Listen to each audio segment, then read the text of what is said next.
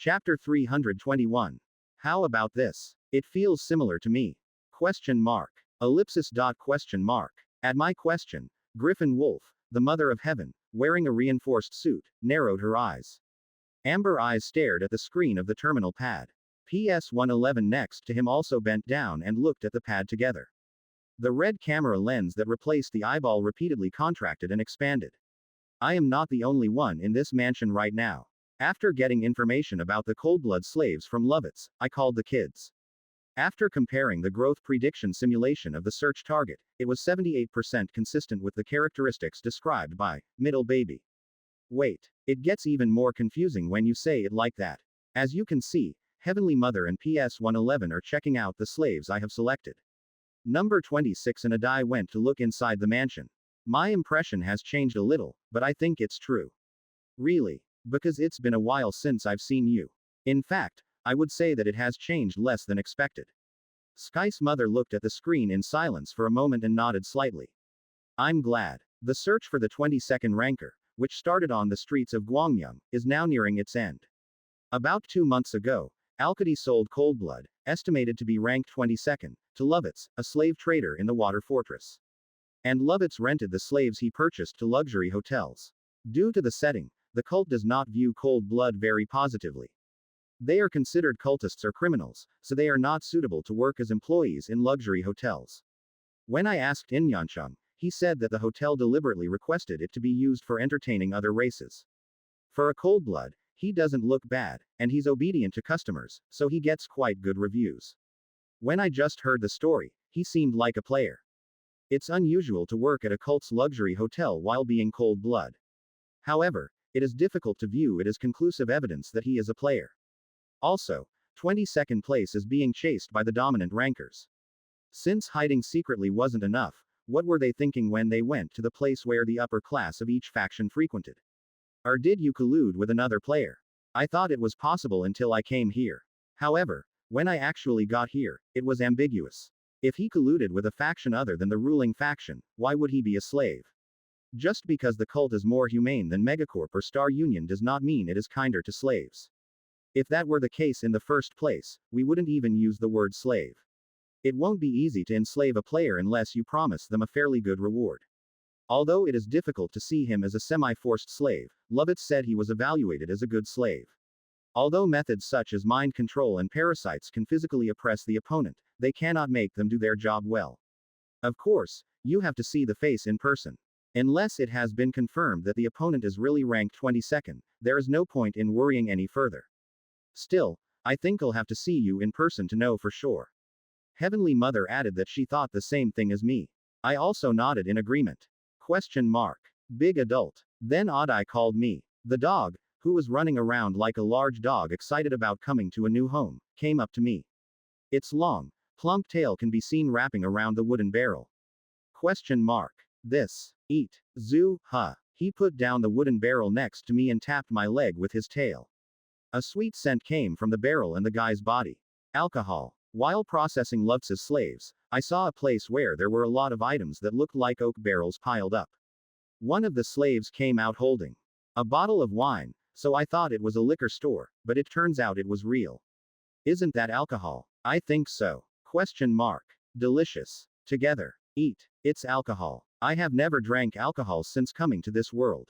In fact, I didn't enjoy drinking in the real world either. To be exact, it's not that I didn't like it, it's that I couldn't like it. Whenever I drank alcohol, the burn marks on my face and body turned red. What happens is that, like a zombie, it becomes ugly, as if skin has been added to the body. Because of that, I couldn't imagine drinking with anyone, let alone myself. I'm curious since you said it's delicious. Unlike me, who was in a subtle mood, Heavenly Mother seemed quite welcoming. Do you like alcohol? It's not even something I like. I haven't had many opportunities to eat it either here or there.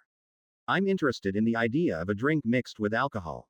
We have already confirmed where the slave estimated to be number 22 is. All that's left is to find the right opportunity and meet him. Everything I have to do today is done, so it's okay to rest here. Would you like to try it? Heavenly Mother. PS-111. Since both of them want to taste alcohol, I am also slightly attracted to it. I bent down and held the wooden barrel with my small arms near my chest. When the tusks on either side of the mouth made a hole in the barrel, caramel-colored liquid came out with a sloshing sound. The alcohol, which had a scent as sweet as its color, flowed into my mouth. The thrill was short-lived, and the aged flavor, like boiled sugar, spread through my mouth and throat. Question mark. This. Isn't it delicious? So. Question mark. Me. Dwarf nest. Search. Discovery. Success. Good job. Odd-eye shrugged, raising his long neck high with his wings slightly spread. The taste of the alcohol was good enough for the guy to take on a confident attitude. This is my first time tasting a drink this delicious since Hellside Hornet's Cocoon. Is it because they are both aged drinks? In terms of flavor, Kochi has a deeper flavor, but this one feels closer to a well-made product. There are various flavors based on sweetness, but it feels well distributed and not confusing. I want to taste it too, but I don't have a glass. Where did you get this? Over there. The other nest. Just drink it. Question mark. Hey, you still need a glass. Question mark. Here's a glass. Question mark. Thanks. Huh. Sky's mother paused as she accepted the glass handed to her by the pink tentacle. No. 26. Question mark. Except big children and friends. Number 26 approached me before I knew it and handed me a plate. Because he was acting so naturally, I noticed it too late. Zuzuzu, did you bring it here for me to drink? Question mark. Yes. They say that human food should be eaten in a cup. Isn't it amazing? It was holding various objects, including wine bottles, jars, and decorative vases, with its tentacles. Among the items was a psychic training kit that I gave to the guy who came to the mansion. Did you just learn something from that? While Odd-Eye was tasting the liquor, he must have checked the gift kit. Like a smart guy, he seems to have quickly acquired knowledge and put it into action. It's alcohol on a plate. It's like a fox and a crane. Don't talk nonsense because I'm scared. I'm kidding. I put down the wooden bucket and patted no. 26. When he received a compliment from me, his body glowed brightly as if he was happy. Zuzu, shall we eat it together in a glass? Yeah, sounds fun. I filled the vase he brought with alcohol. The guy stuck his tentacle into the vase like a straw and sucked it up. Question mark. Delicious. Question mark. Me too. I want to eat it. While the two tentacled people were enjoying a drink, Heaven's mother also held a full glass to her beak. Are you okay? It feels similar to whiskey, but has a stronger sweetness and aroma. That's right. It seems like the alcohol content is weaker as well. Question mark. I think I like this much. Question mark. Ugly friend. Taste. How do you like it? Good. Question mark. I think it would have been better if you hadn't said that. Question mark. It's delicious. While the three of us were giving and receiving drinks, I also poured drinks for PS111. PS111, take it too. Thank you. PS111 held a bottle of alcohol with its claws and stuck out its tongue, which was a mix of biological tissue and machinery, to lick the liquid inside. The taste of the alcohol was quite impressive, so the corners of his eyes fluttered. How is it? As a result of the analysis, 75% cactus from Berzin 02, 11% heavenfruit from Gormos 03, 10% agave syrup from Amarilla 09, and 4% other. It's an interesting flavor. I'm glad you like it. The guy was about to nod his head at what I said, but suddenly tilted his head. I don't know if this expression is appropriate, but it feels somehow familiar. Familiar. The moment I inhaled the liquid, similar ingredient combination data that I remembered was printed out. I have never entered data like this before. Although it has eaten a variety of foods in the past, this is the first time it has reacted the way it does now. The situation itself, in which he recalled memories he didn't know about, seemed quite unfamiliar. It's data I don't remember entering. PS111 is a mutant screamer created by the joint efforts of several rankers of the ruling faction. And one of those materials is the head of an intelligent being, that is, the brain. I've previously seen a video of PS111 being created on the ship of Pira 11, one of the Star Union's mechanical committee. The process of transplanting the cloned Coldblood's brain into the screamer machine. Is this a memory from the past? The current PS111 is a new being created by the power of number 26 after its body was severely damaged. The damaged brain was also restored in a different form from the original, so most of the man's memories were lost. But not everything is lost. The reason he said he was familiar with it may be because while drinking, he recalled memories from before he became a screamer. Maybe you drank this before becoming a screamer. Do you mean me? Okay. The only memories that the present you cannot recognize are memories of the past. The guy who heard me didn't respond and just looked down at the bottle blankly. The guy's red lenses were reflected in the caramel-colored liquid left at the bottom of the bottle. The guy who was silent for a moment slowly nodded. That's a valid point. There is a 51% chance that this drink and my past are related. After this is over, let's look into this alcohol. Thank you. It is difficult to see the expression on his face because his skin is made of metal. His face is as expressionless as usual, but is it because he knows what's going on? He looked very distraught. Would you like some more? If you drink it, more memories may come to mind. Please. When I held the wooden barrel to pour him a drink, he put his face close to the barrel. Then, just like me, he stuck out his tongue and licked the liquid flowing from the container and drank it. It's interesting that it tastes completely different from the main ingredient. The guy said that while licking the alcohol off his cold lips with his tongue. At that time, number 26, who saw us, came bouncing up and got between us. Friend, you shouldn't eat like that. You have to eat human food. I'm not a human, so I can do it this way. No, you shouldn't eat human food like that. Number 26 intervened, and that was the end of the conversation with him. Afterwards, the drinking party at the cult's mansion ended only when the cellar was empty. Chapter 322. Are you going to leave here? The drawing room of a cult-style mansion. Sion Eugene nodded to the question of the older cultist Kissos. Yes. Thanks to you, Senator, we have secured enough equipment and slaves. You invested in me, so I should show you the results. The Emperor of Megacorp will not be an easy opponent. Wouldn't that be enough? Currently, Megacorp is nearing the end of the war. The entire society is in a state of chaos as the long-maintained wartime regime is lifted. Now is the opportunity to kill the CEO. What Sion said was true. As the leader of the innovative faction that emphasizes exchanges with other races, Kissos had many connections in Megacorp. Thanks to this, I knew that Megacorp's power had weakened significantly. I heard that one of the 7 nobles who supported Megacorp fell and a recession struck. They say the Emperor and nobles have a lot of trouble because of that. That's right, Hogira. After saying those words, Kissos closed his mouth and calculated in his head. It didn't take long for her to decide that it was better for her to leave. Vision of the Eugene family. May Providence fulfill your will. Thank you. After politely saying hello, Sion left the reception room. As she walked down the hallway, she soon fell and leaned against the wall. Recently, I could barely sleep due to nightmares and headaches. I tested it to see if it was a side effect of genetic modification, but nothing came out. The research team leader in charge of the test said it appeared to be a mental problem. Even if I took the medicine as they said, the nightmares and headaches did not go away. At least I was able to sleep while in the biocapsule, but the time was getting shorter and shorter. After, my headache subsided slightly as I leaned my head against the cool wall. She sighed softly and walked again. As I left the hallway and was walking down the corridor, a familiar person walked towards me from the other side. Sion Eugene. Why are you here? Hello. Alshes. The opponent was Alshes, a cult woman with shining silver hair. She opened her eyes wide as if Sion's presence was unexpected. I came to say hello to Kissos before leaving Berzin 02. Okay. Are you finally leaving? Thanks for connecting me with Mr. Kissos, it was a great help. I will come to you later to say hello. The fact that Alshes appeared at Chizo's mansion probably means that she also has a promise. After giving a light greeting to the other person, Sion tried to leave the place. Wait. Yes. Alshes caught Si Hyone as she was about to leave and took out a small data chip from her arms. Take it. This. I heard from my senior that you were looking for mysterious artifacts. This is a map I got some time ago.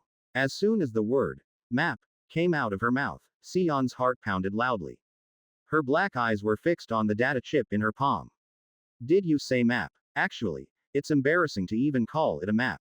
It's an unfinished map. Incomplete. I had an acquaintance at the Society of Prophets, so I asked about it. It seems to be a map to an altar where a mysterious weapon is hidden, but they said it is impossible to confirm further details. In fact, the probability that the data chip given by Alshes and the map left by Biomho would respond was extremely low. Unless someone intended it, there's no way something like that would happen. However, her senses responded differently.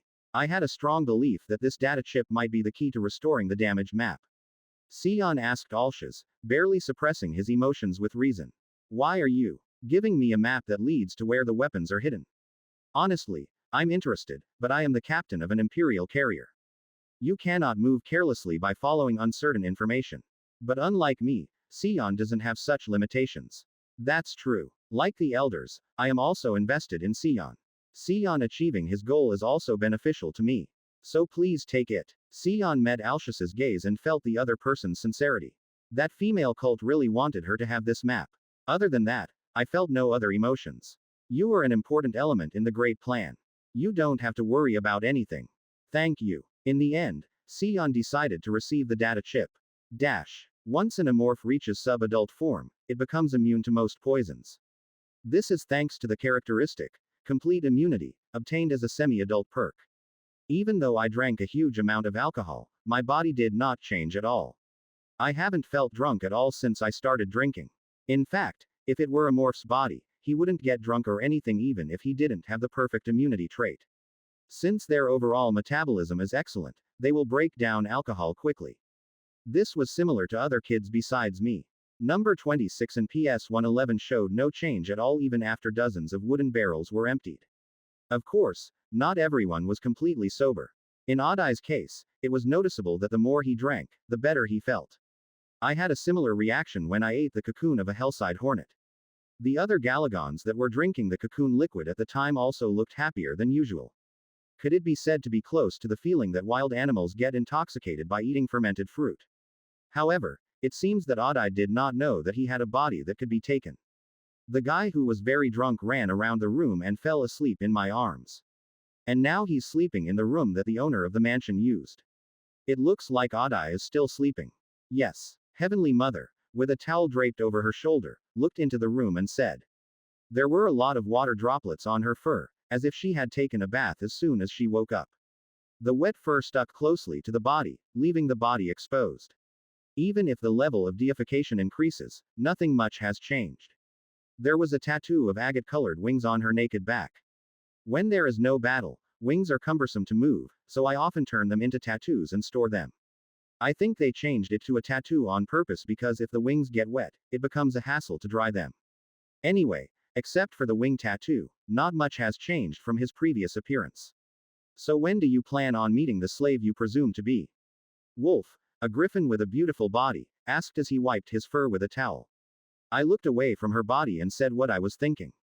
If possible, I'd like to check it from afar today.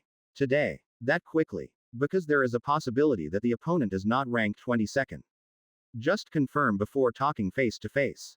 But it makes sense. Once we get everything sorted out about Lovitz, we will move right away. I also checked the large warehouse on the way. It would be nice if I didn't have to use the warehouse. Before going to look for Lovitz, there were two reasons why I rented a large warehouse. Nominally, we entered the fortress to sell rare creatures. There are no document problems if the warehouse is rented in Chara's name. And the second is to prepare for a longer search for No. 22. When the clever underdog's duration ends, I return to being a giant monster measuring 60 meters in length. Since I needed a safe place to hide with my original body, I rented a large warehouse in advance. Simply put, it's for insurance purposes. It would be nice to get it done before the warehouse is used, but isn't that the way the world works? There is no guarantee that things will happen the way you want, so you must prepare in advance. Unless something special happens, I plan to move as I said. If there is anything you would like to point out, please let me know. Something you want to point out. She squinted her eyes slightly and pointed her finger at my chest. That body. Huh. Do you look like a cult member wearing a bathrobe? When I heard that, it came to mind. Lovitz, the last person to be eaten, was almost naked. The mimetic organ uses pheromones to make others recognize me as the intellectual body I have eaten. It is a trait that is excellent for camouflage and infiltration, but it has a fatal drawback. It does not work on machines or creatures that cannot detect pheromones, and you cannot arbitrarily change your appearance to others. I don't know anything else, but it's annoying not being able to change your appearance. The good news is that this shortcoming can be offset to some extent with the human insect host characteristic. If there is a human host, the genetic information of up to 5 people can be stored in the body. The mimicry organ is a characteristic that analyzes the genetic information of a captured sapling and implements it as a pheromone. If necessary, the information stored by the host can be retrieved and used. Only Jason, who is an important source of information, is fixed, and the other 4 have changed from time to time. I wore the skin of Charis that I used to infiltrate this fortress. Is this okay? I get really creepy every time I see that. I'm even more scared because my voice has completely changed. She stuck out her tongue as she looked at me, who clearly felt like I was Charis, the knowledge manager. The outfit is ready. After changing my appearance, I used the terminal pad to contact Lutz's secretary. Question mark. Master. Suddenly, something has to be done. So I can't go out to the store for a while. Yes. That's what you said yesterday. Yesterday. You said that a suspicious person might break into that store, so you asked me to strengthen the security. Slave Wolf said he smelled a strange smell. Quote. I solved that, so you don't have to worry. Lift all security. Oh, and deduct the allowance from the ledger and give it to those who stood guard yesterday. Especially give extra to that wolf slave. Ah, I understand. You had a hard time. That's how the call ended with Lutz's voice. Sky's mother, who was watching this, shook her head as if she was dumbfounded. Isn't it so natural? I haven't done it once or twice. It's not an acting skill that can be achieved by practicing it many times. I guess it's because of the bloodline. After leaving her muttering to herself, I started organizing things so that Lovitz wouldn't die. All remaining camera footage in the surveillance room and evacuation room was removed, and a cancellation request was submitted to invalidate the report to the fortress's warriors. No one in the water fortress will know that a slave trader is dead. After everything was cleaned up, I left the mansion with MPS-05 and Heavenly Mother. The mansion was decided to be guarded by number 26 and PS-111. Number 26, who can imitate voices like me, and PS-111, who has knowledge of cult society, will handle it well even if a problem arises. Let's stop by the large warehouse first. We flew to the place where the warehouse was located using Charis airship brought by the Heavenly Mother. At a time when the sun was still shining, the fortress was crowded with people. The waterfall, which looked like wine flowing, found its own color and radiated blue light. In the waterway connected to the waterfall, a colorful hover bus moved around, shaking the water. As I passed the buildings shining brightly reflecting the sun, I saw a huge pyramid-shaped structure. As I got closer, I realized that each and every block that made up the pyramid was a warehouse. There are a lot of them. Even if someone searches them, they won't get caught. The warehouse that had been contracted in advance was located at the bottom of the pyramid, perhaps because of its size.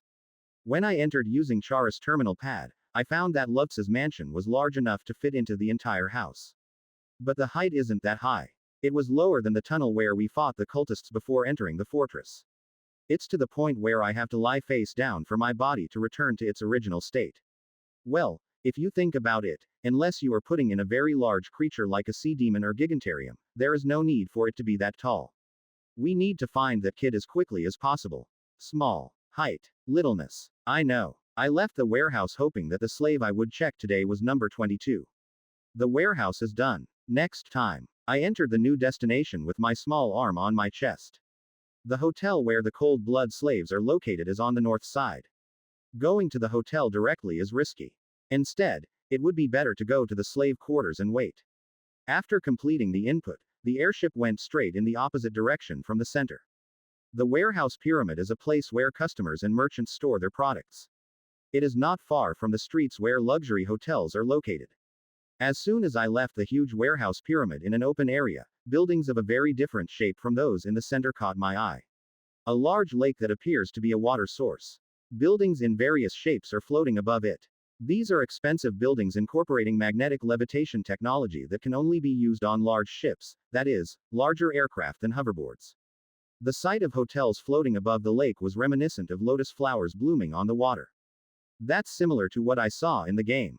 Among the cult planets, if you go to an old planet like the capital city, you can see levitation facilities. This is because the cult culture, which prefers living above ground and in the air rather than underground, and the characteristics of the entire race being able to control psychic power, have combined to create many buildings that float above ground. Of course, the players' reviews were not good. If the flotation device fails, the building is doomed. Unless it was a concept play, there were almost no players living in buildings like that. Anyway, the place we are going this time is not those fancy hotels. The airship crossed the lake quietly. Lovitz said that the hotel where cold-blood slaves worked had a dormitory exclusively for slaves. And the accommodation is not far from the hotel. The place where the airship was headed was a place where buildings that were beautiful but had an old-fashioned feel were gathered together. In that area, facilities were placed for slaves working in the hotel. After landing at an airfield near the district, I and Heavenly Mother headed to the lodgings that Lovitz had told us about. Looking at them, they all seem to be living as well as megacorp middle capital. I guess they are treated differently because they are slaves working at a luxury hotel. Perhaps because it was the city with the most concentrated wealth in Burzin 02, the cult's slaves also had a fairly high standard of living. The expressions on the faces of the slaves walking around the streets could not be said to be good, but their behavior itself was so neat that it could hardly be considered slaves. Other than the fact that the building was old, it seemed to be well maintained. Plus, there's a watchtower. The area itself was mainly filled with low-rise buildings, but tall watchtowers like the buildings in the center could be seen here and there. The main goal is to monitor slaves, but it will also perform the function of stabilizing public order. If a fight breaks out in the area, they will respond immediately. If you're going to fight, you have to avoid the watchtower. Question mark exclamation mark question mark. While I was looking at the watchtower and thinking about how to fight, Heavenly Mother suddenly tapped me. What's the matter? I found it. What? Where? She pointed to a store that sold fruit. There was a familiar figure standing in front of the store. They were coldbloods, a race that seemed to have the characteristics of 3 different animals: reptiles, humans, and scarab insects. The guy looked similar to the photo I saw in Lutz's file. That kid is right. Are you sure? When I asked, she nodded with confident eyes. At least Heaven's Mother is confident that the opponent is ranked 22nd. Her amber eyes were fixed firmly on the short coldblood. How will we do it? The original plan for today was to check the face of the slave that Lovitz sold to see if it was really number 22. Looking at the reaction shown by the Mother of Heaven, it would be safe to say that the goal itself was achieved. There's no need to rush, so let's wait and see. Still, just in case, I decided to keep looking at Coldblood, which is estimated to be ranked 22nd. Sky Mother and I followed him while keeping our distance. The guy bought some fruits and then moved to another place. After buying a few more items at the store next door, I just looked through the products on display in the store. I heard you're short, but you're really short. Perhaps because he was born with dwarfism like Oddeye, he had a particularly short stature. It was so small that it almost looked like a child dressed up rather than Coldblood. A few minutes had passed since I started chasing him, but something was strange. The guy stopped buying anything and kept moving somewhere. At first, I pretended to watch, but now I don't. I'm not even going to the dorm. The moment I thought things were going wrong, he went into a deserted alley. No way. I think I noticed that kid was following me. Even though I moved while maintaining a distance of hundreds of meters, I had no idea that I would get caught. Even while I was chasing him, I kept checking with my auxiliary agency to see if there was any detection technology implemented nearby. They absolutely did not discover us through psychic technology. Did you bring any detection equipment? It's a change of plan. We need to talk about it today. I don't know what means they used, but since the other side has already recognized our existence, we can't go back like this. A deal needs to be made here. Heavenly Mother also tensed, understanding what I meant. She and I followed the alley where the guy disappeared into. As expected, the short Coldblood was waiting for us, standing among the old buildings. COA. Coldblood recited the real name of the colleague standing next to me. The reptile's eyes rested on Mother Heaven for a moment and then turned to me, who was next to me. Moffick. It's your doing. This time it was completely different from when I called my old colleague's name. A dark light appeared in the eyes of the 22nd person who spat out the derogatory name for me as if chewing it up. For a moment, Isabel. Quote ellipsis dot quote. Sky's mother, embarrassed, tried to stop him, but it was no use.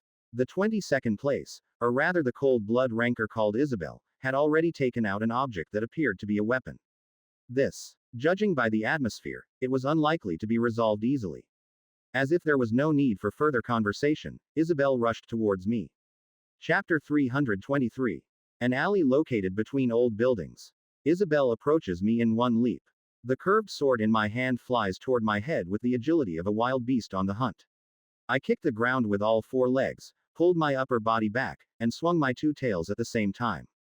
While targeting the curved sword with the pincer attached to the end of the right tail, it aimed at the enemy's wrist with the left tail without the Black Devourer cannon. Because of the clever weakling, Status: the size of the claw has been reduced, but it is still much larger than the curved sword that Isabel is holding. I don't know how much cutting power the curved blade has, but the size difference cannot be ignored. The width of the curved sword blade is at most about 2 finger joints. If the two collide, it will be difficult to avoid damage on the other side. The hand holding the curved sword took a sharp turn, as if the other person was thinking the same thing. The sharp blade swept across the rough surface of the tongs, making an eerie cracking sound. Meanwhile, my left tail moved to wrap around the opponent's arms like a snake that had caught its prey. Just as the tip of the tail was about to touch the opponent's wrist, Isabel's waist bent into a bizarre shape. In the air, his ankle rose to almost the same position as his wrist and he kicked the tip of my tail. The two tails' attack ended in failure.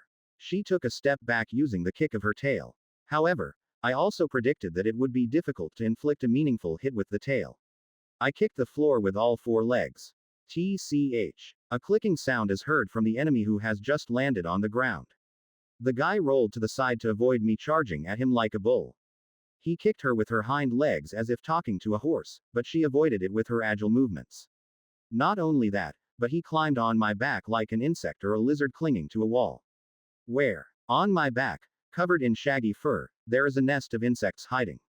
The insects that received my command prepared paralyzing sound waves from inside their fur. Just as the 5 man-eating bugs were about to spit out deadly sound waves, Isabel took out another tool. He threw a tool that looked like a small hexagonal plate into my fur, then jumped off my back. An intense noise like a scream spreads through the air from the Inyanchung. But that sound never reached him. This is because a shield was formed from the hexagonal plate he threw and covered my entire body. The sound waves of the Inyanchung were blocked by an intangible barrier and disappeared in vain. The tool he threw was a device that creates a psychic shield. It was thrown above me to block the sonic attack. I smashed the shield with the claw attached to my right tail and broke it. A curved sword flew in through a gap in the protective shield that was torn like a piece of paper. I knew so. I didn't dodge his attack. As expected, the curved sword stuck in the horn of my head. The thin blade was stuck in the horn, creating a momentary gap from the creature. Now that he's so close to me, it's time for the heads on both sides to come into play. The head on the left, which was close to the guy, opened its mouth wide. Quote exclamation mark quote. The guy's eyes widen as if he didn't know that the heads on both sides would move. She ultimately chose to throw away the curved sword. My teeth barely grazed its scaly arm. While the left head was moving, the waiting right head rained a pile of rot-inducing fungus at it. It would hurt quite a bit if he got hit, but he brought it on himself. The guy quickly rolled over to avoid the flying fungus. Still, I couldn't completely avoid it this time, so I got a little bit of it on the tip of my toe. Tisk. The guy mercilessly cut off his toes with his fingernails. My toes, stained black with mold, were rolling around on the floor. It's pretty good. The fight went into a brief lull because the guy cut off his toe and took a long step back. I lowered my head in the middle and pulled out the curved sword embedded in the horn with my small arm near my chest. Is this your first weapon? I thought it was a super vibration weapon of the same type as Sonic Blade, but it wasn't. It was just a simple curved sword without any buttons or mechanical devices. Its sharpness and durability are terrifying. I don't know what metal it's made of, but it has considerable durability. Like the claws on my tail, the horns on my head are strong. I had no idea that no matter how good the cutting power of the weapon was, it would collide with my horns and tongs without causing any damage. I have to be careful because there are things I don't know about. I threw the curved sword behind me and stared at Isabel, the 22nd ranked ranker. There is no need to worry much about damaged horns themselves. It will play soon anyway. The problem is that they are not showing their true skills. Which Vortex 1's power did they borrow? If the core of Imorph is how to acquire and use its characteristics, the core of Cold Blood play is the relationship with Vortex 1. Cold Blood, whose entire race's life has been mortgaged by Vortex 1, has a greatly different fighting style depending on which entity it borrows power from. Some increase hand-to-hand combat capabilities to the limit, while others grant powerful psychic power abilities. As long as you pay the price of the contract, you can use the power of the highest level being in Apex at will. However, this is cult territory. Just like me, it's difficult for him to use his power carelessly. By the way, the cult absolutely hates Vortex 1. That's why Coldblood is despised. If Vortex 1's power is used here, all of Burzin O2's military power will be concentrated on him. Or there may be other intentions that I don't know about.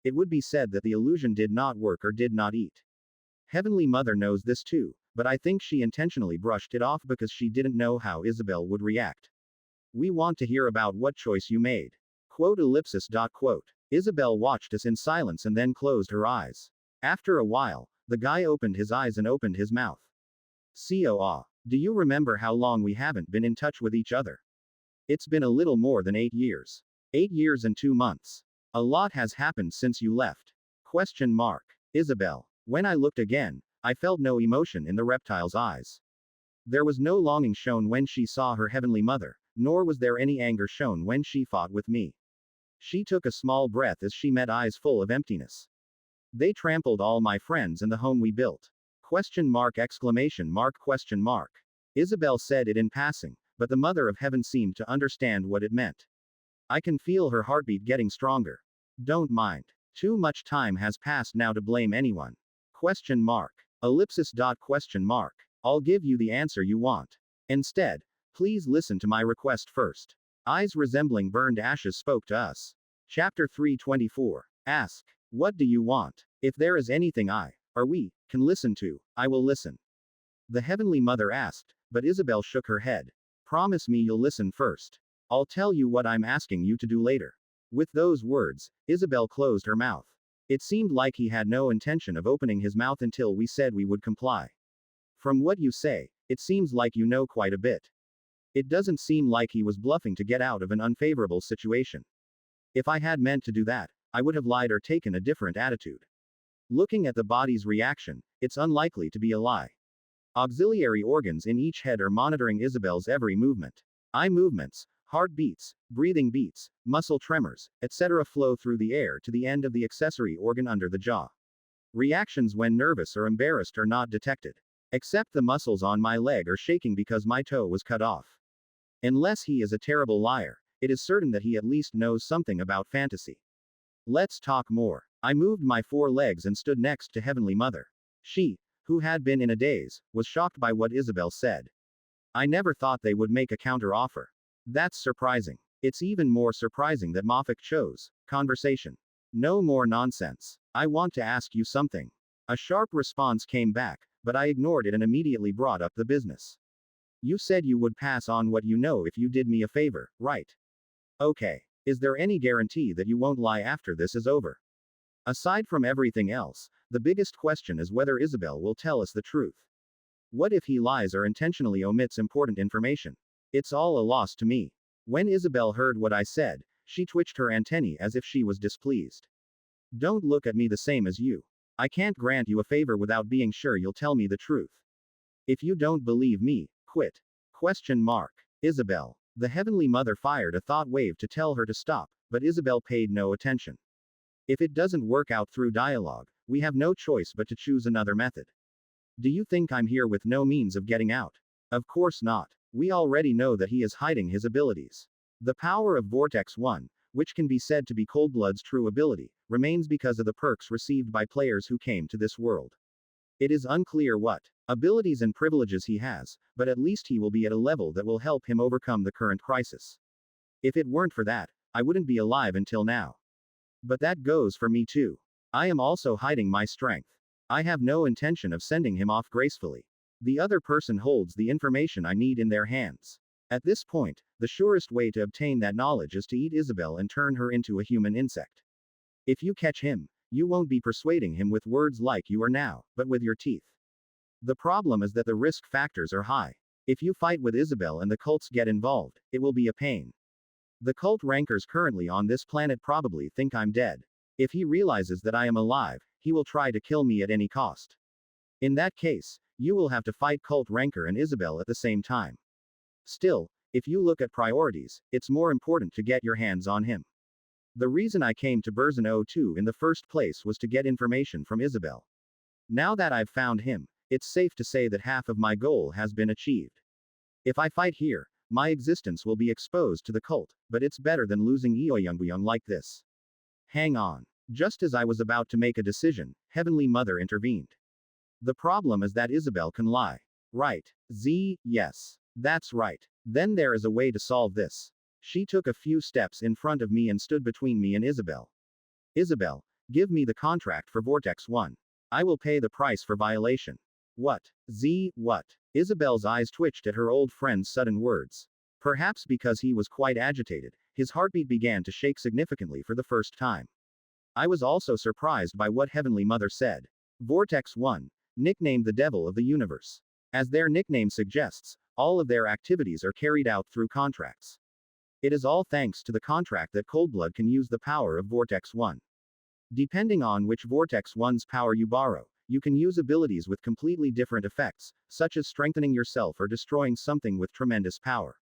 It goes without saying that the stronger the borrowed ability, the greater the price required.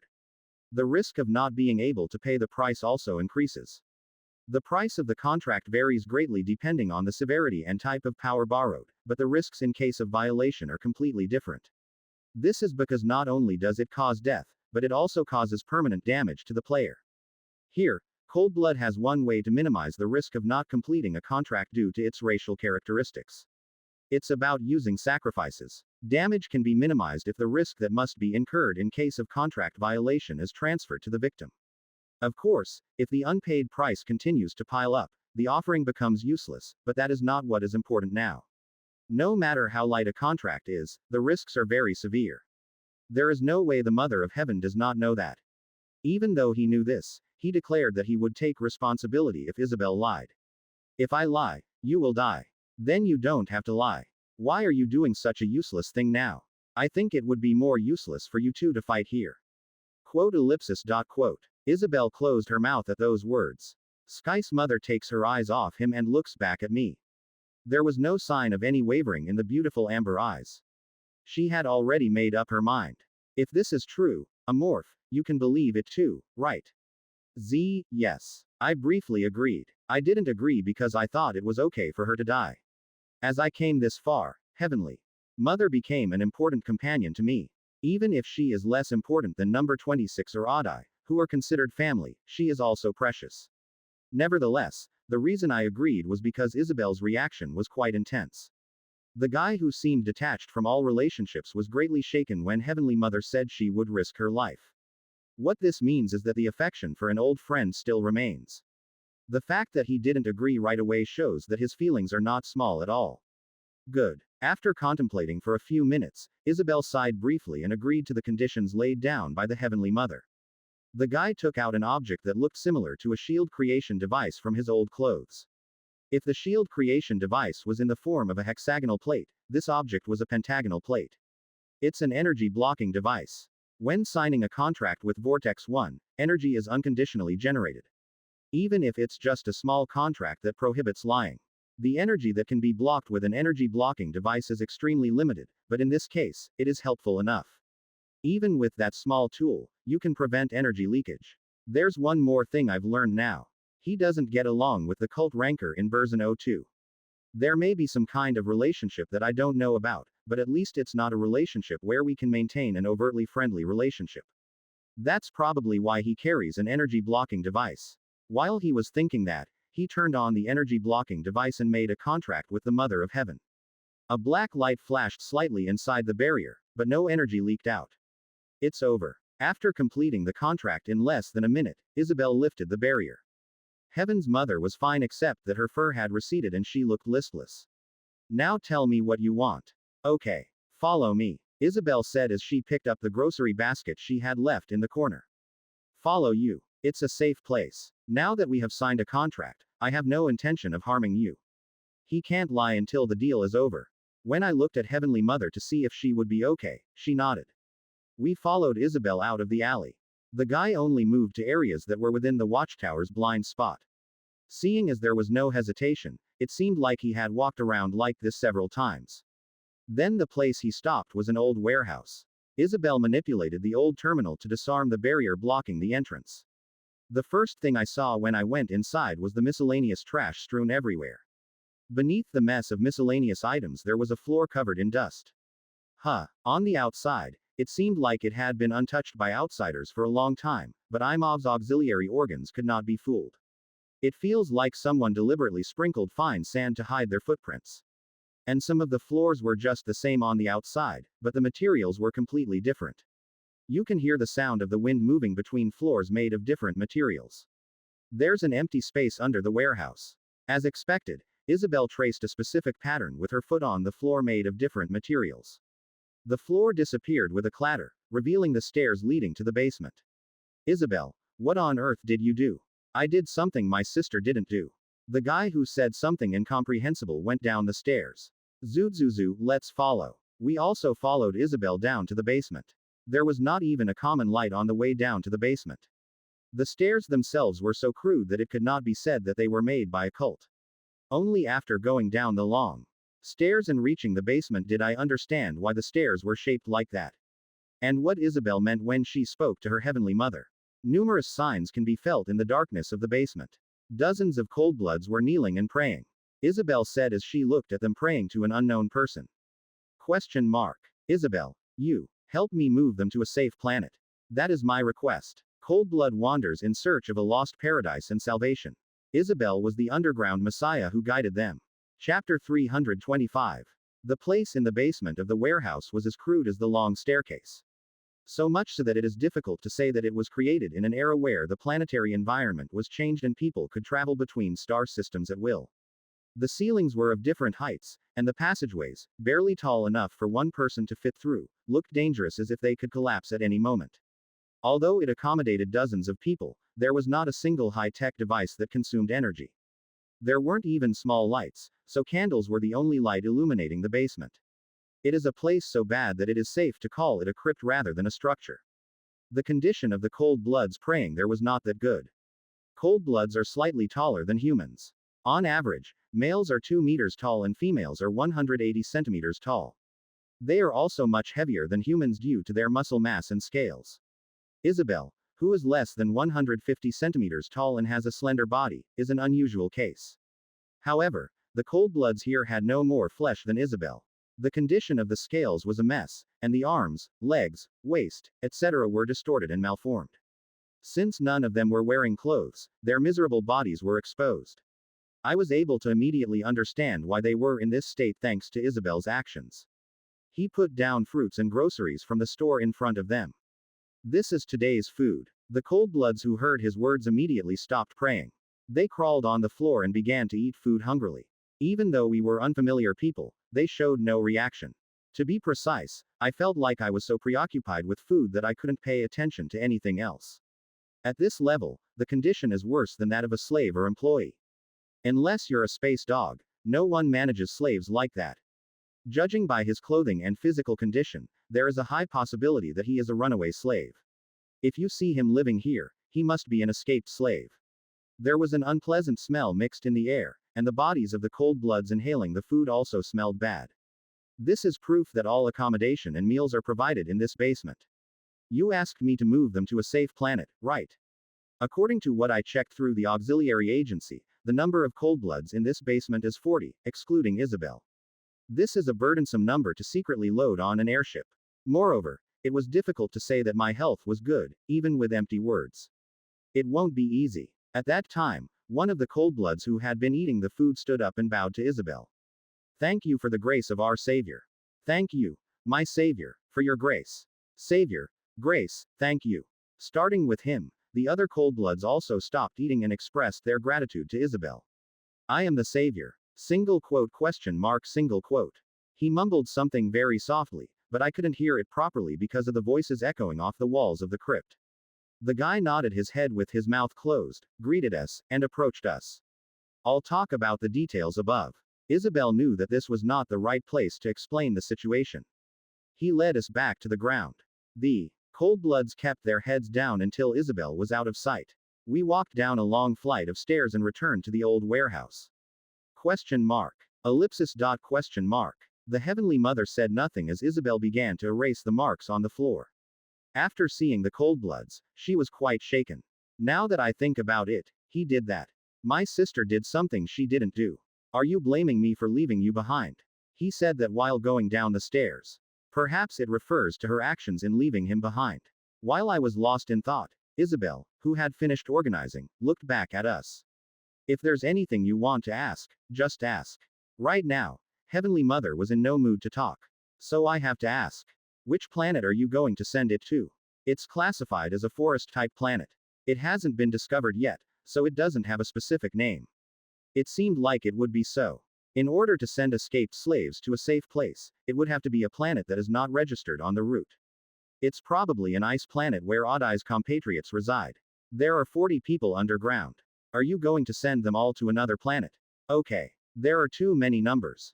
No need to worry about that. The guy took out a pad-type terminal from his pocket. It contains information about the transport ship. I set the destination in advance, so all you have to do is move it to the transport ship. After receiving the pad, I checked the stored information with the small arm near my chest. The transport ship he was talking about was an old cult-style corvette that had been converted for civilian use. In addition to information on means of transportation, food, fuel, and personnel related to ships were also recorded in detail. There is a separate owner of the boat.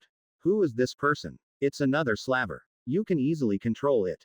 Isabel thought that I would definitely be able to use my parasite abilities.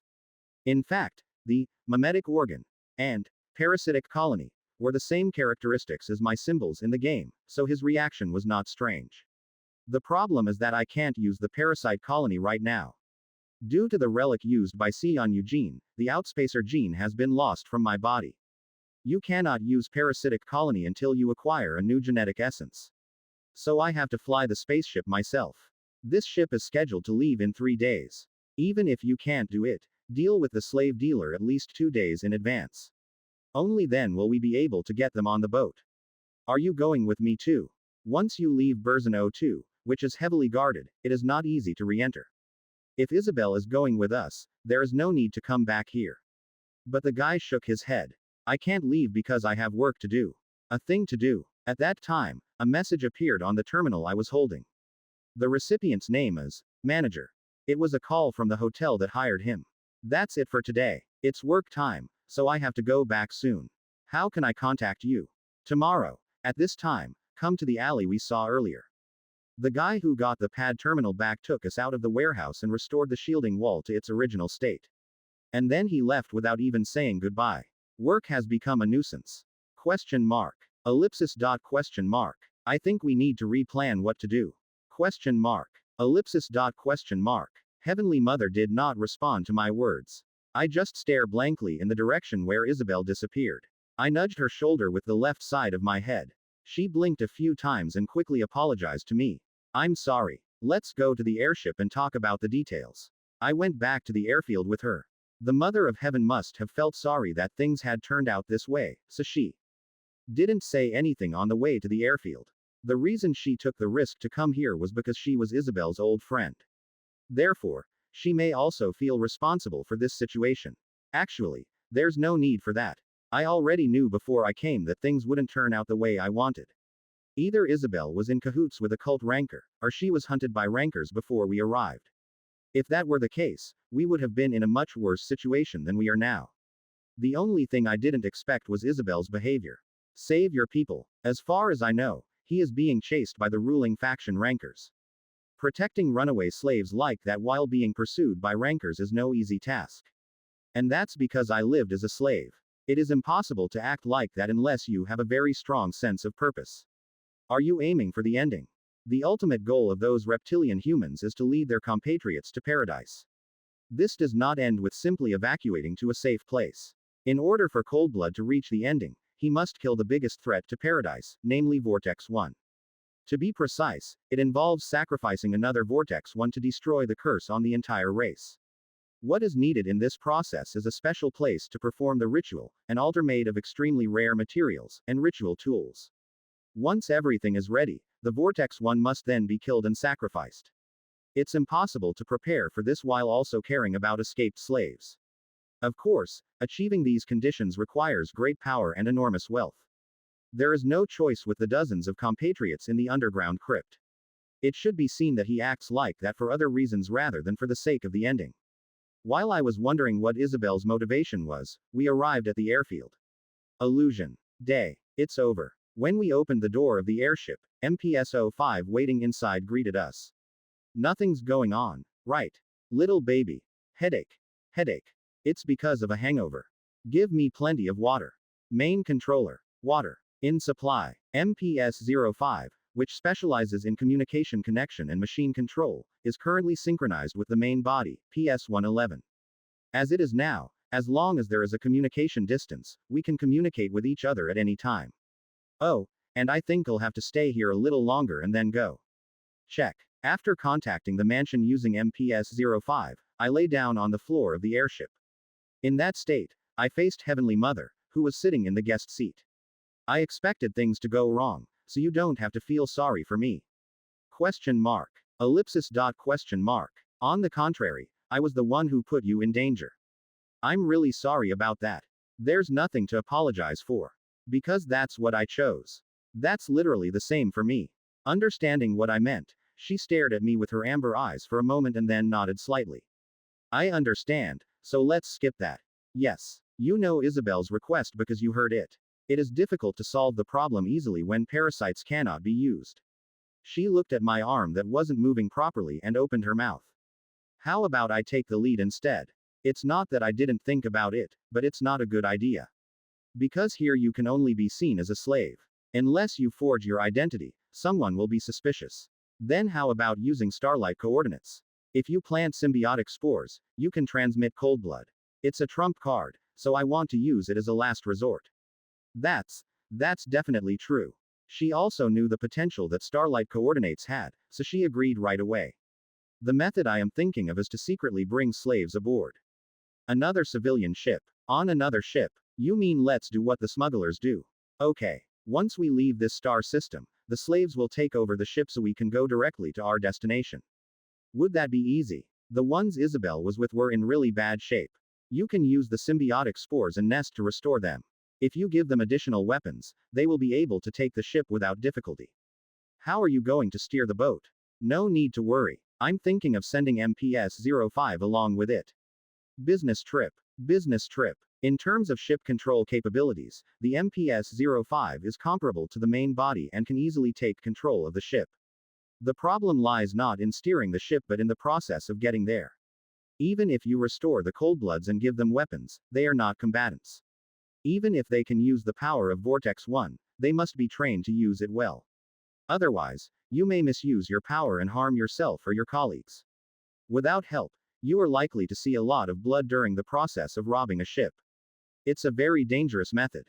Even if we don't make it, half of us will die before we even get there. Heavenly Mother also pointed out the dangers of my thoughts. Isabel will never allow it. Because they must be precious to that child. Precious. Huh. Those eyes. Those emotions. It's the same as the things my husband showed me. She gave up her relationship with the players and chose to hang out with the inhabitants of this world. Part of this was forming a bond with the Earth Father, a powerful creature that the wolves serve. It is thanks to her that she was called Mother of Heaven. Although he failed to see his children, he instead cared for the native wolf people. If Muriel hadn't killed all the wolf natives, she would never have followed me. He probably tried to dedicate himself to the remaining wolves. Is that also the case with Isabel? Heavenly Mother seemed to think that Isabel was similar to herself. Of course, unlike her, who chose revenge, Isabel seems to have chosen to protect her family. Can you give me one more chance tomorrow? Chance. I'll try to convince you. If she leaves with the Coldbloods, there's no need to take any risks. It's okay if we all get on the boat together. If Isabel is persuaded as she said, there is no need to worry about anything else. If I can convince you. Although there is no evidence, I think Isabel's motivation for her actions may be something more than saving her family. Would you say that you feel a similar sense of madness and obsession as when the Mother of Heaven took revenge on Muriel? Of course, this may be a thought that comes to mind since one has never experienced losing a precious being. If number 26 and odd I get hurt or die, I won't be able to maintain my sanity. I still don't know why she stays here.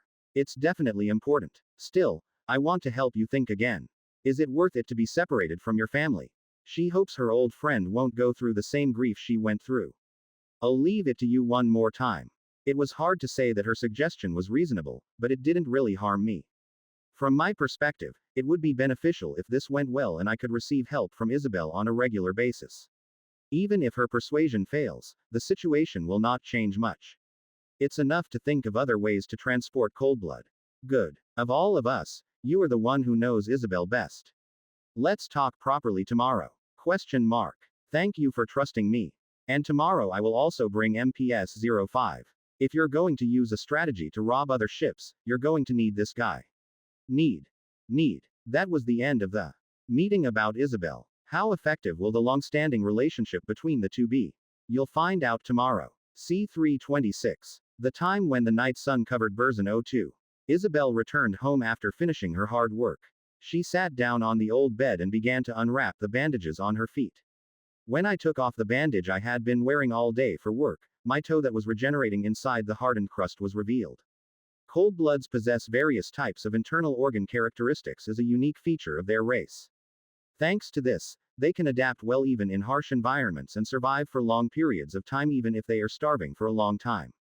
Even if you lose a part of your body like you do now, recovery is possible if you consume enough nutrition over a long period of time. Quote. Even though she had superior physical abilities compared to humans, she was not happy.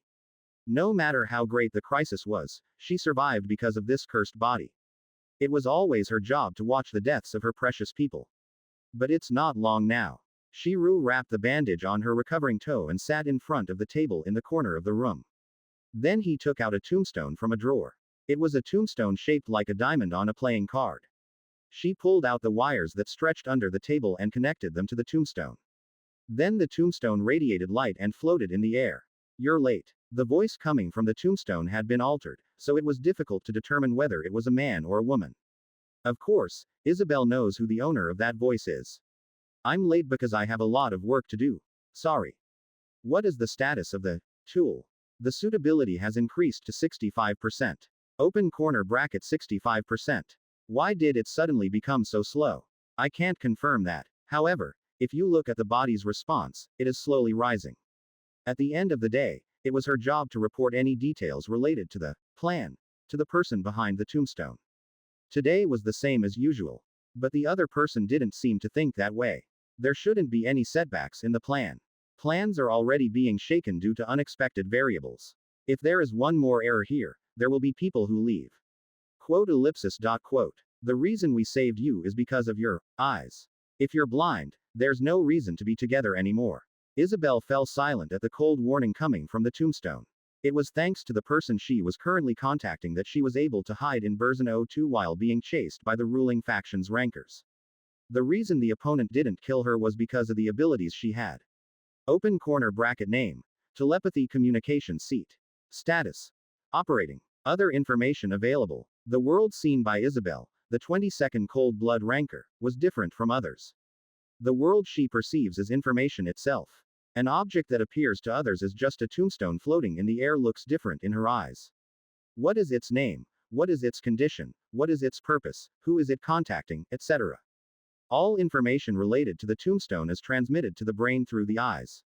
Xiaonan of all things. The privilege she received is the ability to read hidden information in objects. You can find out whether the opponent is a ranker, what abilities she has, and whether she approached her with hostility. However, it was not completely omnipotent because information could only be seen with the naked eye. In fact, the reason she became chased by rankers was because she was unable to resolve that weakness. The ruling faction's rankers attacked her colleagues who were moving with her with overwhelming force. She was the only one who managed to escape thanks to her special privilege. The problem was the family she was taking with her. It was not easy to move secretly with dozens of people. She could have hidden safely if she had abandoned them, but she didn't. Because it was enough to let someone precious disappear before my eyes. Thanks to her abilities, she was able to run away for quite a long time even with 40 of her compatriots. But in the end, he was caught by a cult ranker. Just when she thought everything was wrong, the person who introduced herself as Cynthia made her an offer she couldn't refuse. To serve their plans. If you do that, I will give you what you want. We are mobilizing all available resources to make the plan happen. If you fall out, I will have no choice but to reconsider getting your twin sister back. When the other person brought up details about the contract, Isabel got up from her chair. And then he knelt down in front of the tombstone floating in the air. I will keep in mind that something like this will never happen again. At Nobleban at. That monument doesn't have a function to check the appearance of the person you're contacting, but it doesn't matter. Her every move will be monitored through a hidden surveillance device in the dorm. As expected, when she took an attitude of submission, a small sigh was heard from beyond the tombstone.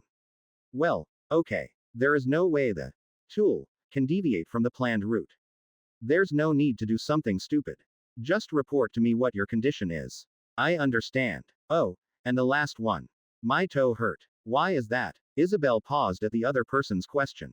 Her fingertips trembled so slightly that it was hard to notice unless you looked closely. Finally, she opened her mouth. I was pricked by a cactus thorn while preparing food at the hotel. Cactus. Can you send me some medicine?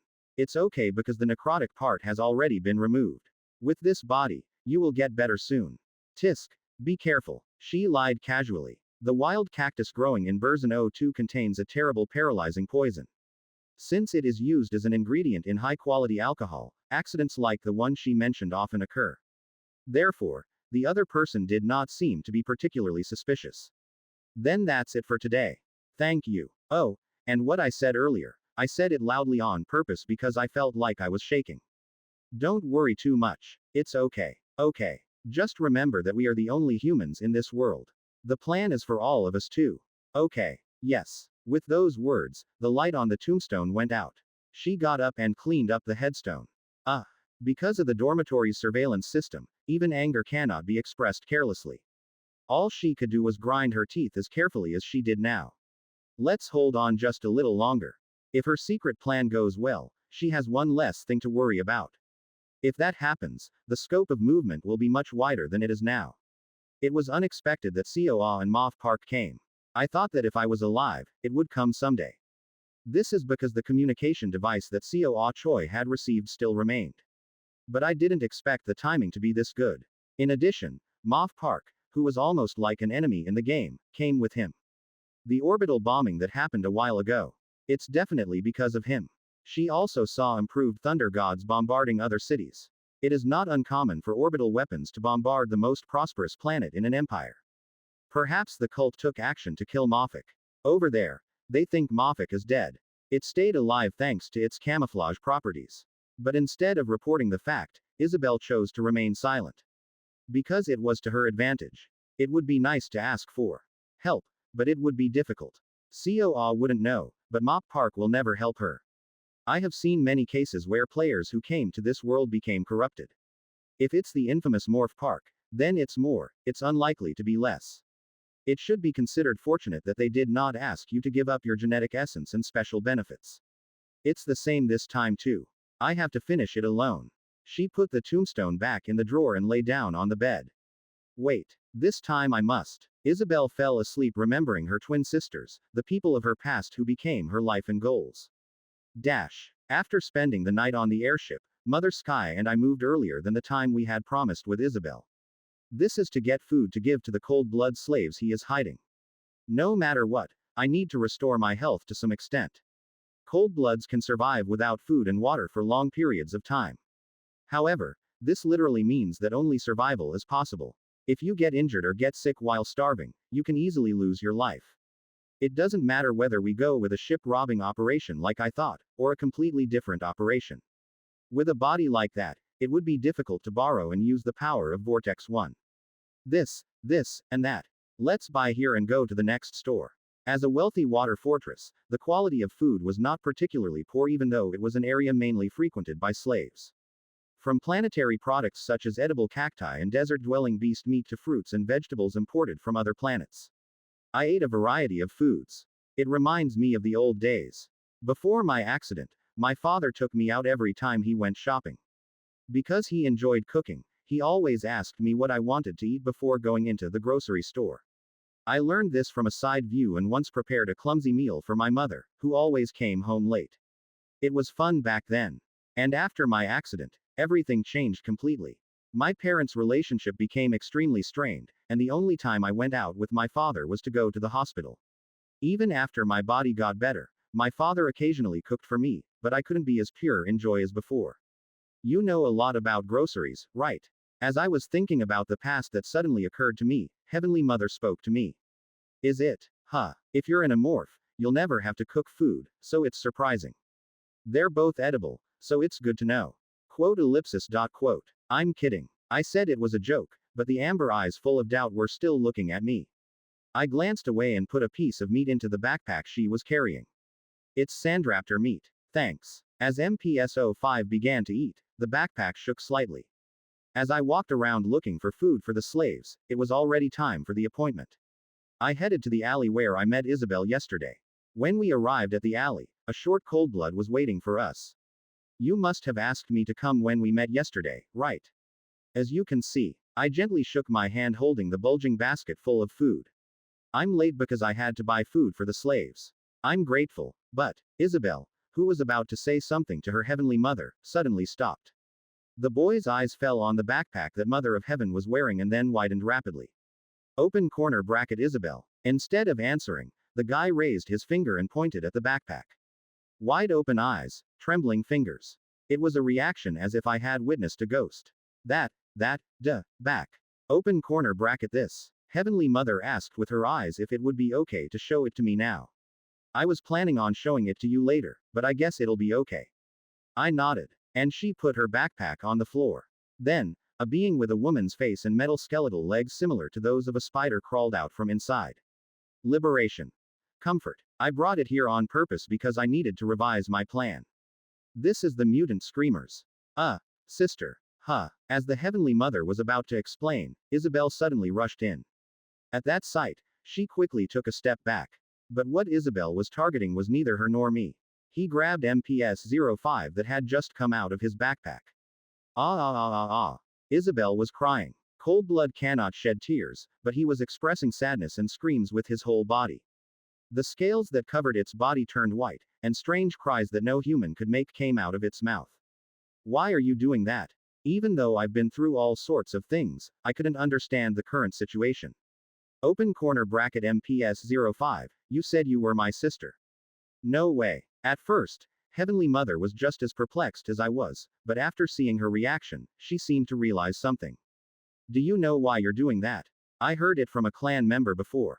There are twin sisters among famous rankers. Twins. After listening to her, something comes to mind.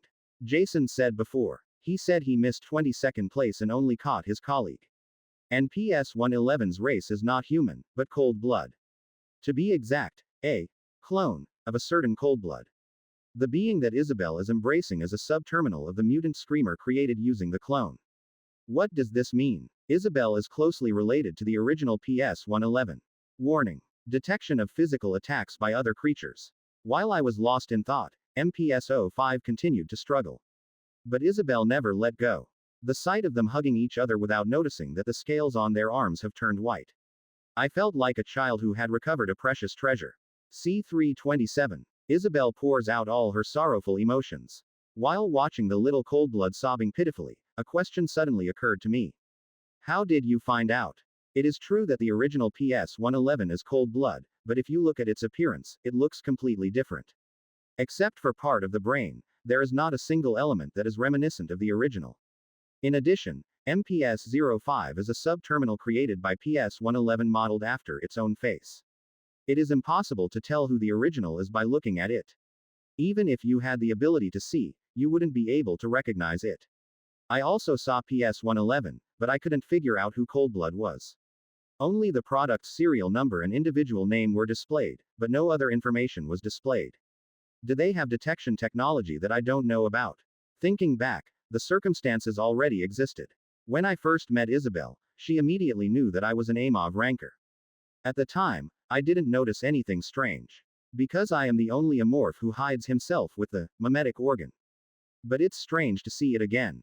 There are many possibilities, such as a cult hiding itself with psychic technology, humans in disguise, etc., so is there any reason to single me out as a morph? Unless they somehow know that I am an Amorph.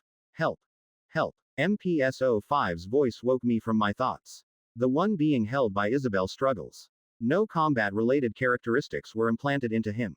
It scratched Isabel's scales with its metal claws, but it only made small scratches. Quote. But whether it worked, Isabel's reaction changed as she cried. The white scales gradually returned to their original blue color. The movement of the heart and muscles also stabilized. After calming herself down, Isabel put down MPS-05. The little screamer jumped on my back, its metal legs busy. And he hid himself under the shaggy fur. That little Coldblood, who was watching this, opened his mouth. Where is your original copy? Original. That's a machine made by cloning my sister. After hearing what he said, I became confident. Isabel has detection methods that are far superior to common detection techniques such as clairvoyance characteristics. Thanks to that, we were able to detect what the MPS model is. I think the story will be long. At that time, Heavenly Mother joined the conversation. Let's go to the warehouse and talk. As she said, this place is not suitable for long conversations. Isabel's eyes rested on the basket in my hand. After a while, the guy nodded. Good. We moved to the warehouse where the cold-blood slaves were hiding, just like we did yesterday. After arriving in the basement of the warehouse, food was handed out to the slaves who were praying. Thank you, Savior, for your grace. Just like yesterday, the slaves bowed to him. As was the case yesterday, Isabel looked somewhat awkward even though she must have only heard thank you once or twice. We handed the food to the slaves and went back up to the warehouse. After quickly cleaning up after herself, Isabel looked at me, or rather, at the MPS-05 hiding in my fur, and opened her mouth. Now tell me, Isabel and the Mother of Heaven, both of their eyes are focused on me. How will we do it? There's no doubt that PS-111 is important to him. If you take advantage of this, you will be able to get more information out of him. Even the rancor he knows and things about this world that I don't know. Also, if you build a friendly relationship with him, it will help you later. This is because you are attracting rancors with the ability to read information as allies. I wish I had that ability, but if Isabel's abilities come from a special privilege, then eating her is an option worth considering. Of course, his relationship with Heavenly Mother would be completely ruined, but even taking that into account, the ability to read information is very attractive. The problem is when it is not a perk but comes from a trait or other ability. If Isabel's abilities come from characteristics or skills that I don't know about, it would be a headache. If you eat it while wearing symbol of the hunt, you will almost certainly gain one trait, but there is no guarantee that it will be the trait you want. If you eat it and get the wrong characteristics, the loss will be severe. In that case, it is more beneficial to be friendly right now. After taking a short time to gather my thoughts, I explained things about PS-111 to Isabel. When did you meet him? What kind of being is he, and who is the culprit who turned him into a mutant screamer, etc. I gave Isabel a brief summary of what I knew. Isabel just listened without saying anything from beginning to end. I thought it was strange. After the long story was over, Isabel said without thinking. There was a strange code number next to my sister's name. Open corner bracket strange numbers. PS-111 and MPS-05. I think the P here is the first letter of my sister's name. That means they are twin rankers. That's right. Me, ranked 22nd, and Penelope, ranked 18th. We are the twins. As soon as the story about his identity came out, MPS-05, who had been hiding, carefully crawled out. The main body in the mansion must also be listening to our conversation. Sister, are you listening to PS-111 too? Okay. It's in a different place. I see. Do you even know what happened to the real sister who is not a clone? Instead of answering, I pulled out someone's genes latent in my body. A small cocoon on its back was torn, and a human-faced insect with the face of a male cult crawled out of it. Did you call me? Jason's human face, summoned for the first time in a long time, appeared much more obedient than before. The belligerent appearance he had when fighting me was nowhere to be seen. That, really? Number 10 cult ranker Jason. He's one of the guys that was chasing you. Isabel laughed. Of course, I only made laughing sounds with my mouth and my eyes didn't do that at all. I can't believe Jason, who is so fucking good looking, is like this. I really don't know what's going on in the world. Open corner bracket Isabel. Isabel cursed in a calm tone. The resentment must have been so deep that a swear word came straight out of the mouth of the guy who had only called me by a derogatory name. Heaven's Mother also seemed taken aback, perhaps because Isabel's strong reaction was unexpected. I guess there were others besides this guy. Other than Jason, the only one dead is Cynthia. I haven't met the rest yet. You killed Cynthia. Okay. The guy's antennae twitched when he heard what I said. He seemed as shocked by Cynthia's death as he was by Jason's death. It's worth it. From my experience of having fought both of them once, Cynthia was a more difficult opponent than Jason. Well, strictly speaking, I didn't catch it. There was no need to talk about number 26 and Odd Eye. Is that why it is like that? The guy muttered quietly to himself and turned his eyes to me. He seemed to guess why I had called Jason. The reason for bringing out Inyanchung at this point is no different. Jason has hunted other players in the past. In the process, I also fought with Isabel's colleagues. I would like to check here again what happened to the players I hunted back then. You know about Isabel, right? Yes. I remember seeing your face. What did you do to her colleague? I killed him and took away his privilege. Isabel closed her eyes tightly at Jason's confirmation. The guy's eyelids fluttered. Heavenly Mother, who was watching, placed her hand on Isabel's shoulder. While she was comforting him, I retrieved Jason's face bug. In the end, all that remains is my sister's shadow. Isabel spoke softly in a trembling voice. The guy barely composed himself and slightly pushed her hand away. Then he let out a sigh full of meaning. There must be a reason why Moffat behaved so kindly. What do you want? I glanced sideways at Heavenly Mother to tell her to start slowly. The plan to transport Cold Blood underground. I think I need to revise it. Amend it. For some reason, it is difficult to increase the number of parasites here. The fact that parasites cannot be used could act as a weakness, so we decided to hide this part. As I said before, she delivered the truth with a slight twist.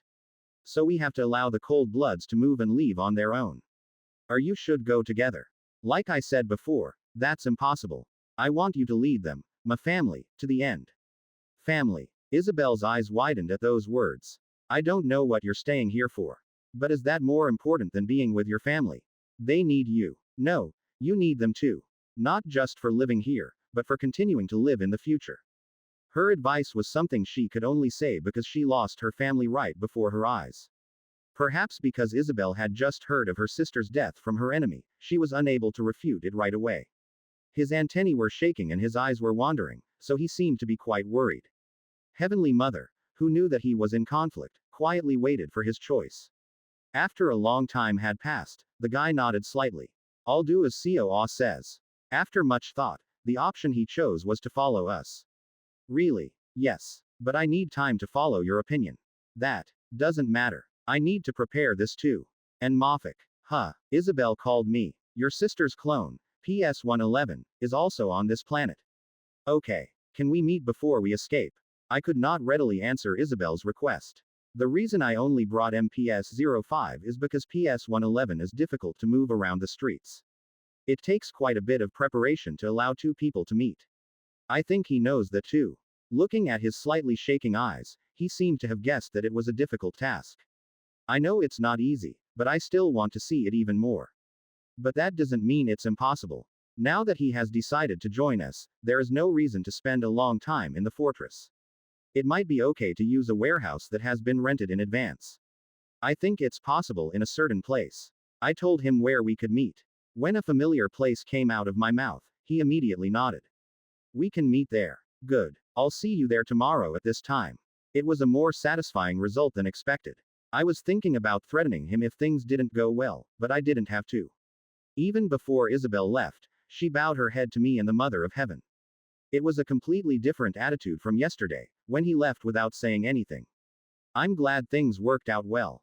There is still a long way to go. We too, that child. Yes. The Mother of Heaven looked back every now and then to see if she was worried about Isabel, who was devastated. I checked MPS-05 back in my backpack. Are you okay? No problem. It was the same reaction as usual, but I sensed that he was interested in this situation. This is a guy who always wanted to confirm his original existence. Isn't the main body in the mansion contemplating what kind of conversation to have with Isabel? I'll have to think about what to ask too. Something about fantasy, something about cult rankers on this planet, etc. Actually, you can ask after leaving version 02, but it wouldn't be a bad idea to ask and check whenever the opportunity arises. With that in mind, we boarded the airship and returned to the mansion. Nothing special happened today. Yes, there are headache medications that Tool takes, but it won't be a big factor. It's medicine. Well, it's not something that can be prevented with medicine. Leave it alone. And it has also been confirmed that there is an increase in brain activity during sleep and an increase in fitness levels. Really? Yes. That's interesting information. I will deliver this to the other side. At Novelban at. As usual, Isabel reported today's events to the being beyond the tombstone. I'm doing well. Keep an eye on it and report any problems. Yes. Then that's it for today. Do you mind if I ask you one question? Usually she just reported and finished, but today was different. Today, She heard something that could be a big turning point in her life. Now that I heard that, I had to check it out even if my life was in danger. I would like to ask you about Cynthia, who guided me through the plan. Is he well? Cynthia. Why are you curious about that? A reaction that seemed to ask why I was asking that. Isabel continued speaking naturally. Thanks to him, I was able to avoid becoming addicted to this world. It is thanks to him that I am able to serve the plan. Open corner bracket him. You left for somewhere else in the meantime to carry out a great plan, but I was still worried about how you were doing. So I asked a question. After saying that, she knelt down in front of the tombstone. A modulated voice came out again from the tombstone that had been floating quietly without any sound. Cynthia is working hard to carry out the plan. No need to worry. As that. So, nothing like cancer. I deliberately went to another place to find your sister. Of course it should be like that. Quote ellipsis dot quote. I will convey your feelings to her. Then. The person who said that immediately turned off the tombstone. A deactivated tombstone landed in front of her head. Even though the tombstone was turned off, Isabel did not get up and continued to lie down. It was so as not to reveal his feelings. Now she was consumed with anger she had never felt in her life. They told her a blatant lie. Even though it had been a while since her older sister, Penelope, died, he had been lying to her. Even when their colleagues die, they hide the fact. With this, the direction she needs to go becomes clear. By destroying what they call the Great Plan. C328. The next morning I left the mansion with PS111. Today, Heavenly Mother decided to stay with the children. Although the owner of the mansion pretended to have gone away, it is still strange that no one is there. When someone visits the mansion in person, it is much more natural for the managing slave to show her face. Actually, the house itself is in a remote place, so there is a good chance that someone will come, but you never know. I'm looking forward to meeting people who know me. Did you see it yesterday? This is my first time seeing it with my own eyes. The guy pointed at his eyes with his claw. The red camera lens that replaces the eyeball repeatedly expanded and contracted. It has been like this since yesterday until now. Even though most of the body was made up of machines, the anticipation and excitement inside was clearly visible. This is my first time meeting someone who knows about the original. After watching a video of the mutant screamer being made on Pira 11's ship, PS111 began to wonder what her original was. Since I have never been to Star Union territory, I was unable to answer that question. The dead 18th ranker Penelope and her twin sister, Isabel, would be able to grant his wish. I boarded the airship with PS111 on board and moved to where the warehouses were located. A warehouse area where each warehouse becomes one block and is stacked like a huge pyramid. At the bottom of the pyramid, there is a large warehouse rented in the name of Charis.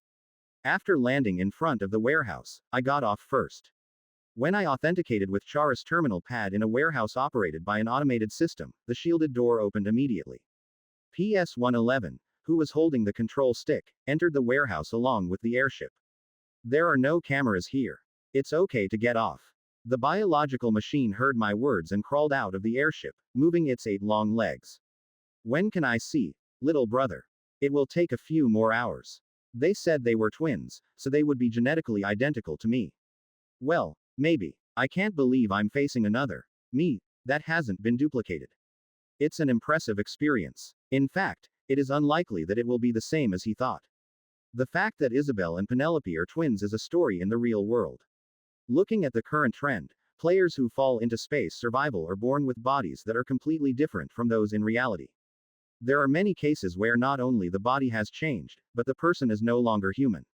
So the two sisters probably don't have much in common other than being of the same race. The time when you came to this world in the first place will be very different. But talking about this would make it too complicated, so I decided to just keep quiet. Time continued to pass like that, and it soon became time for him to come. As I continued to wait, I heard someone knocking on the door outside. You're here. I operated the warehouse terminal and opened the door. Isabel is seen wearing cloth clothing that covers her entire body and a gray mask. Since there were cameras there, I disguised myself to sneak in. The guy greeted me with a slight nod and quickly walked towards PS111. Nice to see you. This is PS111. Quote ellipsis dot quote. Isabel silently took off her gray mask and stretched out her hand. PS111 leaned down to make it easier for him to touch her face. At Nobleman at. The thin and delicate hand moved slowly and touched PS111's face. Isabel's hands trembled as they touched the cold metal skin. I can feel his emotions fluctuating. As expected of you, my sister. It's almost exactly like I remember. The guy threw away his mask and stroked PS-111's face with both hands. Do you know my face? Of course I know. I've been looking at my sister's face for years, but wouldn't you know it?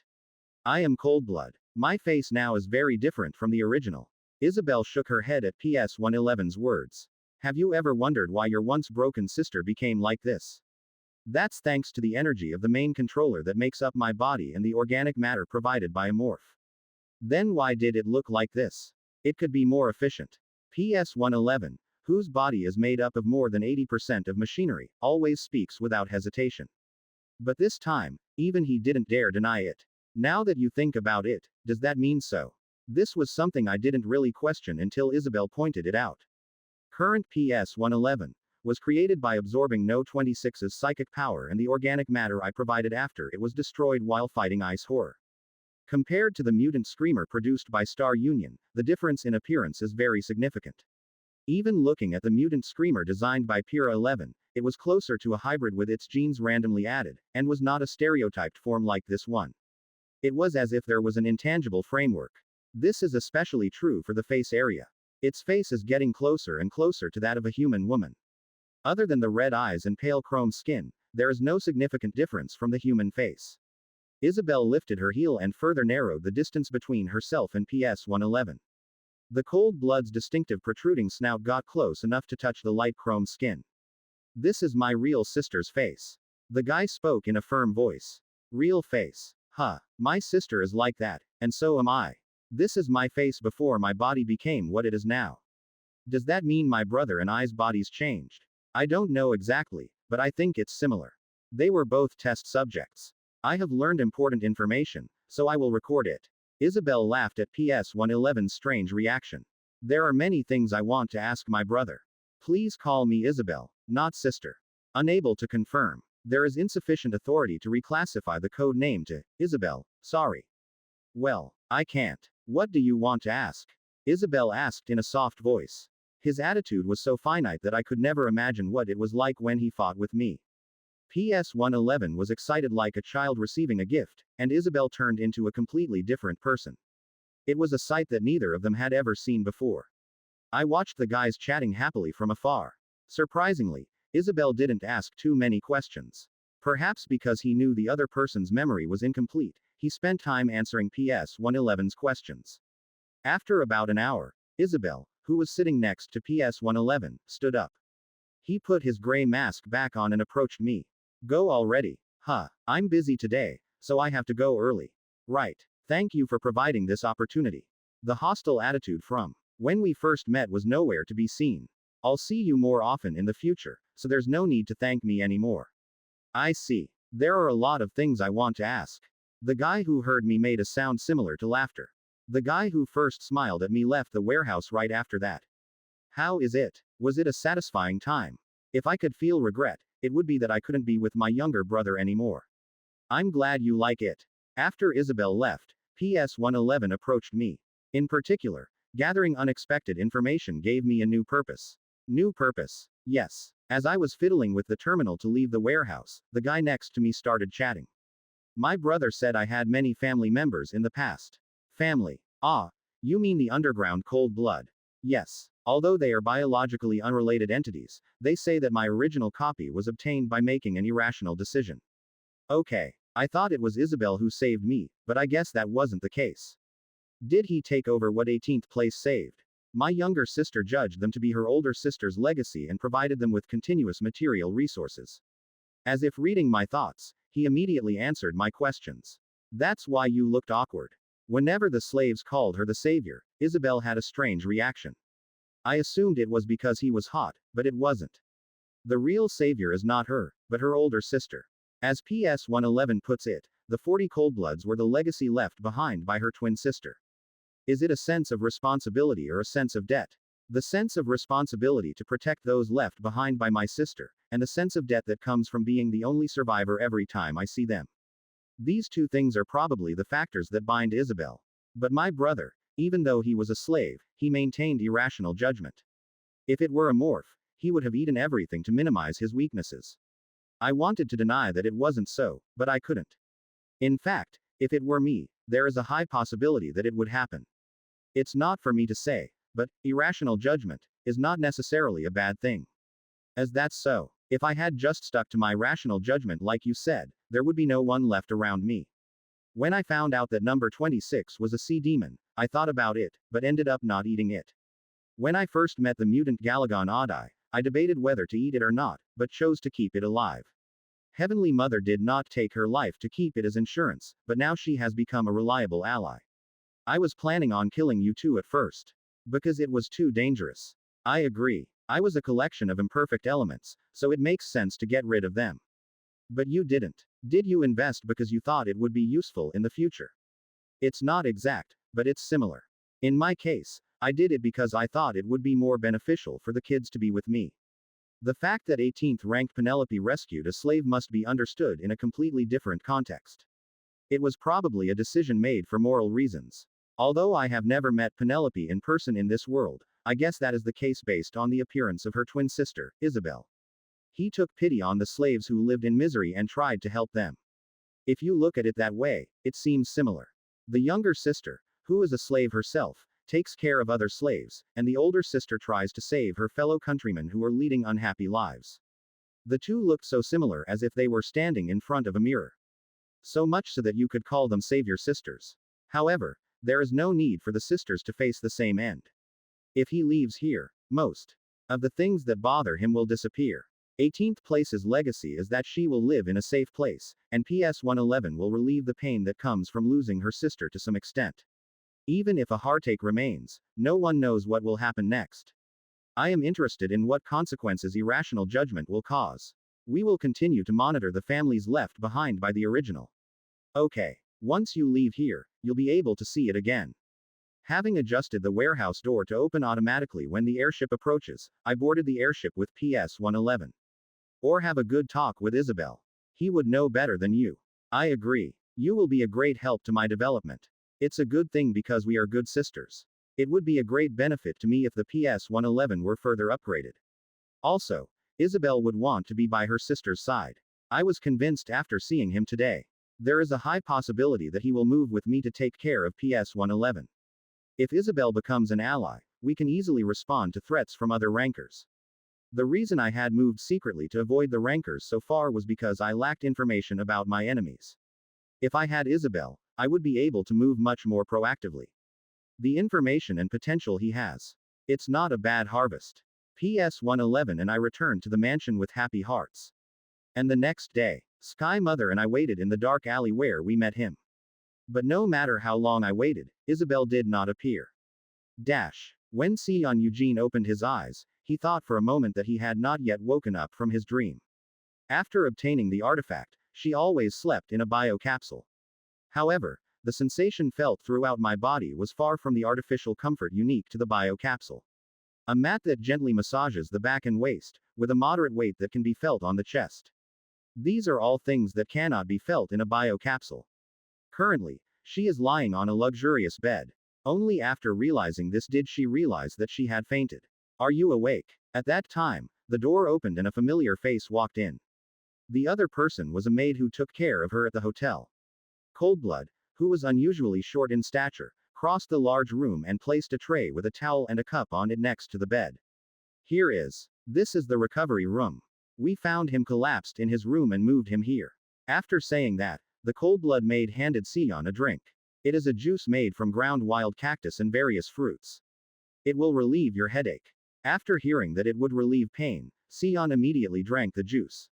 And I was surprised. I thought it would be something I usually say, but the effect was amazing. The pain that felt like my entire head was being pressed with a press disappeared. Good. If you wish, I will check to see if we can supply juice to the ship right now. It couldn't be better. Request. Sion's ship is scheduled to leave Burzon 02 this morning. If you have many of these effective drinks, you won't have to suffer from headaches for a while. Is there anything else you need? Not now. Then I will step down. While Sion leaned on the bed and rested, the maid quietly tried to leave the room. Seeing that, Sion inadvertently called the maid over. Are you okay for a moment? Yes. Is it because my body suddenly deteriorated? Since becoming a clone, or even before that, I have never acted as impulsively as I do now. That's why I was very embarrassed when I called him. Of course, I didn't show it outwardly. I'd like to talk. All right. The maid followed Sion's call and brought a small chair and sat down next to the bed. What's your name? My name is Isabel. Isabel. It's not a cult name, but it's unique. As Sion tilted her head, Coldblood maid Isabel bowed her head respectfully. It's a name given to me by the people I love the most. Is it? Good. Isabel. Do you ever want to work for me? The first time I called Isabel, it was a momentary impulse, but now it was sincere. While in the water fortress, Isabel completely helped Vision to avoid any inconvenience. So Si Hyone really liked this little Coldblood maid. For Sion's sake. Okay. If you are loyal to me, I will rid you of the yoke of slavery. All those under me are free people. Isabel remained silent at Sion's suggestion. After a while, Coldblood waved his pointed snout from side to side. You gave me a good offer, but I will decline it. Are you going to remain a slave? I have work to do. It is much more important than the work of slaves. Quote ellipsis. Quote. Isabel speaks softly. Sion, who made eye contact with Coldblood, was slightly surprised when he realized that the other person was stronger than he thought. Having worked as an assassin for a long time, she was able to vaguely read what the other person was thinking. Isabel's heart was so strong that she could hardly be considered a slave. It's a shame. After confirming Isabel's feelings, she had no choice but to give up. It is rare to find someone who rejects my proposal so quickly. Sorry. I'm not criticizing you, so don't worry. And I had a good drink. Sion briefly expressed her gratitude and got up from the bed. She disappeared just as preparations were being made for departure, so the ship must have been very upset. Sion. Just as she was about to leave the door, Isabel called her. No matter what trials you face in the future, please remember who you are. Even if something tries to erase you, don't give up and resist. Is that a cold-blood proverb? A little different, but similar. I hope you too remember yourself without losing yourself. After a strange greeting, Sion left the recovery room. Isabel looked at the closed door and muttered softly. It's not a tool. She too. Me too. She swallowed the last word without saying it and began organizing the recovery room. A few hours later, Sion Eugene's ship left Burzon 02 as scheduled. C-329. The biodome covering the water fortress turns dark red. Isabel still didn't show up. I think something happened. Amber eyes glowed uneasily in the dark alley. Why all of a sudden? When I met him yesterday, I didn't see anything strange. Even though he went back earlier than other times, he is a slave. This is quite possible since there are restrictions on free action. It may be that I couldn't come out today because something came up, but for some reason, I have a bad feeling. I'm not the only one who feels that way. Heavenly Mother and the MPS-05 in her backpack think similarly. I can't do this. It is pointless to continue waiting here. Zuzuzu, let's go to the warehouse. Maybe he's in an old warehouse where cold-blood slaves are hiding. I moved to the warehouse with Heavenly Mother. When we arrived at the warehouse, the entrance to the warehouse was blocked with a barrier, just like any other time. I put my head down on the floor. This is to find traces of Isabel using the auxiliary organ under the chin. While scanning the fine footprints left on the floor and fingerprints near the terminal with an auxiliary device, something unusual was detected. Some traces seemed much clearer than others. This means that only those traces were created recently.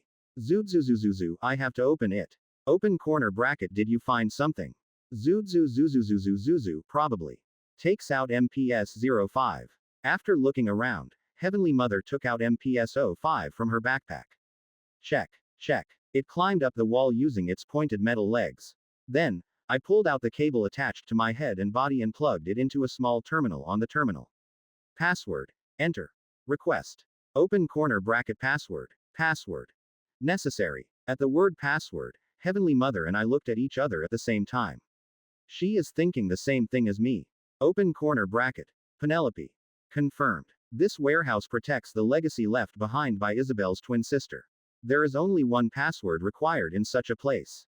When MPS-05 entered the password, the shield was lifted as expected.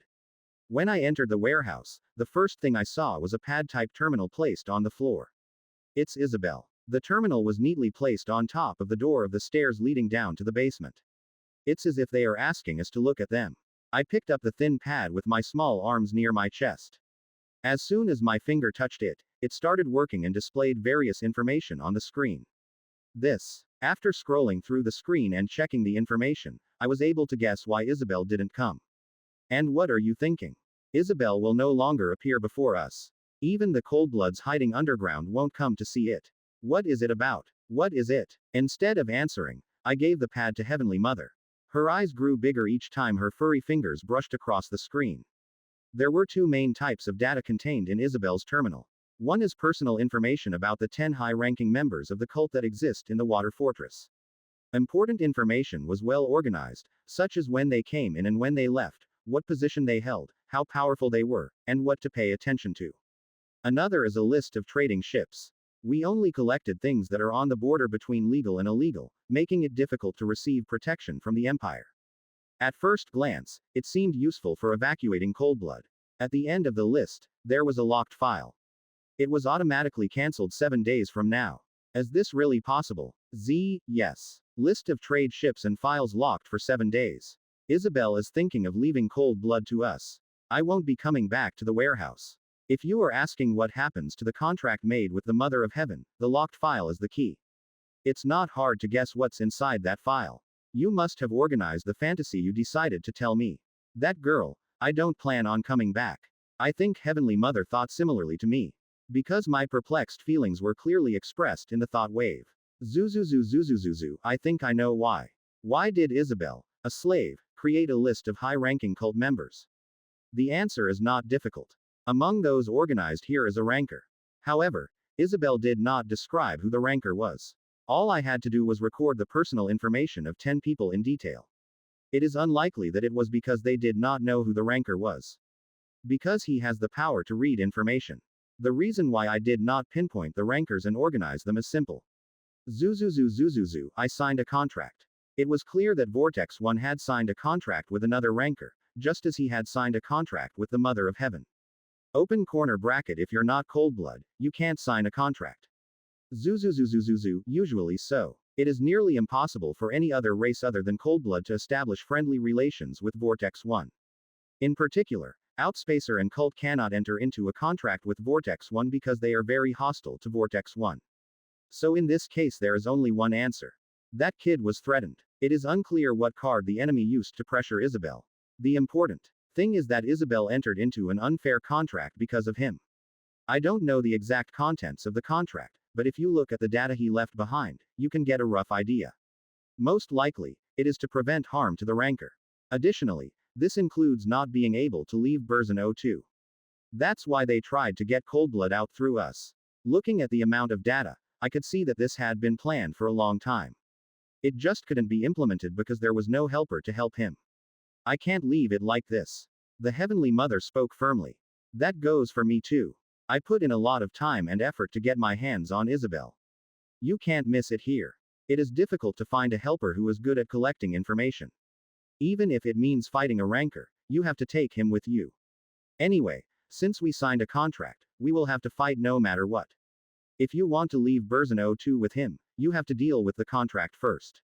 In order to cancel a Vortex 1 contract midway, all contractees must have the same intention. So, we have to get the enemy to cancel the contract so we can escape the planet together.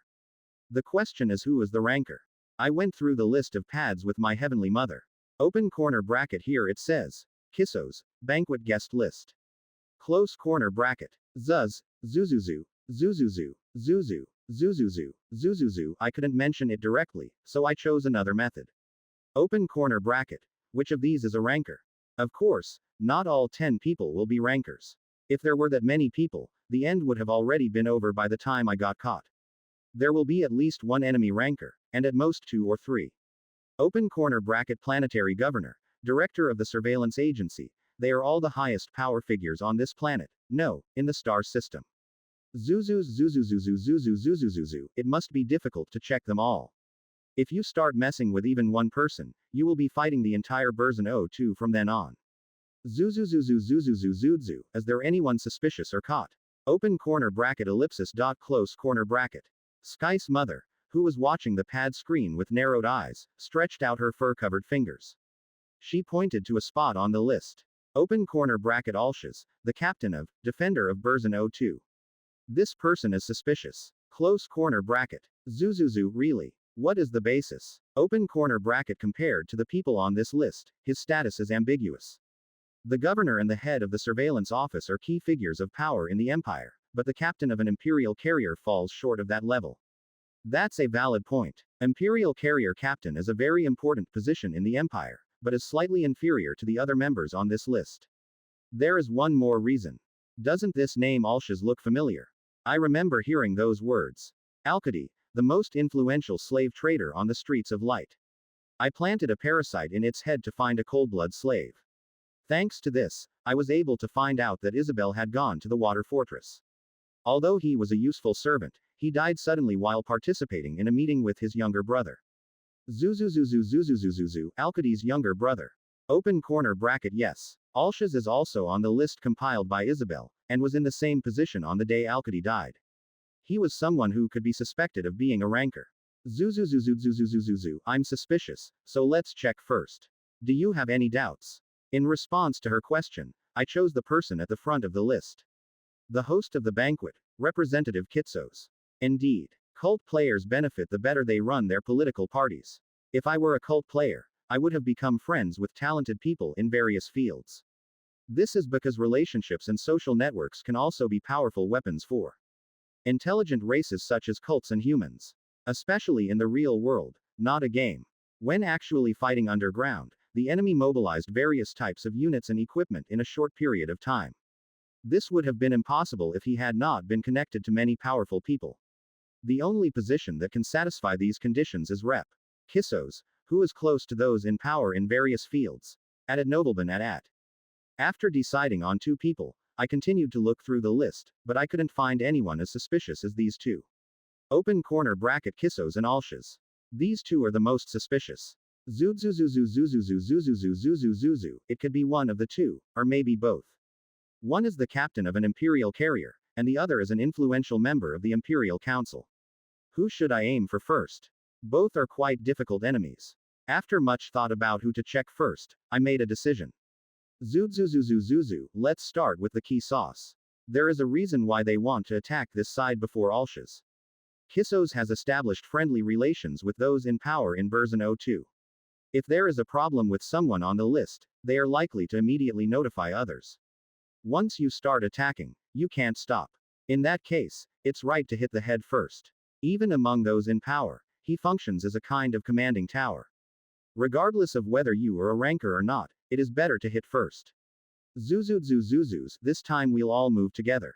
Since there is a high possibility that there are multiple enemy rankers, everyone must move together to reduce damage.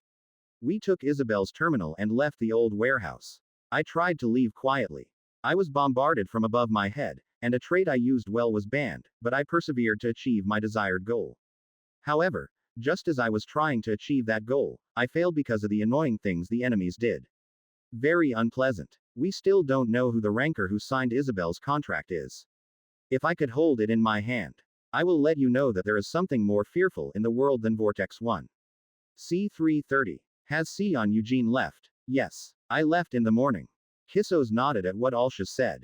In the mansion's office, he was talking to Alshaz, who was embodied as a translucent hologram. He was a very useful person. It's unfortunate, but I can't help it. I heard that the funds you provided were significant. When the topic of money came up, Kissos snorted softly. At Nobleman at. It's a small cost. If you replace the Emperor of Megacorp with that, there's nothing left for burial. Even if it fails, it is not a bad outcome if infighting occurs among the Empire's rivals. That is correct. It is unfortunate that we lost a warrior skilled in fighting monsters. It's a situation where one person is missing. You're talking about the Temple Guardians. Kissos clicked his tongue and brought the glass in his hand to his lips. A strong drink with a sweet, fruity scent filled my mouth and throat. When Jason of the Providence faction went missing, many of the Temple Guardians disappeared along with him. I can't believe something like that happens when the security of the Empire is at stake. Because of that, each and every warrior is in a disappointing situation. You're right. There are more than one warrior who has recently witnessed Outspacer's bio ship in the Borderlands. I investigated a human named Sion Eugene. I found out that he has a reputation for eliminating the Emperor's political enemies or hunting monsters. As that's so, Kissos' connections are not limited to within the Empire. They have informants from various quarters, including upper-class people like noble capital and pirates like space. Dog. Thanks to this, it was not difficult to see how infamous Shihyun, Akira's shadow, was. I thought it was just a rumor. As expected, Alshaz, you have eyes to see. Thank you. Actually, I also learned about it because Senior Nern introduced it to me. He's Captain Nern. I was hoping he would stay, but I never thought we would leave together. It's such a shame. He said he wanted to watch more of Sion Eugene's journey. He said he would return to the Empire when it was over. Quote. He seems like he would be a good source of information, so keep in touch. Kissos had a few more brief words with Alshaz and then ended the communication. The universe will become chaotic again. The last major offensive by Outspacers occurred just 30 years ago. Alshaz and Nern, who had just contacted him, were active as mere warriors at the time. Usually, an Outspacers offensive is carried out with a break of 200 years or more. Originally, the next offensive should have taken place after 170 years. Of course, in previous records, we can often see cases where Outspacers appear during breaks. However, in this case, since it was an attack by a small number of entities, it is insufficient to call it a major offensive. They say this queen is a unique individual. It's a big deal. This is something that the Temple Guardians and the priests of the Eye of Revelation commonly pointed out. The new leader who appeared after the death of the great king 30 years ago is said to be a mutant with extremely high intelligence. It has already been reported to Congress several times that it is capable of strategic thinking, unlike other entities. If the great offensive happens again, the Empire will suffer great damage. Considering the current power of the Empire, it will not be easy to endure if a large-scale war breaks out. I may not lose, but it is a foregone conclusion that there will be a major downfall. Until other powers become a shield. That's why he supports Sion to replace the Emperor of Megacorp, that is, the CEO. The intention was to reduce the burden caused by the security crisis by forming a federation with those friendly to the Empire. I hope it works out well. In the quiet office, he drank the alcohol in his glass. As the strong liquor flowed into the cult's uniquely fragile body, the fever suddenly rose. Kissos went out to the balcony outside his office to get some air. A panoramic view of the city under the night sun caught his eye. Thanks to the dreamy light created by nature, some people call Burzano to a red gem. A landscape that can truly be called a gem. The only way to protect this would be for his plan to come true. Kissos looked at the night view and reflected on his resolve. While looking at the red sky, as dark as the color of wine, something strange caught his eye.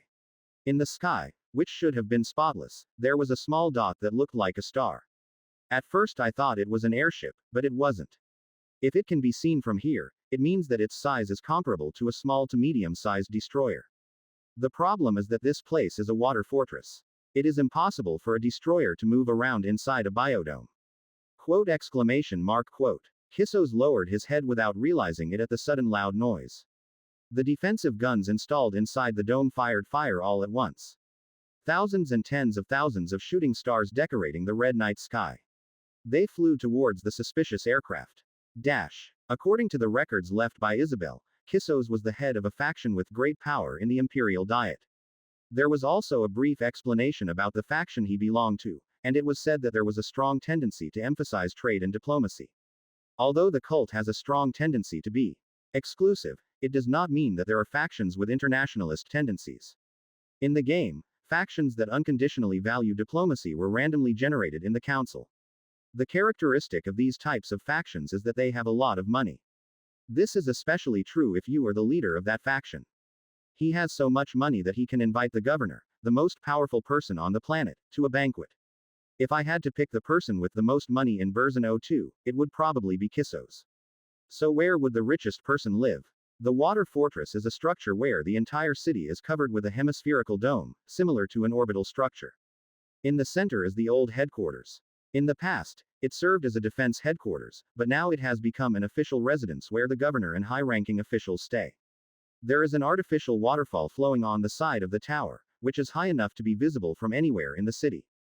Water located deep underground was brought in and made to flow along the outside of the tower. It is a miracle created thanks to the gravity control device. A luxurious floating mansion is floating in the sky above the old command tower, which is wrapped in a stream of water. A structure located in a position overlooking the water fortress. That is the residence of Kissos. Like the luxury hotel on the lake, Kisso's mansion can only be accessed by airship. Of course, not just any airship can enter. Only invited powerful figures and their servants can enter. In other times, we would have taken a careful approach using mimetic organs and parasitic colonies, but that is not possible now. Since you can't use parasites, you'll have to spend a lot more time sneaking in.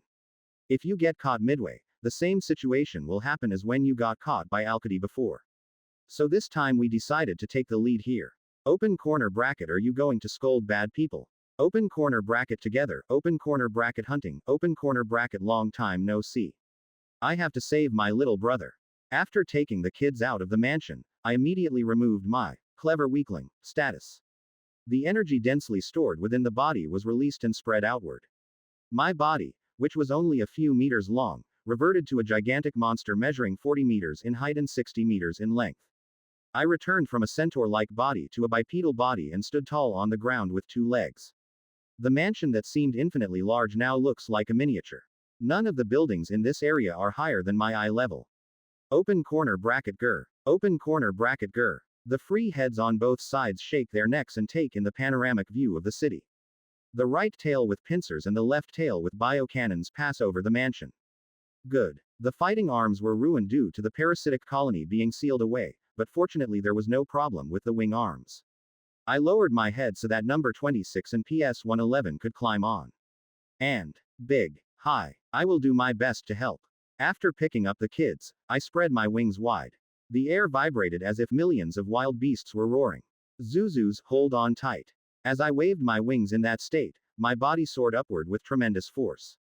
The outer wall of the dome, which transmits light, quickly got closer enough to be visible. When I looked beneath my feet, I saw a mansion that had been destroyed without a trace. Due to the aftereffects of the flapping wings, not only Lutz's mansion but also other nearby houses were destroyed. It's amazing. The excited waves of number 26 tickled the monster's tentacles. It spread its tentacles like a net and held on tightly to my horn. Adai and the Heavenly Mother followed behind me as I was floating in the air. As expected. A grown man. That look, I like it. A Galagon with harmonious white and red colors flies gracefully, flapping its 4 wings. It seems quite happy to fly freely in the wide sky. It's been a while since you and I flew. The Mother of Heaven, who had returned to Griffin mode after a long time, let out a wave of thought. The hidden agate-colored wings regained freedom and cut through the red darkness. Everyone seems fine. After checking on the kids' condition, I looked towards the center of the city. A small mansion is floating above the waterfall that flows backwards along the old command tower. Let's finish it as quickly as possible. Now that his true face has been revealed, he must move as quickly as possible. As each minute and second passes, the probability that the enemy ranker will respond perfectly also increases. When the enemies are not yet aware of my survival, I need to inflict as much damage as possible. I decided on a direction and waved my wings. Every time my wings struck the air, my body shot forward like lightning. A black mist-like substance continued to spew out from biological pipes located throughout the body. If someone were to see me surrounded by a curtain of darkness, it would look like dark clouds were moving. As soon as my body was sucked into the black cloud, I heard a loud noise coming from the ground. As sirens rang out throughout the city, tens of thousands of energy balls could be felt flying from afar. The defense system activated. The reaction speed is exactly as expected. The cult in charge of defending the city recognized my presence and began firing in response. A heat ray made of psychic power tears the dark clouds apart. Each one is comparable to the psychic breath fired by Green Galagon, but it is only useful if it hits the target properly. No heat rays could reach my body due to the veil of darkness that disabled the detection system. Adai and I, the Heavenly Mother, deftly walked through the pouring rain of psychic power. Open corner bracket flapping fun. Open corner bracket this, open corner bracket easy. Open corner bracket if there wasn't a curtain of darkness, it would have been annoying. The enemies are getting closer. Everyone please be careful. As PS-111 warned, I can feel defense fighter jets and patrol ships approaching. You can remove the gremlin moss by spraying it, but there's no need to do that. I extended my eroding tentacles towards the approaching patrol ships ahead. 6 tentacles that were much longer than my body were shot out like arrows that had left the protest. Enemies flying through the dark clouds are startled when they see tentacles suddenly sticking out. I tried to urgently change direction, but it was too late. The pointed appendages at the end of the tentacles tightly grasped the target. After feeling the sensation at the tip of the tentacle, I threw the corvettes down. Ships with damaged wings or engines fell onto the skyscrapers without even a single attempt to resist. An explosion is heard in the distance, followed by the sound of something collapsing. The Earth is probably in a state of complete chaos by now. Fighters that could move much more nimbly than patrol ships avoided my tentacles. Some of them were stupid enough to try to avoid the tentacles and got caught on either side of my head. The left and right heads, which were closer to beasts than me, bit the fighters mercilessly. Qua. A small scream was heard, but it was drowned out by the heavy drinking. The other ships, seeing their comrades dying miserably, began to form a line with their distance widened. It was a fairly skilled move for soldiers living in an era of peace, but there was something they overlooked. That means I'm not the only monster in the clouds. Adai, who was faster than any of us, jumped among the enemies wearing red armor, an absolute defense technique. Since it is not fully skilled yet, it can only protect the wings, head, and upper body, but that is enough to block enemy attacks. It used the wings on its back like a shield to block the incoming heat rays. Then, he straightened his head and neck, made it look like a spear, and rushed towards other ships. The sight of it blowing holes in the ship and moving around in that state was like an indestructible missile. The Mother of the Sky, in griffin form, could not move as fast as him, but she eliminated the enemies step by step. The front paws, which are 3 or 4 times larger than the head of an adult male, are threatening enough on their own. Moreover, it had a long spear in its beak. The ship's defensive walls have no meaning in front of the priest's golden spear, which becomes sharper as it gets covered in blood. The fighter jets were destroyed as soon as they caught up with the Mother of Heaven, and the patrol ship could not survive for more than a few minutes. Number 26 and PS-111 riding on my back also actively participated in the battle. Number 26 controlled the incoming energy bullets and heat rays to deflect them, and PS-111 intercepted the enemy ship with the demolisher implanted in its body. Good. Everyone is fighting very well. We moved forward, cutting down the mountain of enemies. As it became clear where I was aiming, the enemy's counterattack also intensified. The anti-aircraft battery on the ground was activated and fired heat rays, but it was of little significance. The distance to the target is short. It's time to take out my useful weapon. The monster's 3-headed tentacles begin to suck up power. The power of a dragon, or even more power, vibrates behind my head. Tentacles that have absorbed enormous power move to aim for their respective targets. When everything was ready, I let out all my strength. Psychic breath fired in 3 directions flew towards the target I designated. At the end is a gravity control device that maintains the large-scale waterfall. As always, my psychic breath never went astray. The explosion that occurred when the device was destroyed was not that large. This is because the sound that followed swallowed up the binge. We have entered an era where everyone is entering space, but we cannot surpass natural phenomena. Water flowing along buildings several kilometers high now follows the laws of physics. Like the biblical flood, massive amounts of water poured down on the cult's city. The waterfall that used to be a wonder to visitors to the city has now become a huge disaster. Buildings, cults, hover boats, and even anti-aircraft guns. None of them could survive the sudden flood. Having disabled the enemy's defense system, I landed safely on top of the floating mansion. As soon as it landed, the defense facilities in the mansion activated and fired a barrage of fire. I defended myself with my wings, just like Adai did. In that state, my auxiliary organs were busy checking the movement inside the mansion. It's not moving yet. To be precise, it was moving, but it was different from what I expected.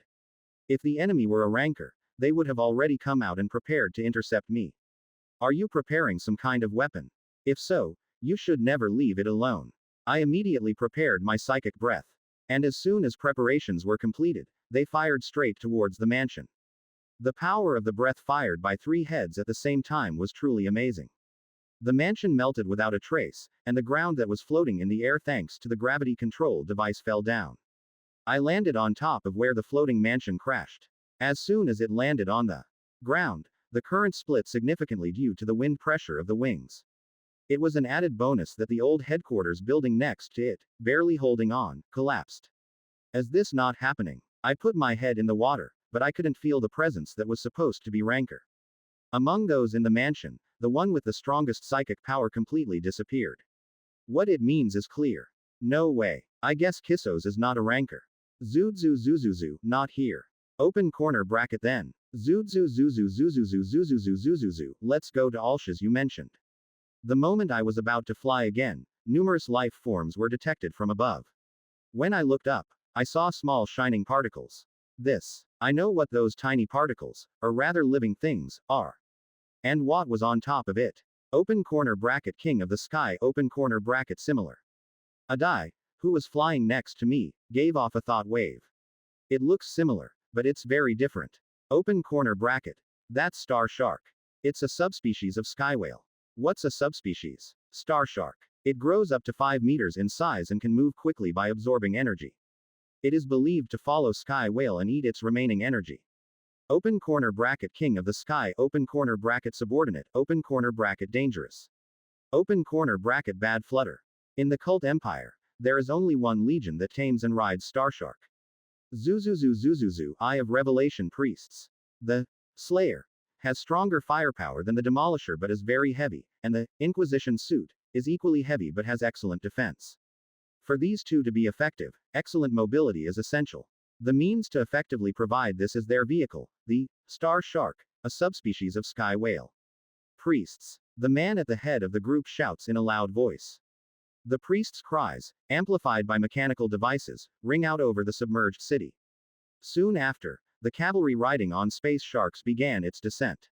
C-331, Starshark, nicknamed the Space Shark, is one of the subspecies of sky whale. However, even if it is a subspecies, it is much weaker than sky whale, which is classified as an apex creature. Comparing its size, the Starshark cannot exceed 5 meters. It is a world away from sky whale, whose body length exceeds tens of meters on average. Likewise, its combat power is very low. If Starshark was an apex class creature, it would have been impossible to tame it with weapons. The appearance is also very different. Sky whale looks like a whale with 6 wings and 8 eyes, but it is not a Starshark. They resemble a marlin with transparent skin and 2 wings. Because the skin is transparent, the internal organs are clearly visible, and the bones even contain luminescent substances. Thanks to this, the fish bones appear to be floating when viewed from a distance. These two creatures, different in every way, have one thing in common: they feed on energy.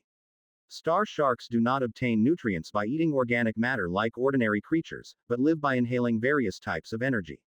However, like space whales, they do not have the ability to convert the consumed energy into photon cannons. Instead, it stores the energy it eats in its wings and uses it to move its body quickly. Thanks to this, it is much more agile than sky whale. And Starshark has one more important advantage that space whales do not have. They have a herd mentality, like outspacers or metallic gremlins. What this means is that the entire group follows the leader's control. It is thanks to this feature that the Eye of Revelation priests tamed the ferocious space sharks. A number of star sharks can be easily controlled through a thoroughly trained leader. And now, hundreds of ghost fish are standing in line and attacking me. I prepared an enhanced acid fungal gland, or acid breath. A thick liquid welled up from inside the 3-pronged throat. Without daring to block that feeling, he vomited it towards the enemies descending to the ground. 3 acidic heat rays with terrifying destructive power tore through the air. The buildings blocking my path were hit by the heat rays and split in 2. The star sharks quickly widened the gap. They skillfully avoided the heat rays and falling building debris. The priests riding the 5 meters biofighter paid no heed and pointed their material decomposition weapon, Slayer, at me. Hundreds of dark blue energy bullets rained down on me. I spread my wings wide to protect them from getting hit. Every time the Slayer's light bullet hit me, the carapace and scales disappeared in clumps. I was thinking of using a complex spectral object that can reflect attacks, but I plan to save that for when I fight rankers. I didn't block the enemy's attack and just took the hit. The Slayer's attack, which decomposes matter, caused quite a bit of damage to me, but it didn't matter. This level of injury can be covered by the regenerative ability. Anyway, you have to take a fair amount of damage for it to be effective. After firing once, the priests tried to circle over my head and into the sky, like birds of prey catching prey in the river. At that moment, the children who were protected by my wings ran out. Adai was the first to fly and penetrated the group of priests. Open corner bracket king of the sky open corner bracket similar open corner bracket die. Oh no, everyone's bleeding. The guy swung his wings covered in red armor towards the space sharks. Wings with absolute defensive power even gained acceleration. It's literally like a flying guillotine. Starshark, whose leather was not as strong as skywhale's but was quite hard, was cut like paper. The Mother of Heaven appeared behind Adai, who had gone ahead. She followed closely behind the enemies who were gaining altitude. Every time the griffin, which was a combination of a lion and an eagle, flapped its wings, agate-colored particles spread into the air. Hyuk. Knock. The ability she gained as she rose to the level of deification is to spray particles that can manipulate pressure. The bodies of the members who were touched by the particles were crushed like crumpled paper. The star sharks that lost their pilots were dealt with directly by Heavenly Mother and Adai. Priests. Switch to the long-distance shooting camp. The person in the lead shouts in a loud voice. Except for a few to kill time, the rest quickly slipped out of our attack range. Other warships can be seen flying behind those who have widened the distance. Seeing a few battleships sparsely visible among the patrol ships, it seems that all nearby ships have come here. Bad people. Number 26, who was hiding inside the carapace on the back of my head, also recognized that a new enemy had appeared. He launched himself onto the water that filled the center of the city. The guy fell and the turbulent water rippled slightly. And then a huge pink tentacle popped out through the water. Tentacles reminiscent of octopus legs, except for their color, wrapped around the remains of collapsed buildings and other buildings. Among the numerous tentacles, there was a body tens of meters long in the center. The appearance was reminiscent of a sea monster crawling up from the deep sea. Countless eyes were floating on the purple and pink body. Hundreds or thousands of eyes emit an eerie light and look at the enemies. The psychic power flowing through No 26's now gigantic body swelled like a balloon. Sea Demon's unique skill, Terror of the Deep, unfolds in the middle of a water fortress. Thanks to the auxiliary organs attached to each head, the form of the energy aggregate is clearly visible. A large amount of psychic power is converging. Open corner bracket. Is that really made? By No. 26. Open corner bracket yes, open corner bracket little adult, open corner bracket full power. The psychic illusion created by number 26 was a me, so large that it reached the end of the biodome. In addition, it had numerous eyes all over its body, making it look even more sinister than the original. Fear of the deep sea is a trait that drives multiple enemies crazy by showing them scary illusions. Even just looking at it makes me think it's scary, but the enemy must be terrifying. The star sharks under the control of the priesthood became frightened and began to leave their ranks. You'll be lucky if you just run away. Some became confused and attacked their owners or other sharks. The orderly camp suddenly became a mess. But none of the pilots blamed this. They too must have been gripped by quite a bit of fear. If they hadn't received advanced training, they would have ended up like those animals. Those who did not lose their senses fell to the rear to avoid the rampaging star sharks. And prepared to fire with the battleships. The members on the Space Shark aimed the Slayer at me in No.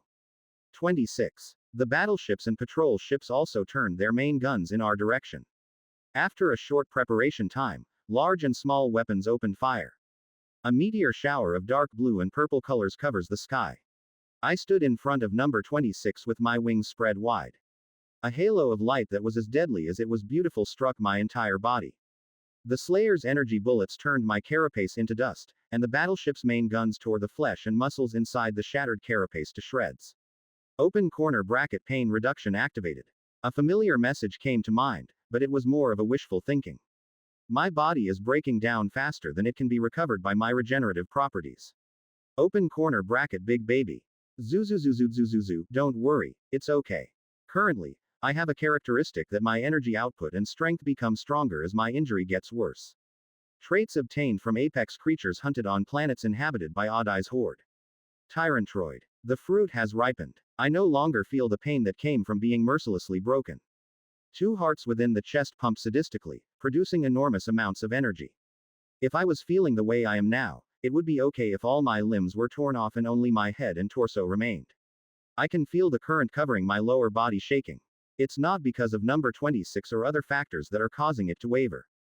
The water is shaking because energy is leaking through the body's biological pipes. Heads imbued with great power move slowly. If only there was someone who could see psychic power with their own eyes. My appearance now will appear to be wrapped in purple radiance. The moment the 3 heads wielded their power, the sky shattered. Dash. A dark warehouse. The miscellaneous items on the floor were slightly dusty. Among them was an interstellar communication device resembling a 1-meter obelisk. It looked like a warehouse rarely visited by outsiders, but there was one unusual element. At nobleman at. The walls and ceiling are covered in bizarre patterns.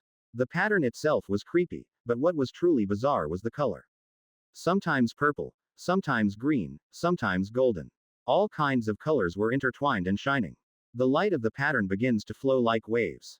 Light that moves slowly as if hundreds of millions of ants are moving around. What was at the end was a curved sword. As the light touched the blade, the warehouse became dark. This is because the pattern has lost its shine. All that remained of the warehouse was an unpleasant-looking mural. In the darkness, Isabel, the short cold-blood, stood up. She watched the scene from beginning to end and held the curved sword on the floor in her hand. Preparations are complete. To others, it was just a curved sword with a little dust on it, but to her, it looked different.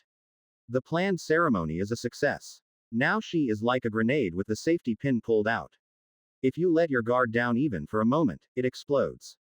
The relief that comes from achieving a goal, and the fear of the future ahead. While I was in a complicated mood due to ambivalent feelings, the basement suddenly shook violently. What about that now? With the curved sword on her waist, she hurried out of the warehouse. The first thing she saw outside was warships flying in the sky inside the biodome. The direction the warship was heading was towards the center of the water fortress. And the destinations of those countless ships looked completely different from usual. The artificial waterfall, the landmark of the fortress, was nowhere to be found, and most of the skyscrapers surrounding the waterfall were also collapsed. No way. While I was concentrating on my ritual in the basement, the water fortress became a battlefield. It was very clear who caused this situation. Goofy. Just leave. Now that the ritual is complete, this city, no, this planet cannot avoid destruction. I made arrangements to leave in advance, but I had no idea it would turn out this way. First of all, the slave district where Isabel is located is quite far from the center that became the battlefield. But no one knows when the fire of war will hit this place. We must somehow quickly evacuate the hidden cold-blood slaves. Where are you going? The moment she was about to move quickly, a voice from behind called her out. Knowing who the owner of the voice was, she stiffened.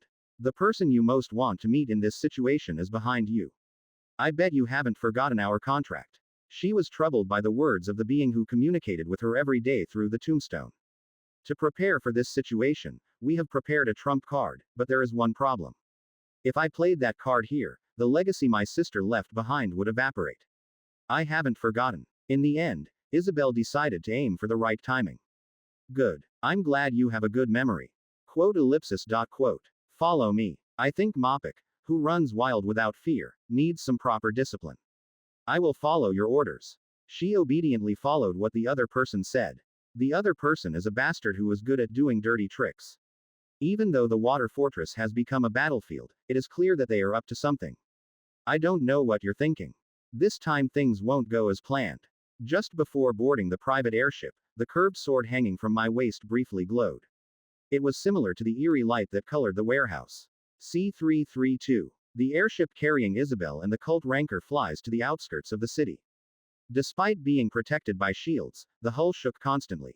In fact, considering what was happening outside the ship, this level of vibration was nothing. Not long after the airship surfaced, a tremendous shock struck the entire biodome surrounding the city.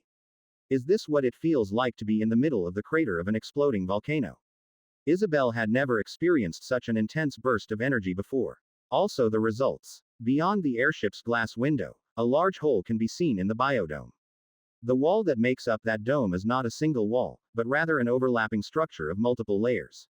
And the gap between walls ranges from tens to hundreds of meters. Even when bombarded with orbital weapons such as Thunder God, it is rare for the dome wall to be penetrated. However, it was safe to say that the current dome was literally half destroyed. Walls collapsed and buildings burned. The city became a complete hell as numerous ships crashed due to the energy explosion. The image of the beautiful city that represents Burzin O2 could not be found anywhere else. Crazy guy. You are determined to destroy the city. Colt muttered as he looked at the devastation reflected behind the glass. Contrary to the content of the words, no particular emotion was felt in the voice. What on earth are you thinking? The other person lived longer than Isabel in this world. Not only does the individual have a lot of power, but the power he possesses is also considerable. But it means nothing in front of that infamous Rancor, Imov. In the game, he hunted down Rancors even before they were ranked. Moreover, seeing as he destroyed the biodome, it was clear that he was much stronger than in the game. Maybe you've acquired a feature that didn't exist in the game. The other person won't know that. I couldn't understand how he could take such a relaxed attitude when running away right away wouldn't be enough. I guess you're wondering why I'm doing this. Quote ellipsis dot quote. Well, he's not just any other guy. He's that amorph. So you'd think he's taking it easy. Especially the 14th place babbler. Number matter what you prepare, it will be difficult to defeat him. From Isabel's point of view, it was beneficial for her enemy to be defeated by Imov, but she could not say it honestly. She must protect those she hates most. This is because of the contract Cynthia made in the past when she saved her life. Therefore, I hid my true feelings and responded obediently. I guess so. If you're alone. Alone. While the two were talking, the airship reached its destination. Where? When I got down, I saw that it was a place I knew. Are you planning on staging a sit-in protest at home? It's similar, but a little different. The other person kept saying vague things that seemed incomprehensible. The two entered a relatively simple-looking mansion. Originally, the slaves who managed the mansion were supposed to come out to meet them, but no one was seen as they had all run away. No, except for one person. You're here. A cult with a familiar face greeted visitors to the mansion. Two cultists standing facing each other. Strangely, the two were identical, as if they were reflected in a mirror. Smooth, silver shining hair, right down to the tips of the yak horns rising from his temples. It's not just the appearance that resembles each other. The voice was exactly the same as if it had been recorded. Isabel also looks exactly like her twin sister Penelope, but she does not resemble her to that extent. The two cults she was looking at were identical, as if they had been printed in a factory. Isabel, there is no need to explain this further. Because you will see the privileges I have. Isabel nodded at their words. Simulacrum. The ability to create identical copies of oneself by consuming a large amount of energy.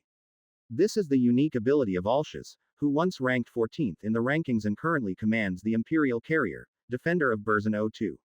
Although there was no psychic technique to create an alter ego in the game, Alshaz's ability was truly outside the standard. This is because it is copied with the same identity, same abilities, and same equipment as the original. If someone says they are fighting Alshaz, it must be seen that they are fighting multiple rankers. Of course, there are some fatal shortcomings, but they are not big problems as the advantages outweigh them. But that alone won't be enough to defeat Amov. It is true that Simulacrum is a powerful perk, but it is not enough to overpower Imorph. There was no doubt that he would be able to figure out Alshaz's weaknesses just by competing with him a few times. Are you ready? It's all over. Good. Guide us. Isabel too. Isabel will fight with us anyway. Yes. Isabel nodded silently in response to the question of Alshaz who brought the airship. Well, it's my decision, so there won't be a problem. Follow me. Alshaz, who was in the mansion, guided the two to the elevator inside the mansion. Once the three boarded, the elevator began to descend quickly. What about over there? They came up with this plan. You would know even if I didn't say it. How much that friend hates Moffick. There's so much unnecessary enthusiasm that it's embarrassing. It may be a memory from decades ago, but it's still strong. A very timid person. That's not what we're talking about. I guess so. The elevator that was going down endlessly stopped. As the door opened, a strong smell enveloped Isabel's antennae. It was similar to the smell of melted asphalt. It was so bad it made my antennae tingle. Alshaz and the clone got off the elevator as if nothing had happened. The first thing she saw when she got off behind them was an enormous underground cavity. This is a space dug up under the pretext of building a hover bus center. Well, the project collapsed in the middle. It doesn't matter because this was the intention from the beginning. If we had gone according to the original plan, we should have dug more. There is nothing we can do because the situation has changed. If it's this size, there won't be any problem. A space large enough to accommodate several battleships. There was a structure in the center. Organic tissue was aggregated into a 200 meters sized ring, and a translucent film covered the inside of the ring. The vertical ring touched the ceiling and floor, and the part it touched was tangled with sticky mucous membrane. She knows what those biostructures are. Its name is Bioportal. It is a means of transportation mainly used by outspacers. Alshaz was planning to bring in a large number of outspacers to fight Imorph. Metal rain falls from the sky. Molten steel frames and lumps of various materials and metals pour down like heavy rain. Who would believe me if I told you that those were the outer walls of the biodome or a cult battleship just a few minutes ago? Here, where I am standing, there is an enormous hole in the biodome surrounding the water fortress. These are all the results of the psychic breath I fired. Thanks to Tyrantroid being activated, energy output has increased several times more than usual. Thanks to this, the result was different from what was intended. I was only planning to organize the battleship in the Eye of Revelation priests. I had no idea that the biodome, which boasts powerful defense power, would be destroyed. I've destroyed it many times in the game, but this is the first time I've destroyed it entirely with my own strength. My favorite method was to destroy the dome by crashing the Imperial carrier floating in orbit around the planet. It was different from what I expected, but it turned out well. The effects of Tyrantroid become stronger as my injuries become more severe. So the power of psychic breath does not end there. It's perfect except that it's difficult to use as I wish. The overwhelming power I felt just before I fired my breath at the monster's tentacles was no longer felt. The vitality that permeated my entire body is rapidly decreasing. Due to its regenerative properties, the Tyrantroid effect decreases as the body recovers. And count. At that time, I felt a familiar yet strong wave from behind me. It was a wave sent by number 26, who had enlarged his body. Open corner bracket big baby, it's going to hurt, but it's strong. It stroked my damaged body with its large tentacles. Currently, I have become much larger due to the Tyrantroid's strengthening effect. Although it may not be as extreme as the bone beast, it should be considered at least 1.5 times larger. The size of No 26's tentacles caressing my wounds was no less than that of my changed body. It wasn't because of the fear of the deep effect, but the size of the guy was actually quite high. By default, the sea demon's size is between 20 meters and 30 meters, but when it enters battle, it can temporarily inflate its body to a larger size. Thanks to that, the current guy was so majestic that he could be called the Sea Devil. Of course, the behavior is still the same. Open corner bracket, does your injury hurt? Zuzu, it's okay because it will heal quickly. Due to the rapidly improved metabolism, damaged cells and tissues are being repaired at a very fast rate. It's just as PS111 on my carapace said. The shells shattered by the Slayer and the main gun are slowly regenerating, although not very quickly. I stretched out my wing arm and petted the guy who was in battle mode. Every time my gigantic body moved, the surrounding buildings shook violently. As the enemy was incinerated in an instant, Adai and the Heavenly Mother also flew near me. Open corner bracket big adult, open corner bracket so much, open corner bracket so much, open corner bracket big adult. Adai seemed very pleased with my changed appearance and the acts of destruction I had shown. Watching him jump on my back gave me a good idea of how he was feeling. Is it because you shot it while enhanced with Tyrantroid? His breath is almost at the level of Red Galagon. Zuzus, not that bad. No, make a water fortress like this. The Mother of Heaven looked at the messed up dome and stuck out her tongue. She also takes that attitude because she knows very well how difficult it is to destroy the biodome. For now, it looks like the enemies inside the fortress have been roughly eliminated. There was still time until the fleet stationed outside the planet came down. Before that, you need to check the enemies who are presumed to be rankers. Zuzu, as Alsha's next. Open corner bracket probably. The vice captain of the Eye of Revelation priests was also a strong candidate for rank, but he disappeared without a trace due to my breath. Before you go, I would like to ask you to check the cold blood that, little brother, brought with you. Ah, that's right. I forgot. The area where the slaves were housed was far from the center and was not affected by flooding. But now that the dome has largely collapsed, I don't know if the crypt they're hiding in will be okay. If those guys die, it's a mess. Zuzu, get on because it's moving. Open corner bracket yes. At Novelban at. Number 26 shrank its body to approximately 20 meters and climbed on top of me. It felt quite strange as it felt like a very large water balloon was wrapping around my back. Open corner bracket narrow, open corner bracket body, open corner bracket more, open corner bracket reduced. Open corner bracket not good because a bad person might come out. If you don't wrap it around with tentacles, it may fall. Please stick closer. It's not something to say at a time like this, but it looks a bit like that. After picking up the kids, I spread my wings wide. Although the movement has been slowed down by the Tyrantroid effect, it does not mean that it cannot fly. Even in this state, it is much faster than a personal airship. I flapped my wings a few times and my body floated upward. I flapped my wings vigorously and headed toward the warehouse where the slaves were hiding. Within a few minutes, I arrived at the area where the slaves, Quarters were gathered and landed carefully on the ground. It's a monster. Ah. The residents of the city who saw me ran around screaming. Among them were warriors and priests. Heads left and right rushed over. Those fleeing between the buildings with their mouths wide open. And he attracted dozens of cult members. While replenishing the energy wasted, the wing arms were brought closer to the ground to help MPS-05 get off easily. Zuzu, go and help them. Okay. Check. If a crisis occurs, we will notify you immediately. The woman's head with metal legs quickly disappeared from my sight. PS-111, synchronized with the mini screamer, will relay the status of MPS-05. This is enough. I decided to leave the slave part to MPS-05, and headed back to Alsha's mansion. As we crossed the chaotic streets and approached the outskirts of the city, an old mansion came into view. Also, the appearance of those standing in front of the mansion. I slowed down and landed on the garden in front of the mansion. The ground shook greatly due to the impact of the landing, but the opponent was not shaken at all. That could be because one of them is someone I know. Because it was Isabel, a short cold-blood ranker. The problem is the other person. A female cultist with smooth silver hair and yak horns on her temples. I immediately recognized who she was because I saw it in a photo. Imperial Carrier Captain Alshaz. Berzin 02's cult ranker was waiting for me. C333. You bug-like bastard. I thought he was dead, but he was hiding well. Cult ranker Alshaz clicked his tongue when he saw me sitting on the ground. Instead of responding, I looked to see if there was anything that could threaten me. If there are other rankers or reinforcements, it's a pain. The auxiliary organ under the chin twitched and collected information floating in the air. It looks like there's no one in the mansion.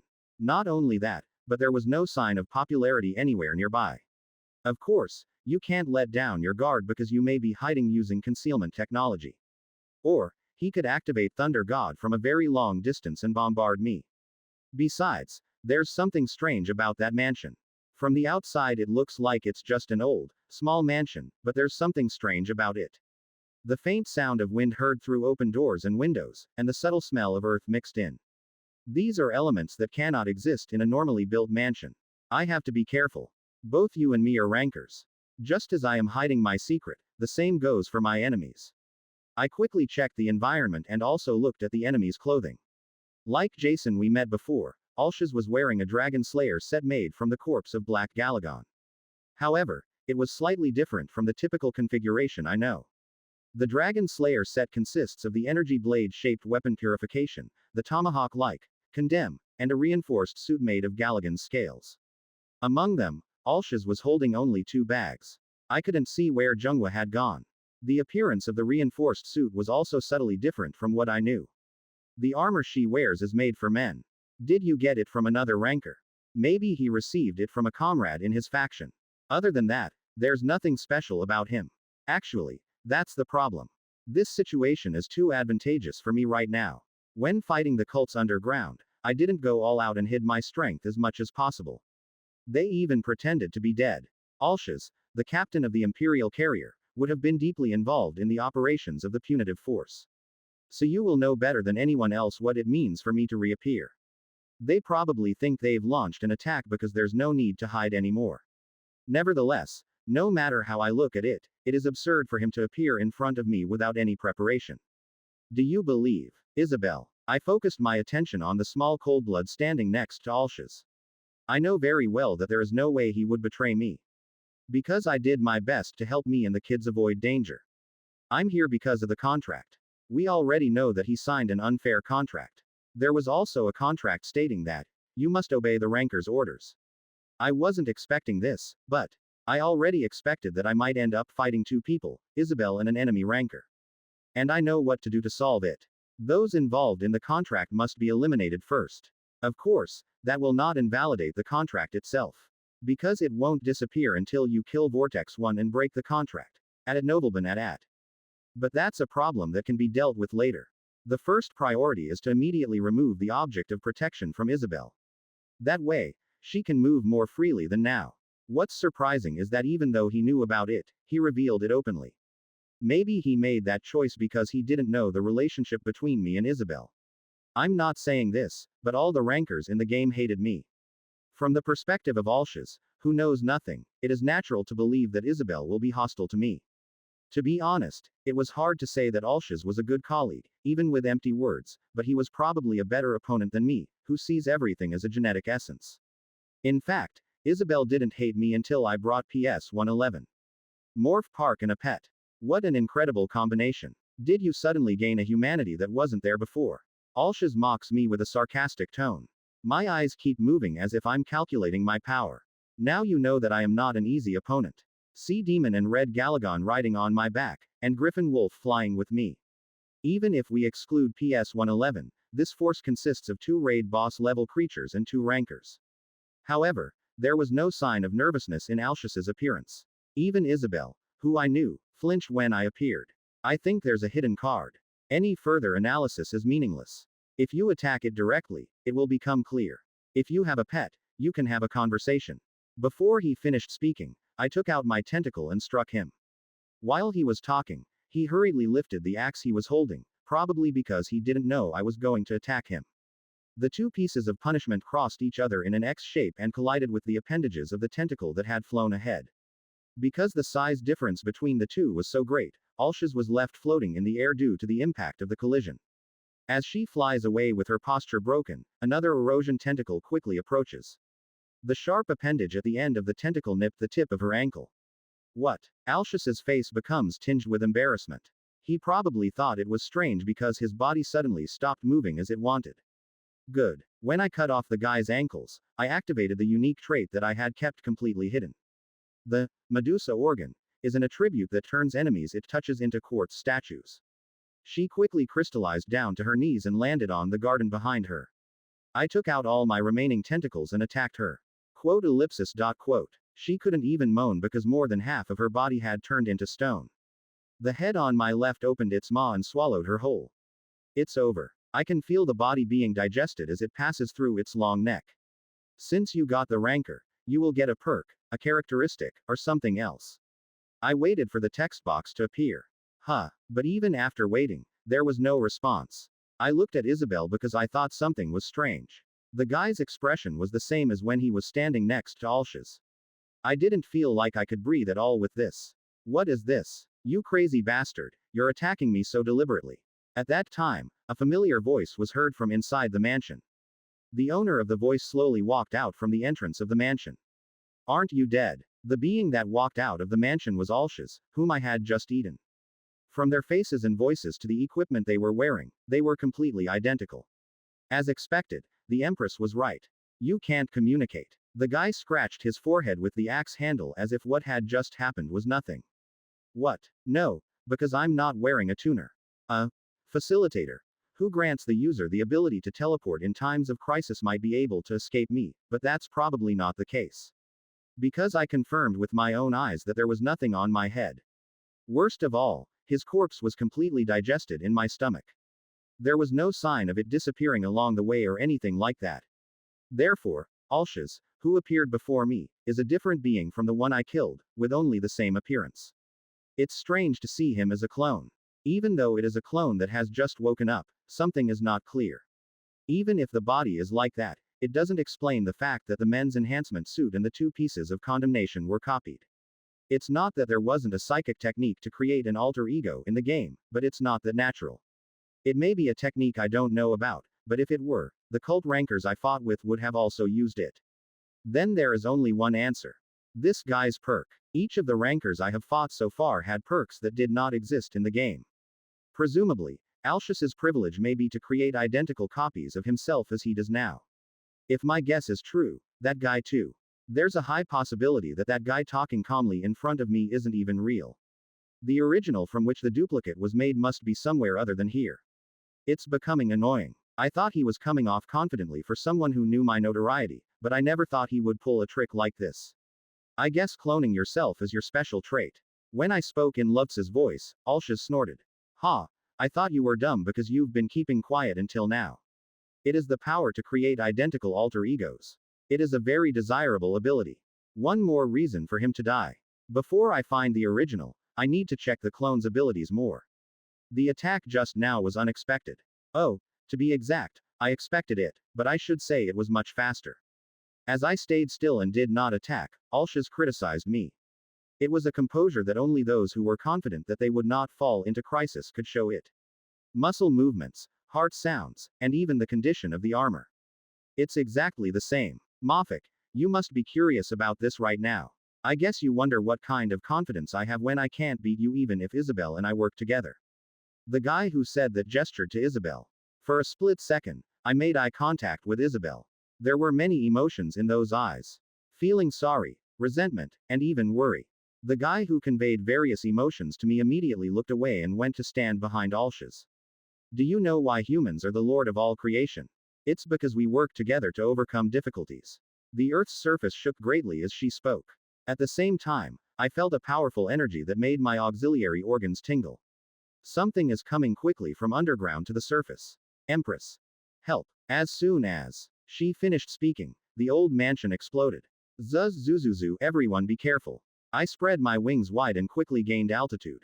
In a split second, dozens of stakes measuring about 3 meters flew out and pierced the skin of the wing. Big baby, are you okay? The pain from the injury struck my mind, but that wasn't what mattered right now. The being that threw the stake at me crawls out of the ground. Perhaps it would be more appropriate to say that it comes out by lifting the ground rather than crawling out. As expected, the size of the being that rose from the ground easily exceeded 30 meters. A giant monster that resembles a rhinoceros beetle but is equipped with multiple biological cannons on its back. The remains of the collapsed mansion fell into the hole from which it emerged. Open corner bracket big adult, open corner bracket enemy, open corner bracket be careful. Many life reactions detected. Please be careful. In the area below me, and throughout the city, similar creatures were appearing on the ground. A morph. That can't be right. Yes. The Mother of Heaven, flying next to me, is astonished as she sees monsters popping out here and there. I fully understand her feelings. I also never thought I would see them in the cult's territory. And then something appeared that drove a wedge between my thoughts and hers. A huge creature with hundreds of eyes appeared from the pit where the mansion used to be. The being with countless sensing organs rose into the air after carrying Alsh's and Isabel on top of its body. It's a real shame to lose Burzin 02, but the Empress strongly wants it, so there's nothing we can do. Open corner bracket. Filled square, filled square. Filled square, you filled square, filled square, filled square. I ordered you to kill your friend filled square, filled square. Filled square, filled square, filled square.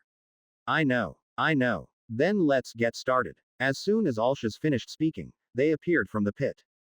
Thousands of monsters measuring 5 meters in size and looking like a mix of wasps, snakes, and scorpions flew into the sky at the same time. The sky of the collapsed dome was instantly filled with the loud sound of flapping wings. While the flying monsters surrounded me, the 30 meters tall monsters on the ground also pointed the tips of their biocannons at me. Those monsters have no name. Because being an individual has no meaning to them. Many exist for one. A being from a completely different place than this universe. A group of outspacers summoned by Alsh's attacked me. C-334. A surveillance office in the Our Star system located close to the Red Jewel Burzin 02. The surveillance office is an organization that oversees the safety of the entire star system. As a result, it is always busy without any downtime. But not like today. The entire surveillance office was put on alert due to an urgent report that came out of nowhere. B. Check for traces of bars and bioportals throughout Burzin 02. Outspacers are pouring in. We lost contact with the water fortress. GU. Rescue calls are flooding in. How do I do this? All situation rooms in the surveillance office were busy with reports coming in. The inside of the situation room was filled with psychic images created by the cult, so much so that it was difficult to even see the faces of the opponents. The director of the surveillance office, who was receiving reports from his subordinates in the situation room, thought it would be nice if this situation were just a dream. Although he had held important positions within the empire for a long time, this was the first time he had encountered a situation as serious as this. Outspacers' invasion of Burzin 02. It was a catastrophe that will be remembered in history. At Nobleman at. Director of Surveillance. How do I do this? Give me instructions. Quote ellipsis. Quote. The knowledge managers were waiting for orders, but the director of the surveillance office could not open his mouth. Hastily. Currently, there is a sharp conflict between the Providentist faction and the Innovation faction in the Imperial Diet. If he, who supports the innovative faction, reacts poorly here, it could be a big problem. Of course, that doesn't mean you can keep your mouth shut forever. Well, First of all, the safety of His Excellency the Governor. Please wait a moment. Then a familiar voice stopped him. He turned his head and saw a silver-haired female cult member he had met not long ago. Captain Alshes. The person who appeared in the situation room was Alshes, the captain of the Imperial carrier, defender of Burzin 02. I barely escaped just before disaster struck the water fortress. Your Excellency the Governor General. Or rather, is the Elder Kissos okay? Sorry. Providence itself took them from them. Unbelievable. When the director of the surveillance office heard the sad news, he almost collapsed on the spot. Kissos, the leader of the innovation faction, is the political mentor of the director of the surveillance office. When we hear that such a being has left Providence, we cannot help but feel greatly shaken. Director of surveillance, now is not the time to be like this. If you make a mistake, you may lose Burzin 02. Well, that's right. We must quickly assemble the fleet. Just as the director of monitoring, who had somehow gathered his composure, was about to give an order, Alshes came close to him. It looks like you're having a hard time, but I'll help you. What? She suddenly whispers in my ear. He was embarrassed and tried to push Alshes, but his body did not move. At the same time, the scene inside the situation room in front of me suddenly darkened. The busy cultists seemed completely oblivious to the sudden darkness. When the surveillance director saw that, he realized that Alshes had applied ultra control, a technique that controls one's mind, to oneself. Why on earth? He didn't understand the situation, but there was no one here who could answer his questions. Good. It's easy to get caught because it catches you off guard. Alshes raised the corners of his mouth when he saw the director of the surveillance office who had become a living puppet. Ultra control does not work well on those with strong psychic powers. If the director of the surveillance office had not been in a state of confusion like he is now, he would not have been caught. Then let's deploy the elite fleet. Prepare for the sortie of the observatory's elite fleet. We will strike the enemies in the water fortress. All right. Alshes began issuing orders to the knowledge managers through the mouth of the director of the surveillance office. Mafik, you are done now. In addition to the 4th rank Empress's Legion, the elite fleet and Imperial carriers belonging to the observatory. Even if there was someone in first place, they would never win. Confident of victory, she laughed quietly. In space survival, there are only 2 races that use genetic essence as a resource. Outspacer, which absorbs genetic essence and grows as a colony, and Imorph, which preys on essence and evolves itself endlessly. The former is based on the motif of the monster race, Geo.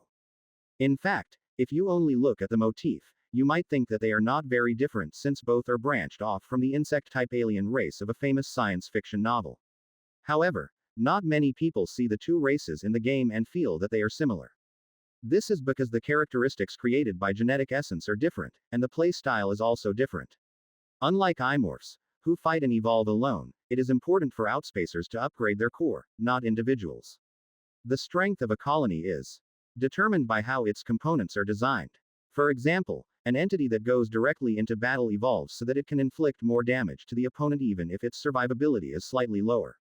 The individual in command is poor at combat, but specializes in supporting his fellow creatures well.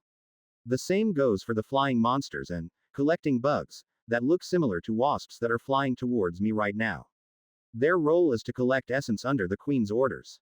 It specializes in moving quickly around the battlefield, taking the lives of enemies and taking their essence. Open corner bracket sus. Open corner bracket SSSSSS. Countless collecting bugs cling to my body. Then, it started to melt my carapace by spewing out very powerful gastric acid from its mouth. Due to the settings, Outspacers cannot use psychic power.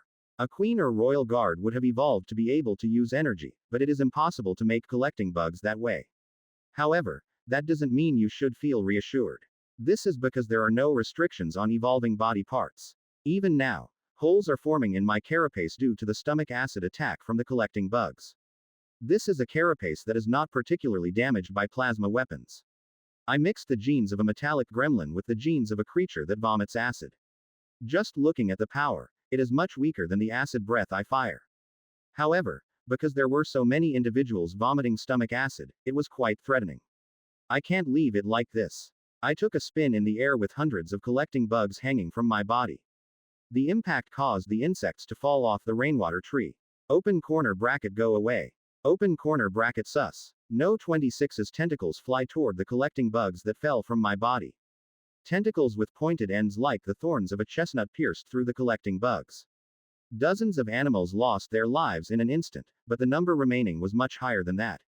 Newly appeared insects took the place of their dead colleagues. They must have thought that number 26 was more dangerous than me, so they attacked its tentacles. Open corner bracket ah, come on. Zuzu, shorten your body. Sea Demon, which has raid boss level strength, also has very high defense. However, they melt my shell, which has a higher defense than no. 26. It's not easy for him to hold on. Moreover, since they are like biological machines with no ego, they are not greatly affected by the terror of the deep sea. There is no reason for him to grow bigger. The guy who heard me shortened his body to 10 meters. Meanwhile, I used my tentacles to swat away the collecting bugs that were sticking around him. Some were eaten by my tentacles, and some were turned into chunks of quartz due to their Medusa organs. Open corner bracket flies, open corner bracket a lot. Open corner bracket more like wasps than flies. Wasps. Presumed to be the ancestor of the terrestrial carnivorous insect, devil bee. The last record of it was discovered 400 years ago. Not only me, but also Adai, Heavenly Mother, and PS-111 are diligently moving around and reducing the number of enemies. Adai used his wings reinforced with red armor, like dual swords to cut down the collecting bugs. Those who were lucky enough to avoid the attack followed behind Adai. The goal is to target the hind legs or tail where red armor is not activated. That's when they open their sharp-toothed mouths and shoot out stomach acid. Agate-colored particles appeared from nowhere and surrounded them. Enemies that touched the particles were crushed in the air like cans in a press. Behind them was the Mother of Heaven, with her agate-colored wings in full bloom. After rescuing Adai from danger, she lured her enemies to the other side. Open corner bracket susu. Open corner bracket sus. Hundreds of flying monsters keep their distance from the flying griffin and shoot stomach acid. No matter how ranker you are, it is impossible to completely avoid the acid coming from all directions. The golden fur that had been hit by stomach acid was tanned black. It was PS-111 above my head that helped her in crisis. It swung its claws implanted with Galligan's claw swords and launched a sword blast, while firing a material decomposition bomb from the muzzle at the end of its long tail. Outspacers cannot use psychic power, but all entities have a certain level of resistance to psychic power. As a result, it was difficult to inflict significant damage with sword wind alone. Of course, he knew that well, so he aimed for the thin wings instead of the less effective body. Collecting insects, which have a body similar to a wasp, become extremely slow if even one of their wings is damaged. The slow enemy was handled by Nana No. 26. My big tentacles and his pink tentacles dance on the ball called the sky. Sometimes the appendages of the eroding tentacles cut the insects in pieces, and sometimes the pink serrated tentacles grabbed and crushed the enemies. The breathing itself is fine, but we are killing dozens of them every second. Despite this, the number of enemies showed no sign of decreasing. That pit. I glared at the hole that had formed where Alsha's mansion was. Even now, insects are constantly pouring out from there. There's probably a bio portal down there that summons them. Either break the portal or that monster flying around with Alsha's and Isabel on board. I've been worried about that guy ever since.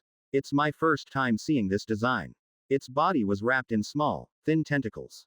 There were eyes at the ends of the numerous tentacles. Each eye blinked and moved non-stop, perhaps acting as a sense organ. It is a type of object that has never been seen in a game. It is unclear what genetic essence was applied and what abilities it has. Considering that it has developed detection organs and that it stays in the rear, there is a high possibility that that individual is the queen. As I was looking at him for a moment, 3 meters piles flew towards me from the ground. The pilebugs, 30 meters tall monsters that appeared after destroying the mansion, are diligently firing at me. Pilebugs are one of the few organisms in the swarm that utilize energy. However, he doesn't vomit out that energy directly like I do. Instead, it circulates a huge amount of energy in the body without stopping. Using the power generated there, it fires biological bullets called biophiles out of the body. In that respect, it can be seen as similar to the principle of firing a firearm. The problem is that the penetration power of those living piles is very high. It is useful when dealing with heavily armored enemies or battleships. In other words, from my point of view, flying around in heavy armor, it is a very annoying enemy. It won't work. As time passes, more entities will come through the bio portal. You have to do something, whether it's eliminating the queen or destroying the bio portal. And I have a weapon that is optimal for dealing with enemies made of organic matter. I need to use the colors of the abyss. Outspacers, whose entire race is like biological weapons. There is no weapon more deadly to them than this. Zuzu zuzuzu zuzu zuzuzuzu zuzuzu. Everyone go to the ground and take care of those guys. Open corner bracket. What about you? Zuzuzuzuzuzuzuzuzuzuzu. I'm going to wipe out the collecting bugs. Since there are so many collecting bugs around, if we make a mistake, our side may get involved. Since I didn't have to worry about being alone, I decided to send all the kids to the ground. Good. I'll see if the cold bloods are okay on the way. Big adult. Be careful. Immediately after the two left, I activated the color of the abyss. C335. Green, purple, and numerous other paints intertwined together to dye the black carapace. An unholy color that seems to represent chaos itself creeps into my head. Open corner bracket sus. Open corner bracket sus. When the collecting bugs see me emitting an ominous light, they quickly retreat.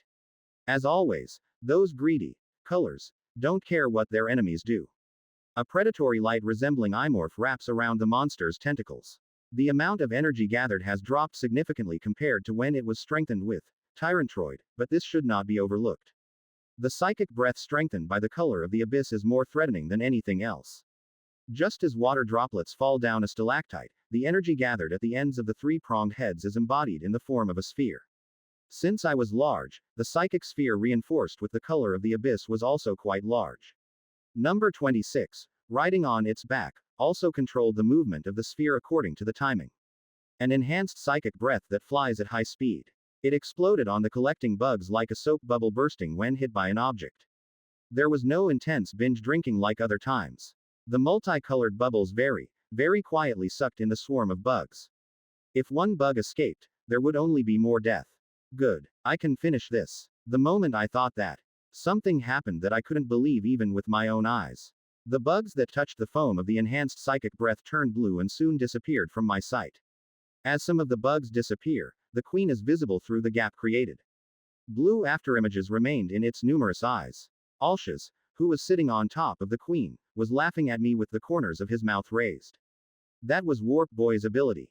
According to the setting, outspacers are beings from another universe. Therefore, the method of faster-than-light navigation is also different from other races.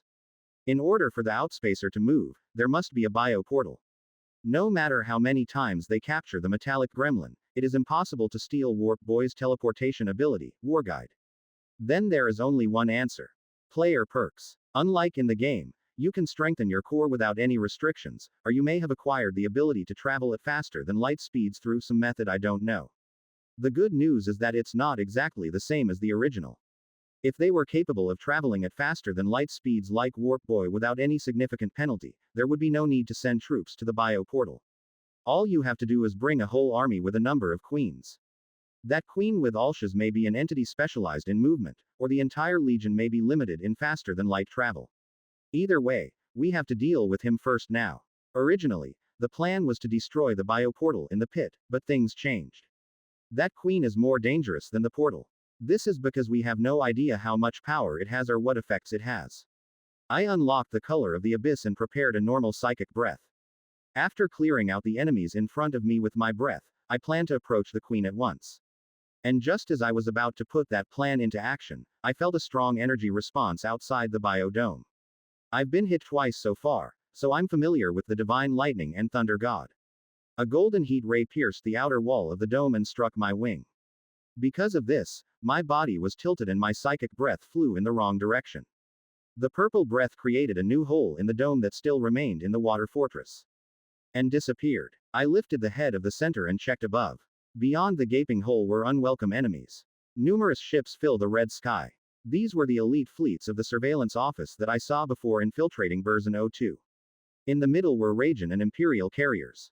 Alshas. The guy wasn't just sitting on top of the queen and watching.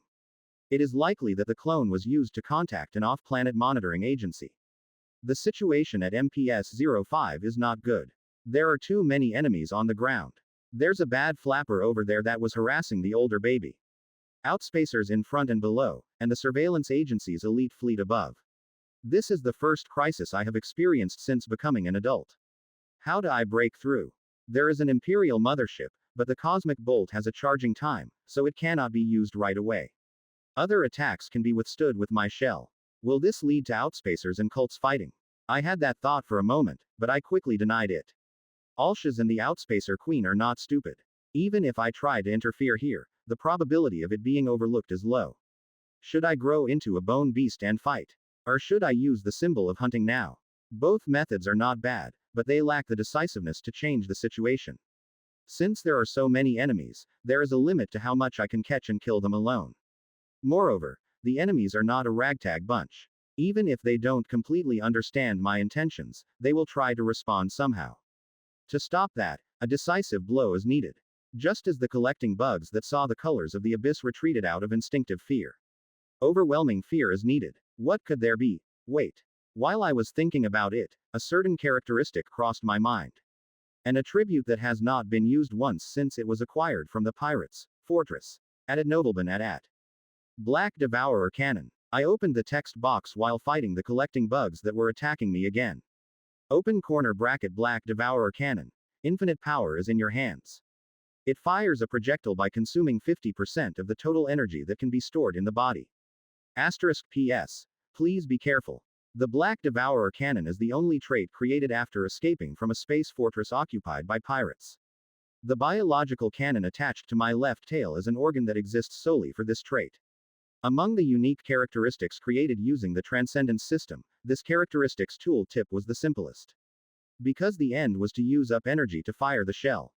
There are no special precautions other than consuming 50% of the maximum energy your body can store. If you look at it up to this point, it looks good. The reason why I thought I shouldn't let down my guard while looking at the characteristics is because of the postscript at the bottom. I've seen a ton of talents in games and in this world, but I've never seen one that just says be careful. I was thinking of using it against Gigacracker before, but I gave up. I thought it would be beneficial to steal the Gigacracker, so I gave up the experiment. Since I didn't have a chance to use it, I kept forgetting about it. It just worked out. I flew out of the biodome, picking off the flying collecting bugs. A group of flying monsters followed behind me, including the queen carrying Alshas and Isabel. When I came outside, a number of warships greeted me. The Thunder God is activated, and the main guns of the battleships fire. The red sky under the night sun turns golden and purple. Against him, I took out the best shield I had. The intangible haze flowing from the entire body gathers in the shape of a flat tray. Complete with a transparent tray, it refracts and disperses natural light like a prism. It is a complex spectroscopic body, with the unique characteristic of being able to reflect energy. Energy heat rays filling the sky collide with the completed complex spectral body. None of them penetrated the transparent tray. All the lights that flew to kill me returned to the place they came from. The energy and ships of the elite fleet collided, and the sky lit up brightly. It is estimated that between 1% and 3% of the strength of the cult's elite fleet has been lost in the current attack. I can hear the voice of PS-111 overhead. Even though it explodes spectacularly, there is little damage. Alshas must have had them respond. Doesn't care. The real attack hasn't even started yet. After blocking one round of fire, I immediately rushed towards the elite fleet. The group of outspacers following me changed their target and moved toward the elite fleet. Now that the fleet camp is in disarray, they made that choice to protect themselves from my attacks. It's not a bad choice, but in the current situation, it is a big mistake. Cult and outspacer. In the game, tribes that were enemies with each other gathered in one place. I moved my left tail and aimed towards the target. A Black Devourer cannon with unknown characteristics was used with the cannon's muzzle aimed at the enemy. The moment the trait was activated, a feeling of extreme helplessness hit me. I would say it feels similar to when I first fired the psychic breath when I was a sub-adult. After feeling dizzy, what followed was a torrent of energy. A huge amount of energy gathered into the left tail. It felt as if all the blood throughout my body was being concentrated in one place. Because of that, he almost stopped flapping his wings and fell. Just before the last it was launched, my auxiliary organs detected an abnormality. The surrounding space is strangely refracted. As if something unidentified was twisting the space itself. As soon as it recognized that fact, it was launched from its tail. How should I explain that? If the color of the abyss was a clear example of the excess of color and light, it was quite the opposite. As its name, gorgeous, suggests, it was absorbing all color and light. It flies away, devouring light, air, color, and all the elements of nature. In the place where it passed, only thick darkness that could be said to be at least somewhat similar to that unknown cannonball remained. And when it becomes invisible to the eye, an abnormality occurred among the gathered enemies. When I noticed the abnormality, I thought it was a very small dot. It's so small that you could easily mistake it for looking at it wrong. But no, it spread quickly like ink on drawing paper. Like when the sun disappears and night comes. Black ink robs the ships and the group of outspacers of their color. No one could resist the black, the shield that the cults boast about, the thunder god's thunder light, and the blue light of outspacer. No one could escape it, which seemed as if it would swallow up even the sun, disappeared in an instant. The black color that had encroached on the drawing paper called the sky disappeared and red filled its place. Everything was restored to its original state as if nothing had happened from the beginning.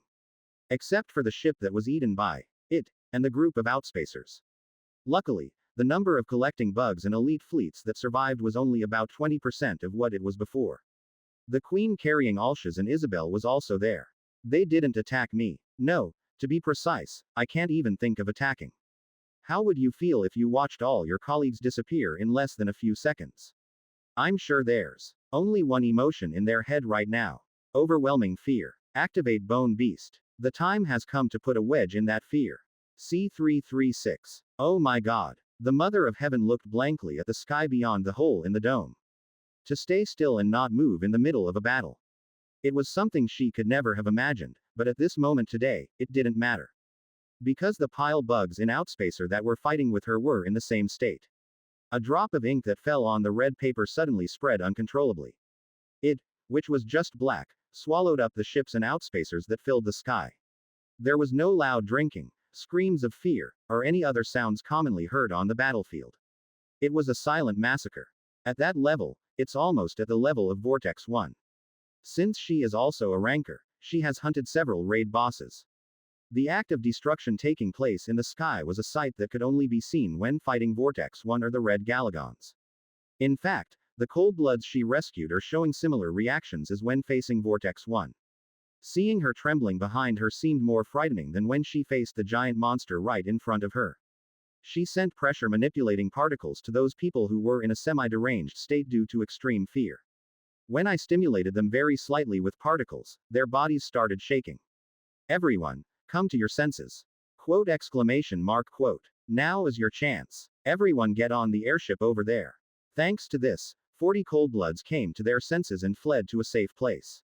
The mini-mutant screamer, MPS-05, followed behind them. The nickname of the safest city on the planet is now a thing of the past. It would be much safer to hide for a while outside in the sand-filled desert. Open corner bracket Guo, Chet. While the Coldbloods and MPS-05 boarded the airship, the pile bugs began to move again. A 30 meters tall rhinoceros beetle monster swung its front legs the size of pillars supporting a building. The Mother of Heaven spread her agate-colored wings and flew upward. The pile bug's claws narrowly landed on the spot where she was.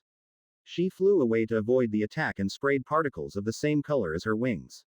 The leg of the pile bug touched by the agate-colored grains was twisted grotesquely. If it were any other creature, it would have writhed in pain, but it wasn't a bastard. The pilebug didn't care about the pain of losing one of its front legs, and aimed the biofiles on its back and head at her. I modified it so I can't feel pain. She flew skillfully and dodged the flying bio stakes. I could see other pile bugs coming from a distance between the ruined buildings. Oddeye. They're coming. Taking cover behind a half-collapsed building, she called Oddeye. He was looking at the sky outside the dome from the rooftop of the building on the other side. Purple eyes reminiscent of amethyst were fixed on the black being that greedily devours ships and flying monsters. Why are you doing this all of a sudden? I wondered if it was in fear like the other creatures here, but looking again, it didn't seem like that. What should I say about the appearance of a guy who has his eyes fixed and doesn't move?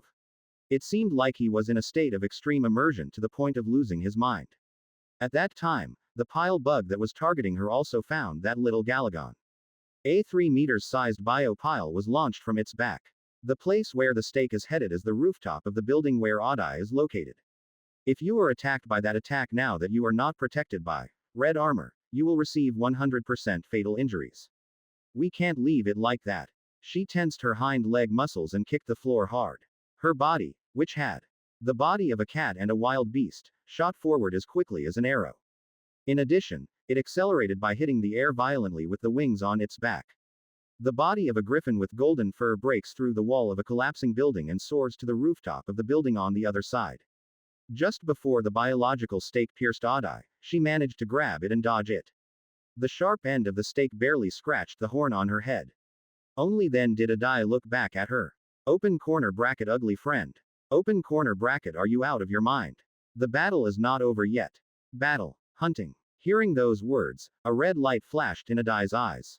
The red pattern engraved on the snow-white body suddenly flared up as if on fire. What? I was momentarily startled and looked back, but he looked the same as usual. The guy shook his head once and spread his wings. Open corner bracket friend, open corner bracket say, open corner bracket right, open corner bracket hunting, open corner bracket it's not over. Open corner bracket. Okay. Open corner bracket together, open corner bracket hunting. The guy who said that put on red armor and flew up. Did I see it wrong?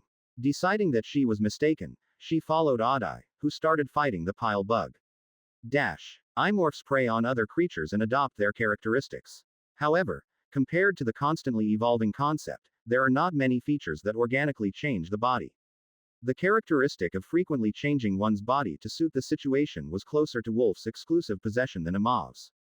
Complete organism that turns Imorph's body into a killing machine, organic evolution that can take on various types of special states, and variable biological weapon that transforms body parts into those of Apex. These are all things that did not exist in the game. If any of those were in the game, the balance of space survival would have changed significantly. Anyway, the ability to change one's body was quite rare in the game. Under these conditions, Bone Beast, which strengthens the user's body, was a very attractive feature. A bone beast with body-related fusion characteristics created using giant creatures as material. When the trait is activated, armor similar to bone grows to protect vulnerable parts of the body. As a bonus, the size of the entire body increases by about 3 times. I have used it many times in games, so I know well the changes that occur. However, this is the first time it has become a bone beast since becoming an adult in this world. When the trait is activated, the material that makes up the bone armor flows out from the tiny gaps in the dark black carapace and scales. The materials that coated the shell instantly solidified and became a solid armor. Sharp thorns protruded from the completed white armor. While I was wearing armor, my entire body also grew rapidly. My muscles stretched as if they were going to tear, and a creepy sound came from the bones inside my body. 1.5x, 2x, 3x. My body, which seemed to grow infinitely, stopped just before reaching 200 meters in length. Open corner bracket grr. Open corner bracket grr. Heads on the left and right growl at the first change they feel. Their cries also became much more profound to match their enlarged bodies. The muzzles of the two heads were covered with armor similar to a helmet made from animal skulls. Perhaps that's why it gave the impression that it was much more fierce than before. Good. Filled square, filled square, filled square, filled square, filled square, filled square, filled square, filled square. After completing the change, I roared powerfully. The heads on both sides cried out just like me. The 3 heads roared at the same time, tearing the air and creating a sound similar to thunder. Open corner bracket quagwanghanda. Quagwang. My hearing function has been damaged. We recover with residual energy. Unit 26 and PS-111 on my body also reacted to my movements. PS-111 appears to have suffered damage from a temporary sonic boom. Zuz zuzuzu. Everyone be careful. I waved my wings widely while warning the kids. The black wings, which are 3 times as large as my body, push my body forward with the air. I can see the sand-covered desert below being covered in pitch-black shadows. Open corner bracket sus. When the collecting bugs see me approaching, they let out a cry that is almost like a scream. Apart from fear, the insects are forced to charge because of the queen's orders. Instead of dodging, I hit them. The outspacers are smashed like flying insects that burst when they collide with the windshield of a moving car. The vicious stomach juices and sharp teeth they boasted of were of no use. The power to melt the carapace was the same, but because the bone beast's armor was so thick, it was difficult to inflict much damage. Open corner bracket bad flutter. Open corner bracket SSSYU. We are conducting supporting fire. Number 26 rode on my back, and PS-111, who was at the head of the center and moved to No. 26's side, also helped me catch bugs. Number 26, which grew its body again to tens of meters in size, took out tentacles with sharp saw blades. The collecting bugs that narrowly avoided colliding with me were hit by No. 26's tentacles and shattered into pieces. PS-111 lurked beneath number 26 and supported us with its demolisher-equipped tail. The material decomposition bombs he fired never missed, perhaps because they calculated the flight trajectory. The enemies also launched a counterattack against us as we slaughtered the outspacers. The main guns of the cult warships hidden among the bugs burst into flames. A baptism of purple light pours down on me. The outspacer's stomach acid and blood covering his body were hit by the heat rays and evaporated. However, the skull-like carapace and the black scales underneath did not suffer much damage. Some of the protruding thorns were broken, but there was no significant damage. I swung my two tails towards the nearby battleship. The clawed right tail collided with the battleship's shield. The translucent purple protective layer cracked and shattered like a glass window. The pincer that broke the shield hit the front of the battleship hard. A series of explosions occur inside the completely blown battleship. I stretched out my erosion tentacles and caught the falling battleship. Ah! The cult crew falls from the broken battleship. Some of them fell prey to my tentacles, while others fell to the red sand below. I used the broken battleship as a bat and swung it at other ships and outspacers. Every time the battleship collided, dozens of collecting bugs were crushed. Then, a change occurred in the movement of the insects that were gathered together. Those who received the Queen's instructions quickly spread out. You can't turn your back. I hit the back of the guys whose camp was temporarily destroyed. All heads opened their mouths wide and swallowed the retreating creatures whole. Perhaps because their bodies had grown so dramatically, each time they opened their mouths, more than 10 animals entered the stomach. Predation effect activated. Thanks to swallowing hundreds of bugs, I finally achieved the desired characteristics. When I accepted, feeling began to return to my arm that had not moved. The parasitic colony that had been banned due to the loss of genetic essence was finally restored. Phew. Just barely able to recover. At that time, a golden thunderbolt from afar passed through my body. There was no significant damage when hit by the main gun of a battleship, but not this time. This is because the white carapace that was grazed by the heat rays was broken. As I faced the enemies surrounding me, I looked around with my auxiliary organs. A sphere measuring several hundred meters was floating alone in the distant sky. That attack right now, is it really the Thunder God? The region that I know is shaped like a flat mandala, and it didn't look like that. If you overlap several mandala-shaped thunder gods and make a sphere, it would look like this. Is it a reinforced type? It looks like an upgraded version, as it looks like it has more firepower. I thought everything was broken. The scope of destruction of the Black Devourer cannon also included thunder gods. I thought they were all swept away along with the ships, but it seems that wasn't the case. That's probably the last thunder god left in the observatory's elite fleet. I think I know who's controlling it. The orbital weapon ration can only be wielded by users of strong psychic power. It is probably something controlled by Alshas. Thunder light gathers again on the thunder god that failed to hit me. I also gathered psychic power without dodging. Could it be due to the energy consumed by the Black Devourer cannon? Unlike when I fired wildly before, I clearly felt like my energy was draining away. Although he was recovering quickly thanks to the dragon's heart, it seemed like it would take time to fully recover. Let's not think about anything else now and focus. Rajan, who has gathered energy to the limit, shines brightly. This might be what it feels like to face the sun directly. At the moment the yellow heat ray was fired, I also let out a breath of highly concentrated energy. The dragon's power extending into 3 streams collided with the thunder god's lightning. The shock wave generated by the collision between energies shook the sky of Burzin 02. Surrounding enemies were also swept away by the shock wave and collided with each other or fell to the ground. It's definitely strong, but it's not enough to beat me. The standoff didn't last long. Just like when a serpent swallows a smaller snake whole, the breath fired from its 3 heads consumed the lightning. When the yellow light in the red sky was almost extinguished, a purple heat ray reached the thunder god. What followed was an explosion strong enough to temporarily paralyze the auxiliary organ under the jaw. An enormous amount of flames covered the sky, as if several nuclear bombs exploded at the same time.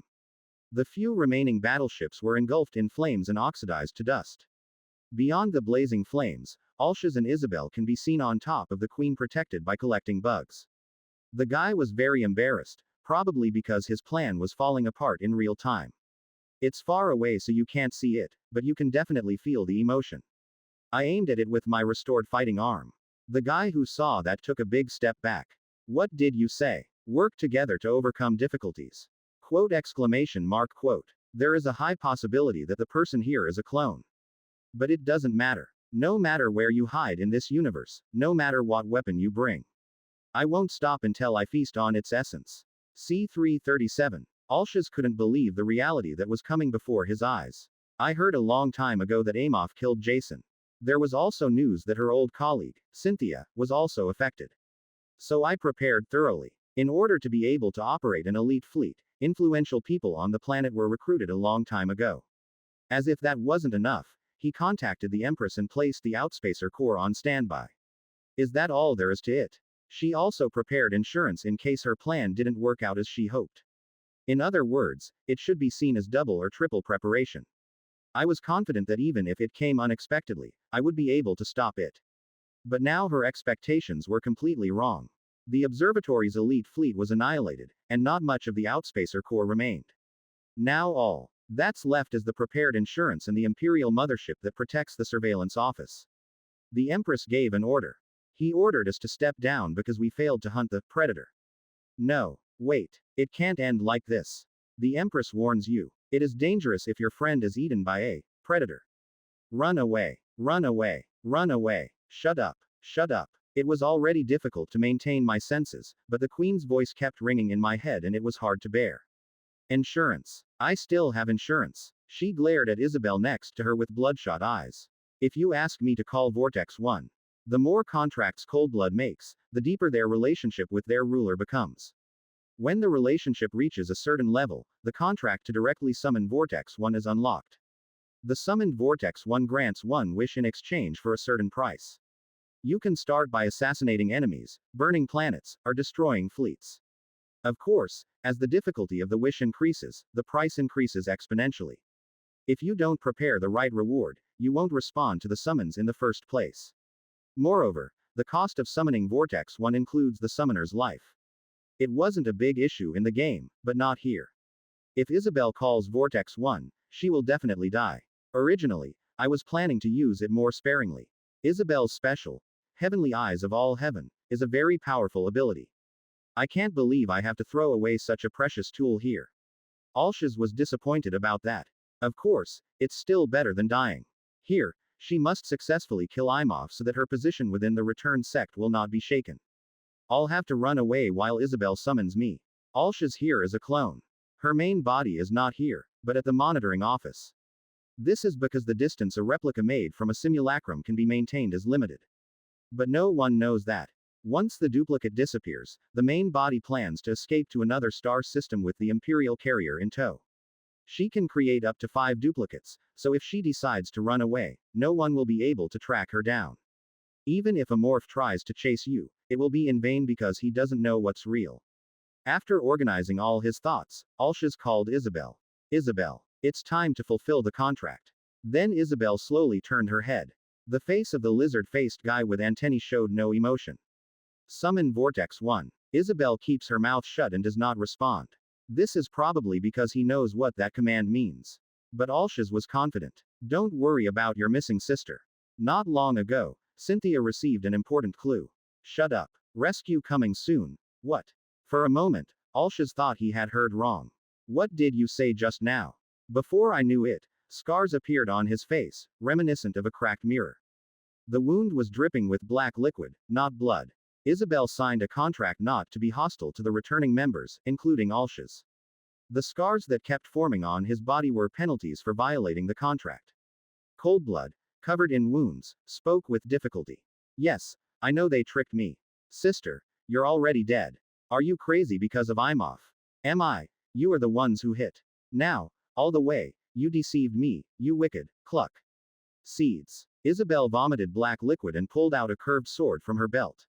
You guys, the original, it's somewhere else, right? You will never be able to run away. Gokdo, which was thought to be a simple self-defense weapon.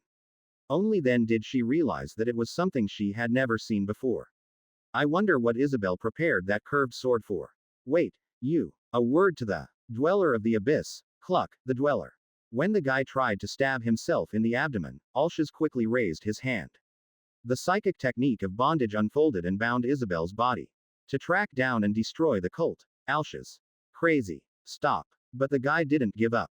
Even as his entire body was bent abnormally and he was vomiting blood and black liquid, he tried to stab himself with the curved sword. When Alshaz saw that, he shouted at the top of his lungs. Shit. Queen. Send him somewhere else. Isabel, whose whole body was twisted, was enveloped in blue light. But soon after, the light faded out as if something had interrupted it. Meanwhile, Isabel finished her speech. I offer up my blood and life. As soon as he finished speaking, the curved sword pierced his abdomen. After everything was done, Isabel fell on top of the queen's body. Dash. Huh. The movements of the group of outspacers protecting the queen are strange.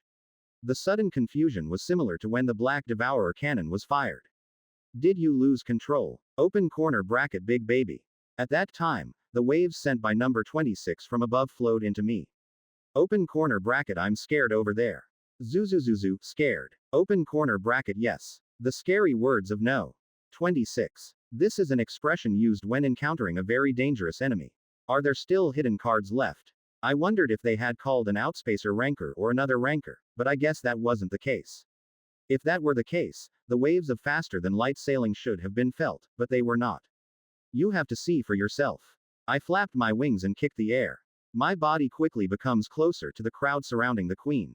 The collecting bugs that got out of control were busy running away instead of attacking me. Beyond the scattered crowd was a queen in confusion. And on top of that, Isabel, Coldblood, with a small and delicate body, had collapsed.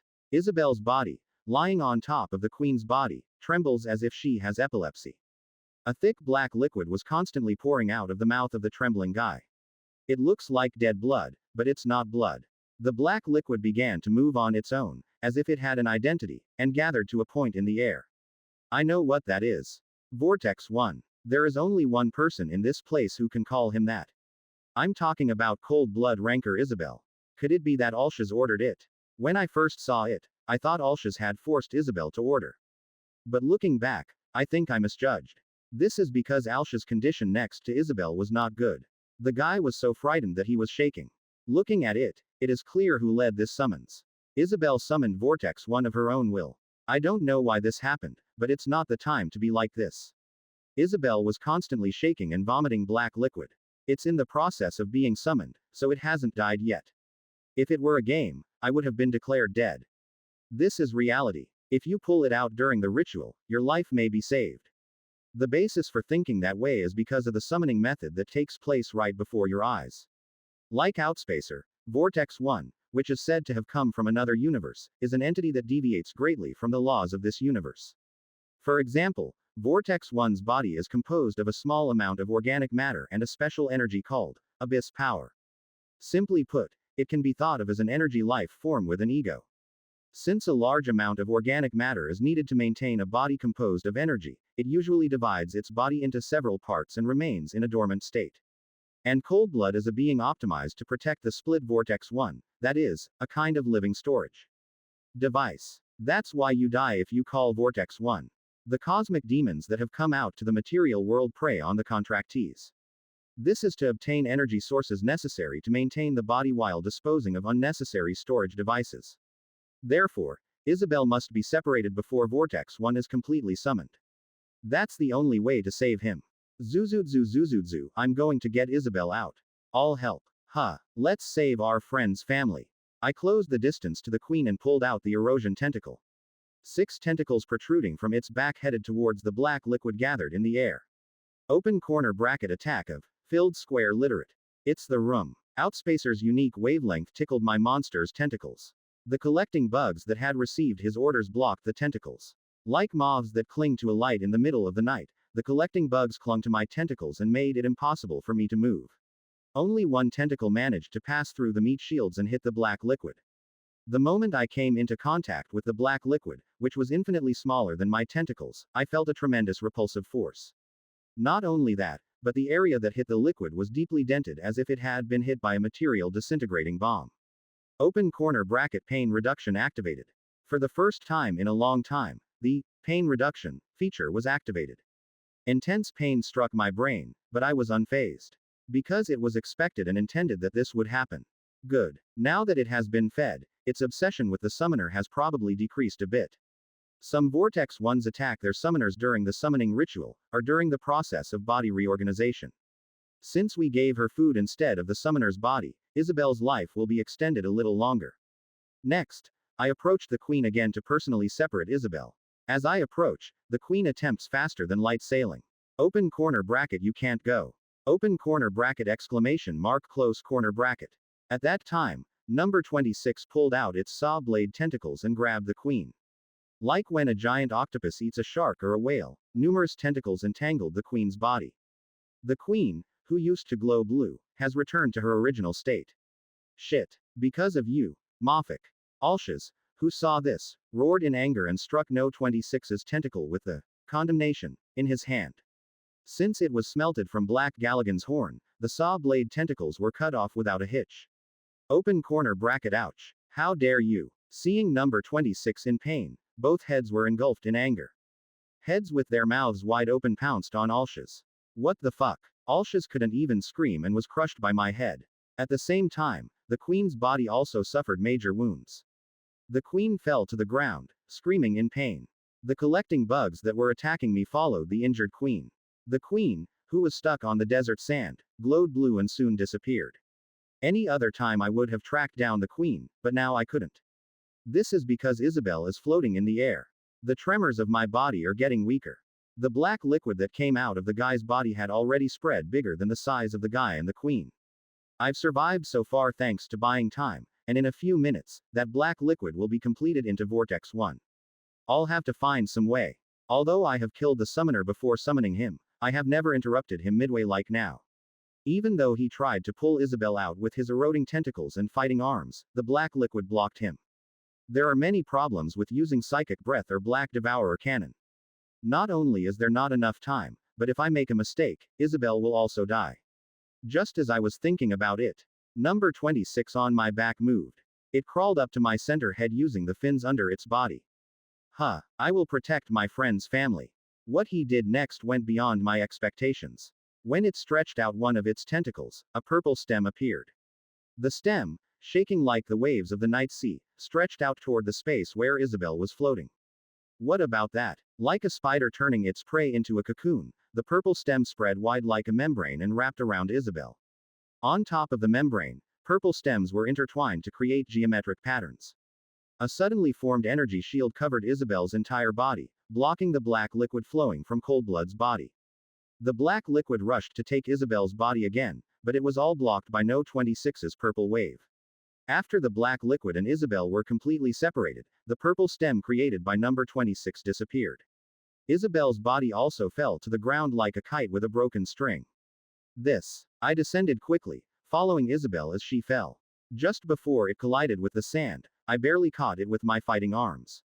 Phew. Separating them before they die is a success. Of course, there are elements that are not understood throughout the process, but there are more important things to do now. After landing on the sand, I stretched out my fingers and checked for him. The condition of Coldblood, who was short in stature, was truly miserable. His entire body was covered in wounds that looked as if he had been cut with a blade, and a curved sword that I had seen before was stuck in his abdomen. A mixture of black liquid, blood, and flesh flowed from the wound. At Nobleman at. The injuries are so severe that it would not be surprising if he died at any time, even if he was just breathing. I urgently activated the internal organ-related fusion trait, Ultra Jelly. Ultra Jelly is a trait that consumes stamina to create high-calorie nutrients. In the game, it was made in advance and eaten whenever needed to restore stamina. When you infiltrate enemy territory and engage in a prolonged battle, or when you spend a lot of stamina building a nest, etc. Simply put, it can be said to be Imorph's potion. Saliva-like things gathered in my mouth and formed a very small lump. Although it is small, it is about the size of the upper body of an adult man. Since I didn't have time to feed her little by little, I just poured it on Isabel.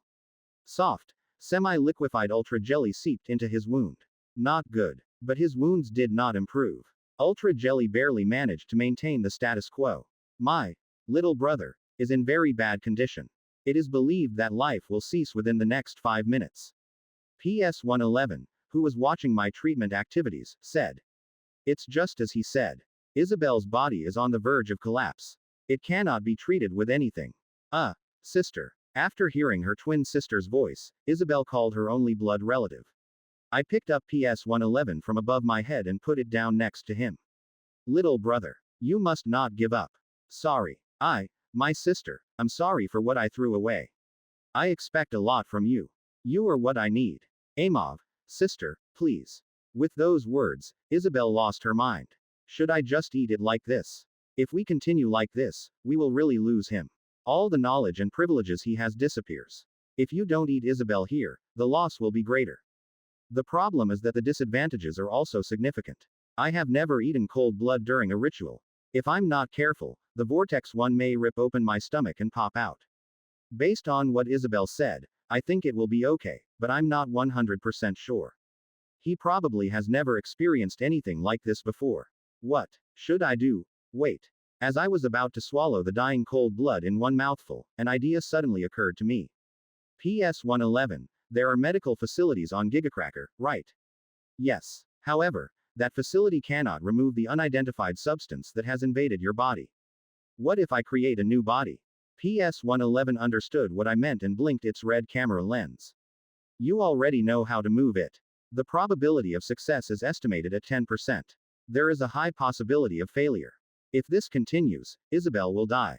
And I plan on eating it before he dies. After hearing my honest words, PS-111 lowers his head. Although he is still and not moving, he is probably calculating countless possibilities in his head. Think about what you want. You mean what I want. The guy who heard those words raised his head. The red lens shines brightly. I want to keep my brother alive. So please help. Good. I immediately sent PS-111 to Gigacracker using Starlight coordinates. Starlight coordinates give a penalty that limits movement in proportion to the size of the moving object and your size. If it had been like before, I would have moved PS-111 and been stuck for tens of minutes, but not now. This is because my body has grown more than 3 times in size due to my bone beast status. A minute passed and the body moved again. I immediately used the Starlight coordinates for Isabel as well. PS-111 will succeed. He put the odds of success low, but I don't think so. How many mutant screamers have been able to repair and improve their own bodies and even create several mini screamers? Except for its creator, no one knows more about Screamer than he does. So, it will definitely succeed. Leave Isabel to him. Now all that's left is. I looked up at the sky. A wandering vortex one who lost cold blood during summoning. The black liquid that had been congealed was now in the form of a mist and was expanding to an enormous size. To some extent, it was much bigger than me, who was already in my bone beast form. Who did they summon? I have a few guesses, but I'm not 100% sure. While I was paying attention to Isabel, the incomplete summoning ritual was almost completed. Something stirs in the wide black fog. Something in the fog wriggles and slowly crawls out. Come. What stuck out from the fog was a black ring. A very large black ring. Countless arms were attached to the body of the ring. The arms, which were black like the rings, were putting their hands together as if they were praying. The overall appearance was reminiscent of the halo usually seen in religious paintings. However, it was originally supposed to maintain a perfect ring shape, but the one that appeared here now had half of its body missing. Ring of Agony. Vortex 1, called the Devil of the Universe. One of them descended on version 02 in an incomplete state. A word from the author review, please take care of Zakuti.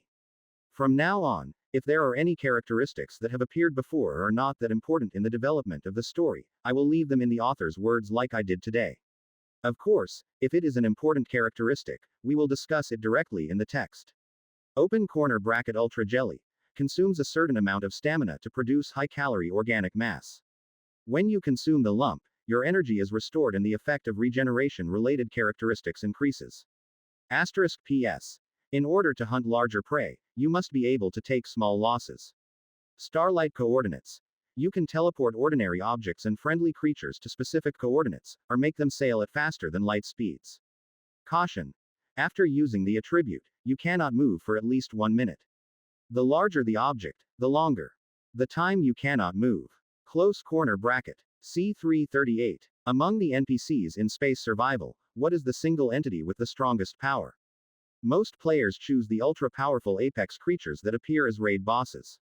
Red Galagon, who united all Galagons, Vortex 1, whose psychic power was taken away by Outspacer, Sea Demon, who lives on an ocean-type planet, Arcane Orca, who lives on a giant gas planet, etc. They are very difficult to deal with due to the environment that is difficult for players to conquer and the individual specifications. So, let's change the question. What species has the most power? In the case of this question, the answer tends to be unified. A being with many nicknames, including Space Demon and Abyss Dweller. Vortex 1. However, due to the setting, there are some aspects that make it difficult to view the Vortex 1s, who came from another universe, as a single race. This is because their appearance, strength, and habits are all different. However, Vortex 1 is the only entity whose body is made up of an unidentified energy called the power of the abyss, so it is only a matter of uniting them. Beings classified as Vortex 1s all show the strength of the highest level of Apex. Even the weakest entity has a power that far surpasses that of Black Galagon. In addition, the things you need to pay attention to are very different for each individual, so if you attack without knowing, you will most likely end up in big trouble. I have fought against Vortex 1 before and been defeated several times. Even though it was an adult and possessed many unique characteristics. One of those dangerous beings appeared before me. Even though it was cut in half, it was a huge black ring that was about 1.5 times bigger than me in the bone beast state. The ring of agony that had just appeared was floating in the sky without moving. I guess I should be glad that it wasn't a masquerade. After watching Isabel's summoning ritual, there were 2 Vortex 1 candidates I expected. The more dangerous of these is the one called Masquerade. It's a Vortex 1 that specializes in mind control, so it's very difficult to deal with.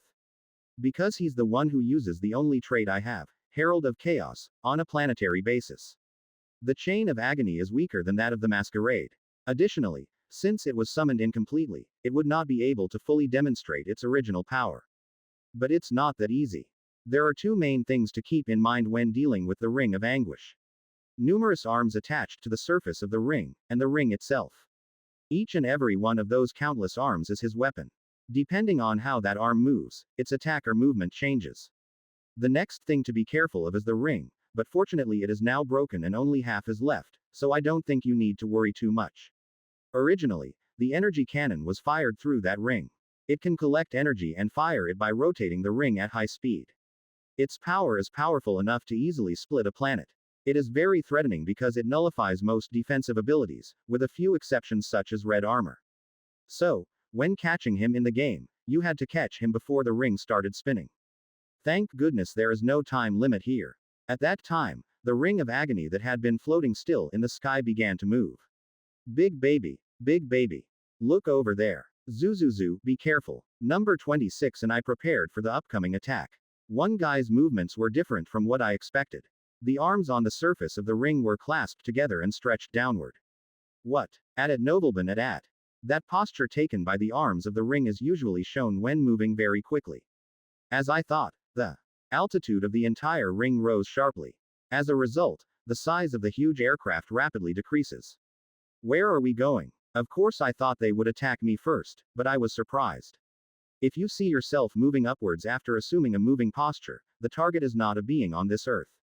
It is targeting beings outside the atmosphere, that is, in space outside the planet. There's something outside the planet. Wait a minute. For a moment, I am reminded of the scene I saw earlier. Isabel was performing the summoning ritual and Alshaz was looking at it with fearful eyes. After seeing that, I guessed that it wasn't a summons he ordered. There is no way Alshaz can defeat Vortex 1, which is too much for me to deal with right now. But looking at the current situation, I think I misjudged. Alshaz did not react that way because Isabel behaved unexpectedly. Instead of sacrificing her life, Isabel asked to kill Alshaz. So why bother bringing in such a dangerous monster? It must be because of Alshaz's privileges. It can create identical copies of itself. I actually tried eating meat, but there was little difference from other cults. In other words, even for amorphs with transcendental senses, it is difficult to tell whether they are clones or not. But with Vortex 1, it's a different story. As can be seen from their appearance, their cognitive abilities transcend the general laws of physics. No matter how far away the goal is, it is clearly recognized. No matter how good your concealment techniques are, or whether you hide in a completely protected, enclosed facility, you can't escape from this guy. This is probably what Isabel was aiming for. If you're a Vortex 1, you won't be fooled by copies and will follow the original. Should I say I'm glad we didn't fight right away? While I was lost in thought, he had already gone far away and was out of sight. You won't attack me until you achieve your goal. But I can't leave it like this. If you allow Alshas to die from the Ring of Anguish, you will be wasting the privilege of creating a duplicate. Honestly, it's a very coveted privilege, so I want to get my hands on it somehow. Plus, there's information. Since I gambled with Isabel, I also need to get insurance. Alshas, who seems to have lived in this world for quite some time, would be a useful source of information. So, you have to catch him before Vortex 1. If you follow him, you'll quickly find where the original is, so that's not a problem. The real problem is when you kill Alshas, or when you interfere with him trying to kill Alshas. The cosmic devil never forgives those who disturb him. If I fight here, can I win? If it were a game, of course it wouldn't work, but things are a little different now. Because it was summoned incompletely, its most powerful means of attack was sealed. It is unlikely that you will die from an unexpected blow. If you want to catch him, now is your chance. Then what about mine? By game standards, I'm not ready to attack Vortex 1 yet. Rot fungus or acidic breath cannot damage it at all, and it is difficult to critically hit it with the Medusa organ. Although hand-to-hand combat is not easy, Ring of Agony is also excellent at close combat. The arms on the hook are by no means decorative. But, there are important variables for me now. Unique characteristics created through the Transcendence system. The characteristics belonging to the space monster type did not exist in the game. If you use these characteristics, you will be able to gain the upper hand in a fight. And there are other kids. In the game, I did all the preparations and hunting for Vortex 1 by myself. But I have colleagues here who help me. Sea Demon No. 26. Red. Galagon Adai, and even the Ranker Sky Mother. If I use all the power I have a good chance of winning. Good. Zuzu, I'm going to catch him. Open corner bracket, it's big. And dangerous. Dot. Single quote. It will become stronger. It's good to eat delicious food with your eldest baby. It's good to become stronger. Number 26 on his back pulls out his tentacles and shakes them as if shouting, fighting. I don't know if that's really true. In fact, I have never seen a sea demon eat a Vortex 1. So, I don't know what will happen if I eat the body of the Ring of Agony. I'll find out more details later. I spread my wings wide and floated on the sand. Before following the circle of agony, I must first bring the children from that water fortress. Dash. Captain Alshas, who commands the defenders of Burzin 02. There was one thing about her that made her different from others. In the real world, she was a natural actress. Besides, her beauty wasn't bad. No, to be exact, her appearance was such that 9 times out of 10, people would feel that she was beautiful when they saw her. Appearance and acting skills. She realized early on that if she utilized these two talents appropriately, things in the world would become easier. Look good in front of a man with a lot of money, and act in front of a person with whom you need to maintain a long-term relationship. She did not feel any guilt in defrauding others and was living a fairly successful life before coming to this world. She worked at a famous financial company and was trusted by her colleagues, and her fiancé, whom she was planning to marry, was a successful businessman. Behind that success were countless people who were deceived by her. They were captivated by her beautiful and sociable charm and were abandoned after being devoured the sweet water. Among the victims were friends, lovers, customers, and even co-workers. However, as an excellent actress, she hid this fact very well. No one knew that beneath the enchanting flowers, disgusting filth was seething. Anyway, her life was smooth. Unless you fell into the world of space survival the day before the wedding. This world was completely different from the one she lived in. The cult race has many beautiful women by human standards. There are cults all over the place that are much more beautiful than hers. His acting skills also failed to shine. In a class-based society where class and occupation were determined based on the appearance of the horn, the position she could rise to was determined. Moreover, because he is a soldier, it is an added bonus that his life is constantly threatened. The world of space survival in Alshas's eyes was hell. Although I have lived in this world for nearly decades, my thirst for success has not subsided. Even though he made great achievements, he was only able to become captain of the Imperial carrier because of his horns. That was why Alshas agreed with those who aimed to return. If you return to the original world, your unfulfilled aspirations will be resolved. And now, there is not much time left until the great lineage of the returning faction is completed. If she succeeds, her dream will soon be fulfilled. That's what I thought. Shit, shit, shit. Alshaz, who was piloting the small airship, was constantly swearing. I have never experienced a crisis this big before. It was a worse crisis than when I almost died due to the outspacer invasion when I had just arrived in this world. Back then, there was someone like Captain Nern who could help her, but now there isn't one at all. After the clone disappeared, she immediately left the surveillance office's situation room. Isabel asked Vortex 1 to kill her by pinpointing her. Unless the elite fleet or the outspacer corps remain, it would be difficult to catch him with just the forces currently at the observatory. It's difficult with only the remaining Imperial carriers. The Imperial carrier's firepower is among the top 5 of all cult ships, but there is a problem. Once you pour in your firepower, you can't do anything. Because the cosmic bolt is a delicate organ, it has a very long rest period after firing once. This is true even if the power is reduced as in a fleet battle. So, a fleet was needed to support the mother ship, but all of it was blown away because of Imorph. This difficulty cannot be solved with the remaining ships of the carrier battle group. Plus, a masquerade. If the masquerade comes on, I'm done. As the name suggests, the Vortex 1 masquerade can turn anyone into a clown.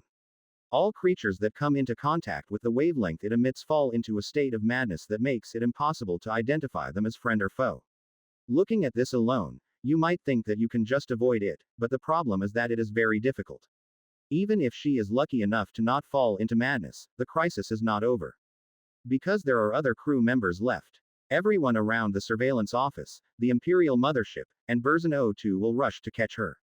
I can't die here. The airship crossed the interior of the surveillance office at incredible speed. In an instant, she arrived at the exit outside the surveillance office. Open corner bracket entry to this place is currently prohibited. I am Alshaz, the captain of, Defender of Burzin 02. Open the door right now. Yes. Just wait a moment. Damn it. I can't open the door quickly. The moment she screamed into the communication device inside the airship, a loud siren was suddenly heard outside. Unidentified entity approaching. Unidentified entity approaching. Wow. It's here. It's here. The loud warning sounds were intermittently mixed with pounding explosions. It is the sound of the main guns of the ships guarding the surveillance office and the fortress guns mounted outside the facility spouting fire. I can't go out. A terrifying cosmic demon is closing in to kill her. If you leave here, you will be killed immediately. She had no choice but to turn the airship around. Please, if a miracle happens. How happy I would be if an unknown ranker at the surveillance office took care of that Vortex 1. It was truly a ridiculous imagination, but she was that desperate right now. Even as the airship wandered, the sirens and explosions did not stop. Rather, the entire surveillance building was now shaking. The control tower where the situation room was located shook, and various debris fell from the ceiling. Contrary to her expectations, he is getting closer very quickly. And within a few minutes, the lights inside the surveillance office went out. Emergency power was turned on and a red light illuminated the entire structure. In what seemed like a sea of blood, only the airship on which Alshaz was floating was alone. Communication. Okay. If you contact the Empress, she will come to your rescue. She got up from the passenger seat and quickly picked up the communication tombstone. The Empress already knows that she is important within the returning sect. If they were people who valued useful people, they would definitely come to her rescue. Just as she was about to pull out the wires inside the airship and connect them to the monument, a huge shock hit the surveillance office and her airship. What is it? Startled, she looked out the windshield of the airship. There was a devil there. The outer wall of the surveillance office collapsed, creating a huge ring with tens or hundreds of thousands of arms hanging from it.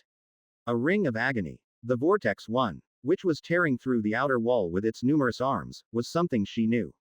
It's better than the masquerade, but it doesn't make much of a difference in that she's not a monster worth dealing with. Alshaz hurriedly returned to the passenger seat and took the control. Accelerating the airship rapidly, she tried to escape behind the black ring. But the cosmic demon had no intention of letting her go. Some of the numerous arms moved nimbly and grabbed the airship. Hey, let go of this. Let go of this. In panic, she grabbed the steering wheel and screamed. The dignity of an Imperial carrier captain well versed in psychic powers was nowhere to be seen in that appearance. Another arm moves leisurely. A hand as big as an airship covered the windshield. Inside the palm was a mouth shaped like a whirlpool. Soon that mouth will swallow her airship whole. That's when I thought so. Gory's body twitched and trembled. Something appeared behind the torn exterior wall, holding the ring tightly. Open corner bracket gur. Open corner bracket gur. Open corner bracket gur. Then, a familiar cry was heard, and the ring of agony began to be dragged out of the surveillance office. She, caught by the devil's hand, was also dragged into the Black Sea. Her life was extended thanks to a savior who suddenly appeared, but she was not happy at all. This is because I know who that being as large as Vortex 1 is. The infamous fifth ranker, Imov. A monster as fearsome as the devil reached out to capture her. C-339. The inside of the surveillance office, one of the essences of cult technology, was a complete mess. Because the power system was damaged, the entire structure was bathed in the red light of emergency lights. The interior floor was littered with the remains of broken exterior walls. These were all works created by me in Vortex 1. The moment I reached out to grab the airship Alshaz was on, the ring of agony moved. Numerous arms on the surface of the ring grabbed me and pulled me back. Not only was he big, but his strength was also terrifying. My body was kicked out of the surveillance office against my will. I took out the erosion tentacles and grabbed hold of the outer wall of the surveillance office, while activating the variable biological weapon. The deformed part is the head. The central head carapace mutates into a shape similar to that of the apex creature, Ice Horror. I changed my head and applied more force to the tentacles holding the outer wall. Like an arrow leaving a bowstring, my body was shot into the structure. The intense shock that follows. My head hit the ring of agony. All Vortex 1s boast incredible durability as their bodies are composed of the power of the abyss and organic matter. However, that does not mean that it is an immortal being that can never be damaged. The numerous arms attached to the surface of the ring were crushed by my carapace. Both heads bit the black rings as hard as they could. In that state, I planted both my legs into the floor of the surveillance office and pushed the guy with all my strength. The ring-shaped body is pushed in one direction due to my force. In the process, the control tower and ships were crushed and exploded. The erosion tentacles on its back picked up ship debris floating in the air. Then he swung it like a club and hit the devil. Every time the enemy collided with the debris carried by the tentacles, a loud explosion made the structure vibrate. It's time for a counterattack. Right now its arms are tearing at my carapace, but you'll soon realize that's not having much effect. Open corner bracket dash close corner bracket. At that moment, the arms of the guys who were playing separately stopped at the same time. Each pair of arms gathered together and clapped their hands in my direction. Immediately, an enormous pressure came upon me. Open corner bracket pain reduction activated. Not only the tentacles but also the neck and torso were twisted wildly by an invisible force. My body turned into a squeezed dishcloth. The structure surrounding me also began to crumble and make friction noises. The anchored ships were twisted like taffy sticks, and various facilities, including the control tower, were in the shape of compressed cans. As expected, it's strong. The ability to use the ring of anguish varies depending on the posture of the arms. The clapping posture is the posture used when using the ability to manipulate gravity. Of course, I got hit in the game too. It's an incredible amount of pressure to actually experience something that you only saw in numbers. Even after being hit by the battleship's main gun, the intact bone armor cracked and shattered in an instant. Even though it is in an imperfect state, it has this level of destructive power. If he had been normal, he might have lost at least a head. But, no matter what, attacks that don't kill me only make me stronger. As Tyrantroid is activated, my body grows again. My strength becomes stronger as my body changes. I returned the central head wearing Ice Horror's carapace to its original state and mutated the fighting arms. The skeleton inside the arm stretched, making a creepy sound. As the bone deformed, the part that originally served as a hand mutated into the shape of a sickle with a saw blade. The four fingers quickly decreased in size and soon degenerated into jagged claws. The main weapon of the mantis-like apex creature, Hellside Hornet, is now in my hands. I swung my transformed combat arm wildly. The sharp biological scythe was stuck in the black ring. This was possible thanks to the Tyrantroid's strengthening effect as well as the unique sharpness of Hellside Hornet's arms. Open corner bracket dash close corner bracket.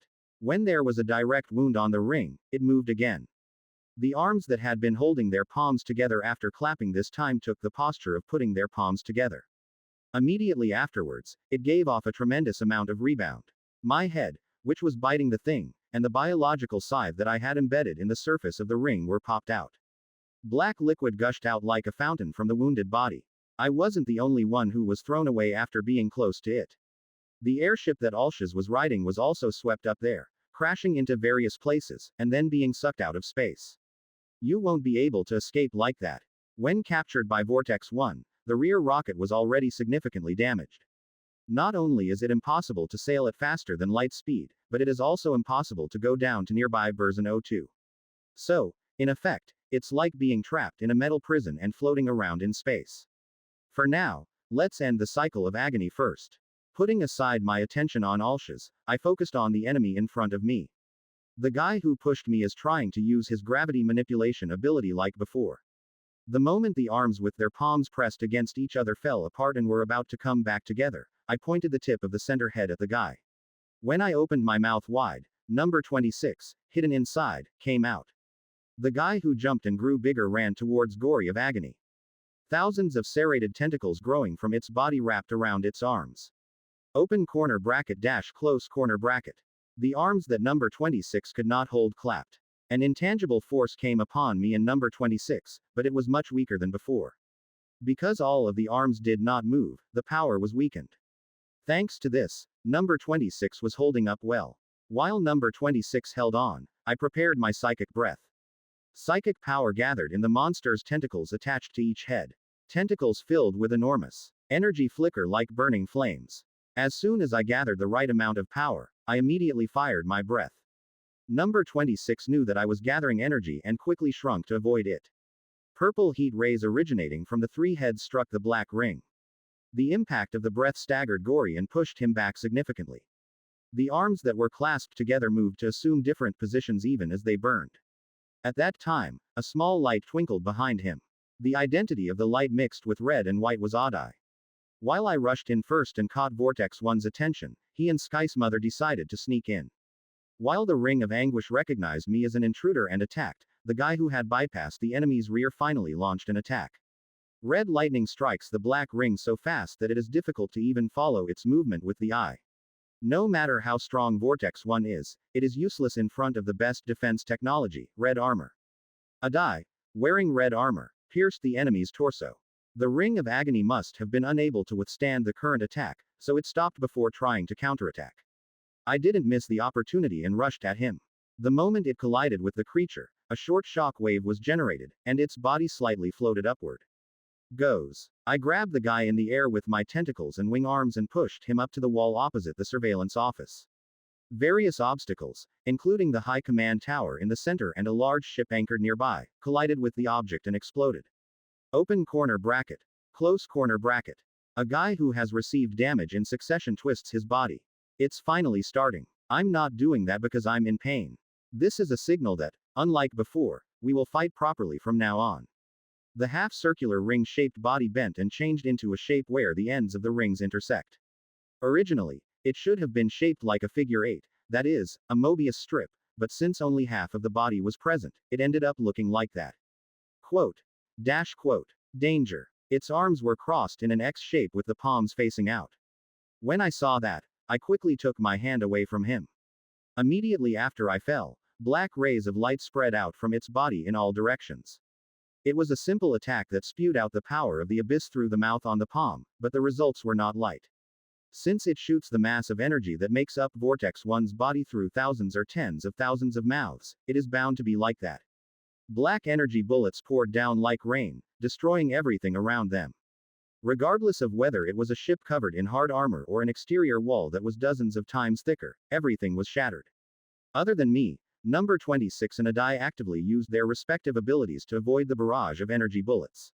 Odd-Eye easily avoided the incoming attack using his unique quick mobility. Number 26 shrunk his body so small that he could not be hit by energy bullets. But since I'm big, I couldn't avoid it like they did. Countless energy bullets passed through my body. Even the shells strengthened with special characteristics were not enough to block Vortex 1's attacks. There were holes all over the body, including the wings, arms, back, and abdomen. Open corner bracket pain reduction activated. Blood pours out from the broken and pierced wound. The pain-relieving properties repeatedly send warning messages telling you to be careful. I can endure this much. If your head and heart are not damaged, you can recover at any time. For now, we must trust in Amov's strong vitality. I endured the rain of death and prepared my next weapon. There are still many cults left here. Cults are hiding inside. Ships are defense facilities docked at the observatory. They are unable to move because they are in panic because of the giant monsters that suddenly appear and destroy the building. If you can't come to your senses, I'll help you. Open corner bracket dash close corner bracket. The ring of anguish stops firing energy bullets and tries to use its gravity manipulation ability again. Since it is used while changing the shape of the body, its destructive power and intensity will be much higher than before. Don't bother the big baby. At that time, number 26 extended its tentacles and aimed at him. The purple stream flowing from the end of the tentacle turned into a huge membrane and tried to cover the ring. Open corner bracket dash close corner bracket. Gory's arms changed from applauding to putting their hands together. It evaded No 26's curtain by using its semi-elasticity to float.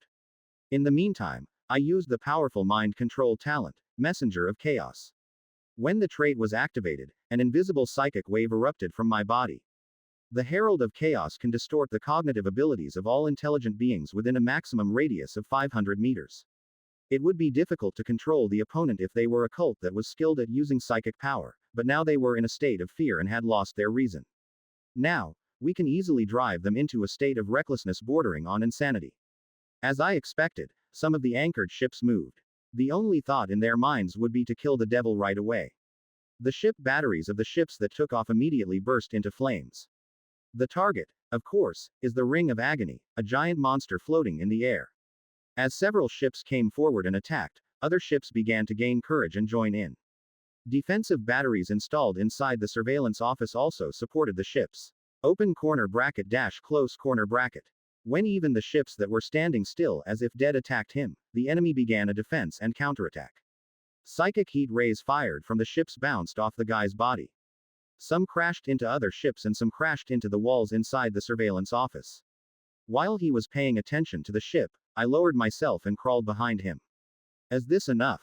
Standing at the appropriate point, I planted my wing arms, fighting arms, and both legs into the floor of the structure. After fixing the body tightly so that it wouldn't shake, I pulled out the tentacles and grabbed the guy. Open corner bracket dash close corner bracket. It's already too late. He tried to manipulate gravity on me, but this time I was one step faster.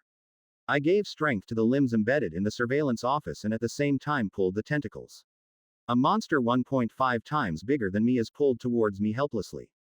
A figure-8 ring broken in half flies over my head and into the wall opposite where the tip of my tail is pointing. The moment it hit the wall, there was a loud roar and the structure itself tilted significantly. When I turned my head, I saw the thing break through the outer wall of the surveillance office and fall out into outer space. Good. First of all, the first goal planned is to be achieved. I pulled out my arms and legs from the floor of the surveillance office. And I quickly caught number 26, which rolled along the slanted floor. Zuzuzu, are you okay? Open corner bracket I almost got into big trouble. Open corner bracket me, open corner bracket I'm okay. Odd Eye also flew towards me and landed on the center's head. I came out of the devastated surveillance office with the guys. Open corner bracket.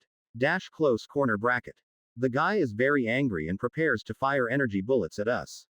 Just when the arms attached to the surface were about to cross in an X shape. The black heat ray that flew from the other side of the universe burned his body. The name of the weapon that attacked Vortex 1 is Black Cannon. Like the Cosmic Bolt, it is one of the secondary weapons of the Imperial Mothership that uses dark matter as an energy source. Imperial carriers who received rescue requests from Berzin 02 and the surveillance office gathered here to subdue the main enemy at Novelban at. Good. Now it's time to move on to the next plan. Zuzuzu, please. Open corner bracket yes, open corner bracket I, open corner bracket little adult, open corner bracket I can protect you. I handed over number 26 to Odd Eye and unlocked the bone beast whose duration was running out. My body, which had grown more than 3 times, suddenly shrunk. The white carapace that covered the entire body also lost its vitality and crumbled. A considerable sense of exhaustion hit me, but it was not the time to rest. I turned around once and took out the next card. Symbol of hunting. Immediately after the transformation was completed, the body of the Imorph adult evolves again. A word from the author review, Bone Beast. Inherits and strengthens the characteristics of existing giant creatures. Once a week, you can transform into a very powerful, Bone Beast. The transformation lasts 60 minutes. Caution. Cannot be used with emblem of hunting. Asterisk PS. Exoskeletons are not exclusive to certain species. Variable biological weapons. Imitation is the mother of creation. Transforms the body to mimic the physical characteristics of the apex creature it has already consumed. Transformable body parts. Head, arms, right tail, erosion. Tentacle list of imitation targets results ice horror, carapace, galagon, horns, wings, glacier fiend, claws, crystalwing, auxiliaries, skywhale, eyes, hellside hornet, arms, gorgon swarm, tail, gigantherium, arms. Asterisk PS. The perception that the original is superior is an illusion. Quote. Herald of Chaos. Reality depends on the senses. Spreads psychic power to distort the senses of all intelligent beings within a 500 meters radius. Plants a insanity bomb at random among affected creatures. Insanity bomb shakes the target's senses and mind and turns them into crazy cannibals. When you die, the insanity bomb effect is transmitted to the nearest intelligent being. Caution. The effect is halved for creatures with resistance to psychic power. When using the attribute, agility is significantly reduced. Asterisk PS. Please don't believe in reality too much. C340. There were a total of 2 Imperial carrier ships firing at the Ring of Agony. One is probably Alsheth's mothership, Defender of Burzin O2, and the other is believed to be an Imperial mothership that protects other planets in the Our Star system. Originally, when an Imperial carrier moved, a carrier battle group was always mobilized, but now there were only a very small number of destroyers. This is because when fighting in Burzin O2, Alshaz included a carrier battle group in the observatory's elite fleet. It may have been done with the intention of adding strength to the attack on me, but in the end it ended up being a handshake. Not only the elite fleet but also the carrier group was destroyed by the Black Devourer cannons. Several additional Imperial carriers that had been deployed along with it also disappeared. Since his strategy has failed, the 2 Imperial carriers are the last resort. If those ships are destroyed, the Our Star system will literally become Mujugonsan. So far, it's still as planned. While the Imperial carrier was biding its time against Vortex 1, I checked on my evolved body. This is not the first time he has used the symbol of hunting since becoming an adult. It was ridden several times when Oddai's compatriots visited the Dragon's Nest where they had previously migrated. At the time, the symbol of hunting was actively used to transfer characteristics to the mini screamers created by PS111. However, this is my first time using it when fighting a strong enemy. Moreover, it has been a long time since I transformed to use it directly in battle. I used the symbol of hunting to obtain fixed characteristics every time. So, I need to check my physical condition. First, if you look at the head, the eyes have disappeared as before and the power of the auxiliary organ under the chin has increased. The head in the center, like the right and left heads, had a carapace covering where the eyes were, and sharp horns grew on top of it. The auxiliary organ under the chin is no longer in the form of a thin tentacle, but is now a structure protected by sharp, blade-like bones like tusks on both sides of the mouth. In addition, the size of the carapace and horns on the back of the head have also grown to an extent that is difficult to compare with before. The sense felt through the auxiliary organs was that the carapace and horns were mixed together and had a sharply raised shape. Would you say it feels like you're wearing a throne made of swords from a classic fantasy novel? The heads on both sides, which were simpler than the center head, also became more flashy and vicious. Another big difference is that the head shape and oral structure of all 3 heads have changed. The jaw, which was shaped like a snake or a crocodile, changed to resemble the mouth of a subadult. Of course, it wasn't completely the same. This is because another chin was created inside the lower jaw.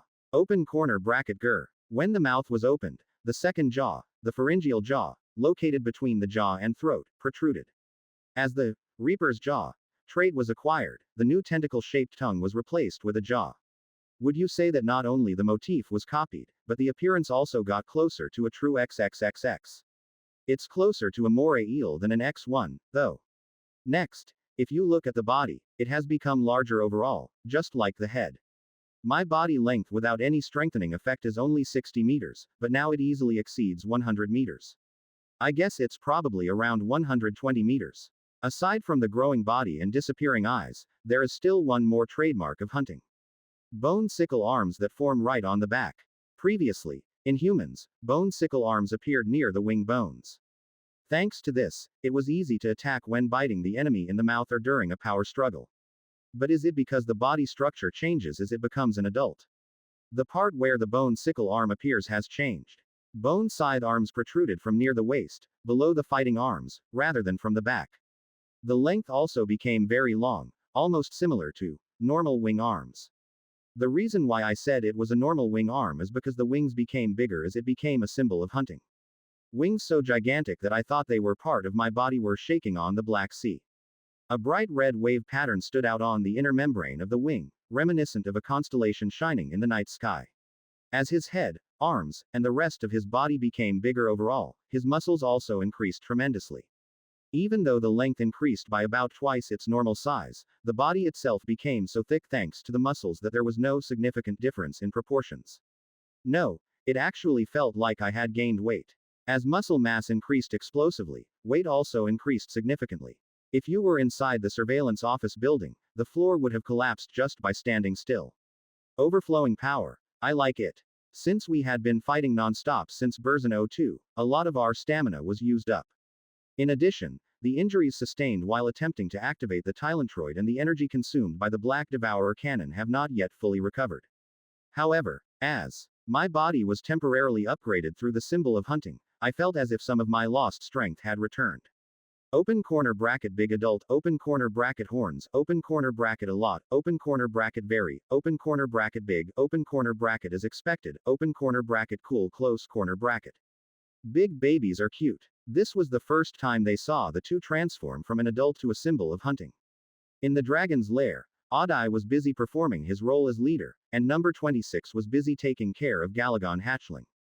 Open corner bracket negative, open corner bracket cool thing, open corner bracket cute thing, open corner bracket different. Open corner bracket cool and cute. Open corner bracket that. Open corner bracket acknowledge. As always, Oddeye made an evaluation based on Galagon's instincts. On the other hand, number 26 gave a surprising evaluation. It's cute. Is it because of the shape of this mouth? My guess is that it was evaluated that way because of its snout that resembles a moray eel. If you go down to the deep sea, you can meet creatures with an oral structure similar to mine. He may have said it was cute because he saw my changed hair and thought of the animals he saw in his hometown. Well, that's okay. There's nothing wrong with my body. After completing a short inspection, I raised my head. Now is the time to hunt down the demon in front of you. I vigorously waved my wide open wings. The energy emitted by the wings helped my body move easily even in the weightless space of space. My body moves as fast as a battleship moving with all its might. Oddeye and number 26 follow closely behind me. Even while I was evolving, the Ring of Anguish and the Imperial Mothership were in full swing. The relatively poorly armed destroyers were completely destroyed long ago, and only the Imperial carriers remained and were fighting hard. Meanwhile, when we appeared, an Imperial carrier turned some of the muzzles of the ship's secondary armament, the Black Cannon, towards me. The other Imperial carriers followed suit and prepared to attack me. The Black Cannon, which only has 8 batteries installed per Imperial carrier, is a very powerful weapon even compared to the Cosmic Bolt. The Black Cannon has 2 modes. It fires a black heat ray when fighting small numbers of enemies, and it fires a sphere that forms an artificial black hole when fighting a fleet. Although the forms are different, both use dark matter, the same energy source as the Cosmic Bolt, so their power itself cannot be compared to that of a regular battleship. In fact, when the Cult Fleet and the Star Union Fleet fought before, the Imperial carrier fired black hole bullets from the Black Cannon, causing enormous damage. Soon, 4 anti-ship naval guns, black cannons, spewed fire. Heat rays so black that they remind me of a black hole are flying towards me to burn me. Of course, it's useless if it doesn't fit. I folded my wings at the right time during flight. 4 black heat rays flew in as if to surround me, passing over my body just in the nick of time.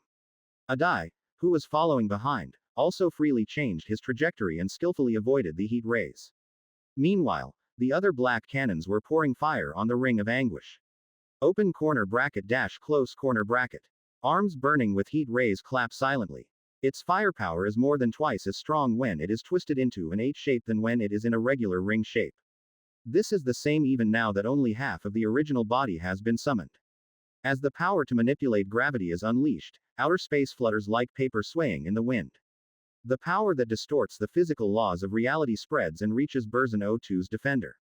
Then, the Imperial carrier began to twist like a twist from the tip, completely ignoring the thick armor and shield created by the mother ship.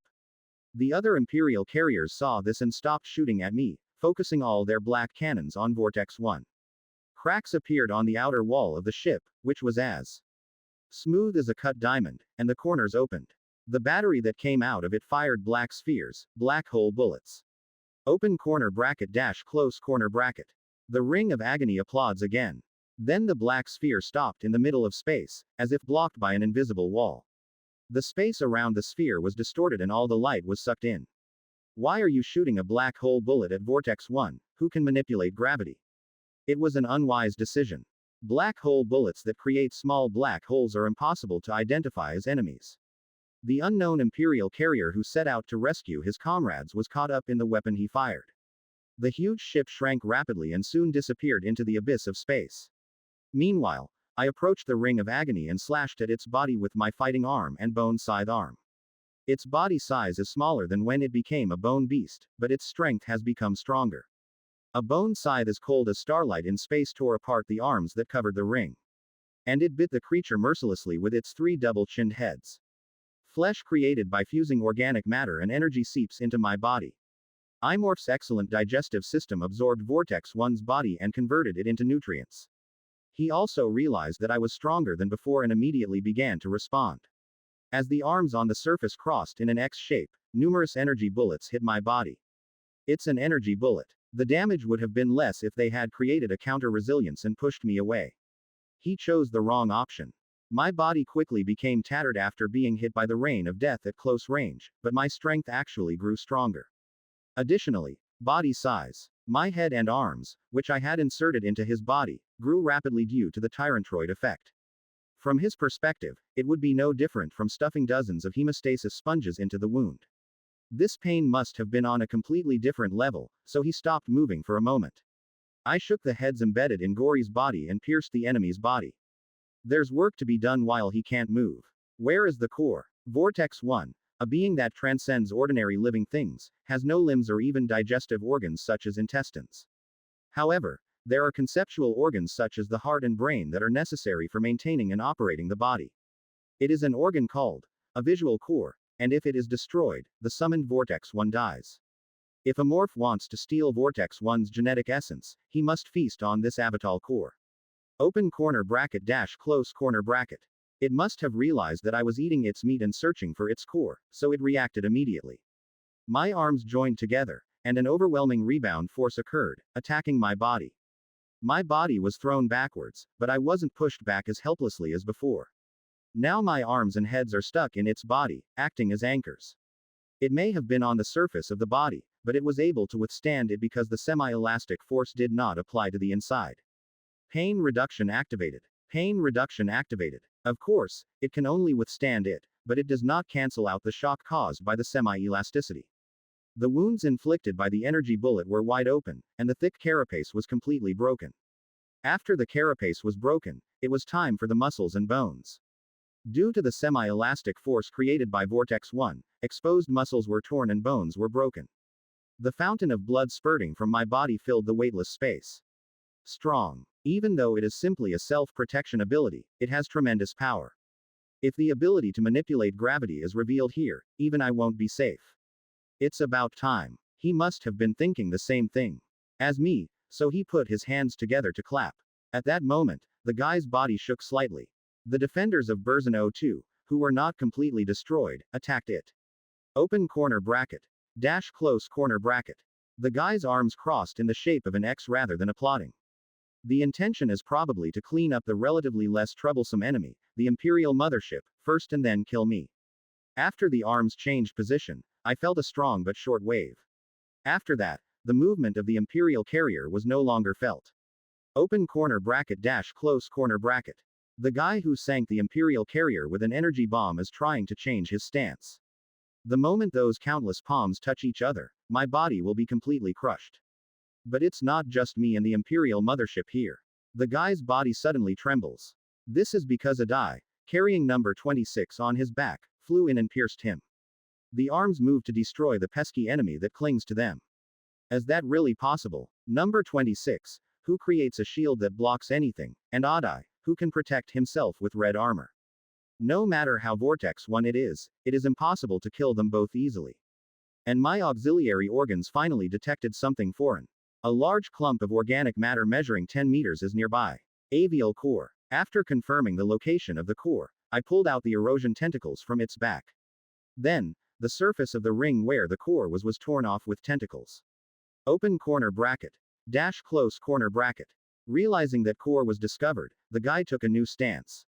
All arms were stretched out in front with clenched fists. Then, the figure 8-shaped body was cut in half into small pieces. The parts where my head and arms were stuck were separated, like a lizard cutting off its tail when in danger. I knew it. The area where the core is hidden is far away, but this was also planned. The ring of agony returns to its half-shaped figure 8 as the split ring parts come back together again. Because of me, part of its body was removed, so its size has shrunk compared to before. I put my head down on the owner's body and immediately prepared the next card. The one who joined forces far away from me is moving to finish me off. Just before he started clapping, a wave of light came from somewhere and touched the tip of my monster's tentacles. And the new house is coming. Open corner bracket not yet, open corner bracket it hasn't arrived. It's finally here. The new house that number 26 talks about. There is only one thing that can be called a new home for him. At Nobleman at. A cloud of blue light is concentrated in the middle of an empty universe. A structure with enormous mass appeared, tearing through the light. This is Megacorp's super weapon with a diameter of 2 kilometers, Gigacracker. I asked for this while sending away the Mother of Heaven in version 02. Once the dangers in the Our Star system have been sorted out, bring Gigacracker in. Now that the Imperial carriers have been destroyed, a super weapon carrying the Heavenly Mother, PS-111, and Isabel has appeared here. A word from the authors afterward. At the beginning, the symbol of hunting was described as if it were written for the first time in the adult state, but that part has been corrected. This is because in chapter 297, Rest 4, the symbol of hunting in the adult state was used several times. Instead, I decided that the main character should check his physical condition before facing a strong enemy, so I modified it to describe his appearance. In relation to this, we have also revised the evaluations made by number 26 and odd eye based on the symbolism of hunting. Open corner bracket perfect organism. Your body is optimized for slaughter and evolution. Strengthens the effect of the type you have. It is intimidating to all kinds of intelligent beings. It can evolve into hunting symbol, once a day. Asterisk. Symbol of the hunt. When applied, the probability of the predation effect increases significantly. The effects of all possessed characteristics are strengthened. Resistant to all types of attacks. Lasts 20 minutes. P.S. There is no end to evolution.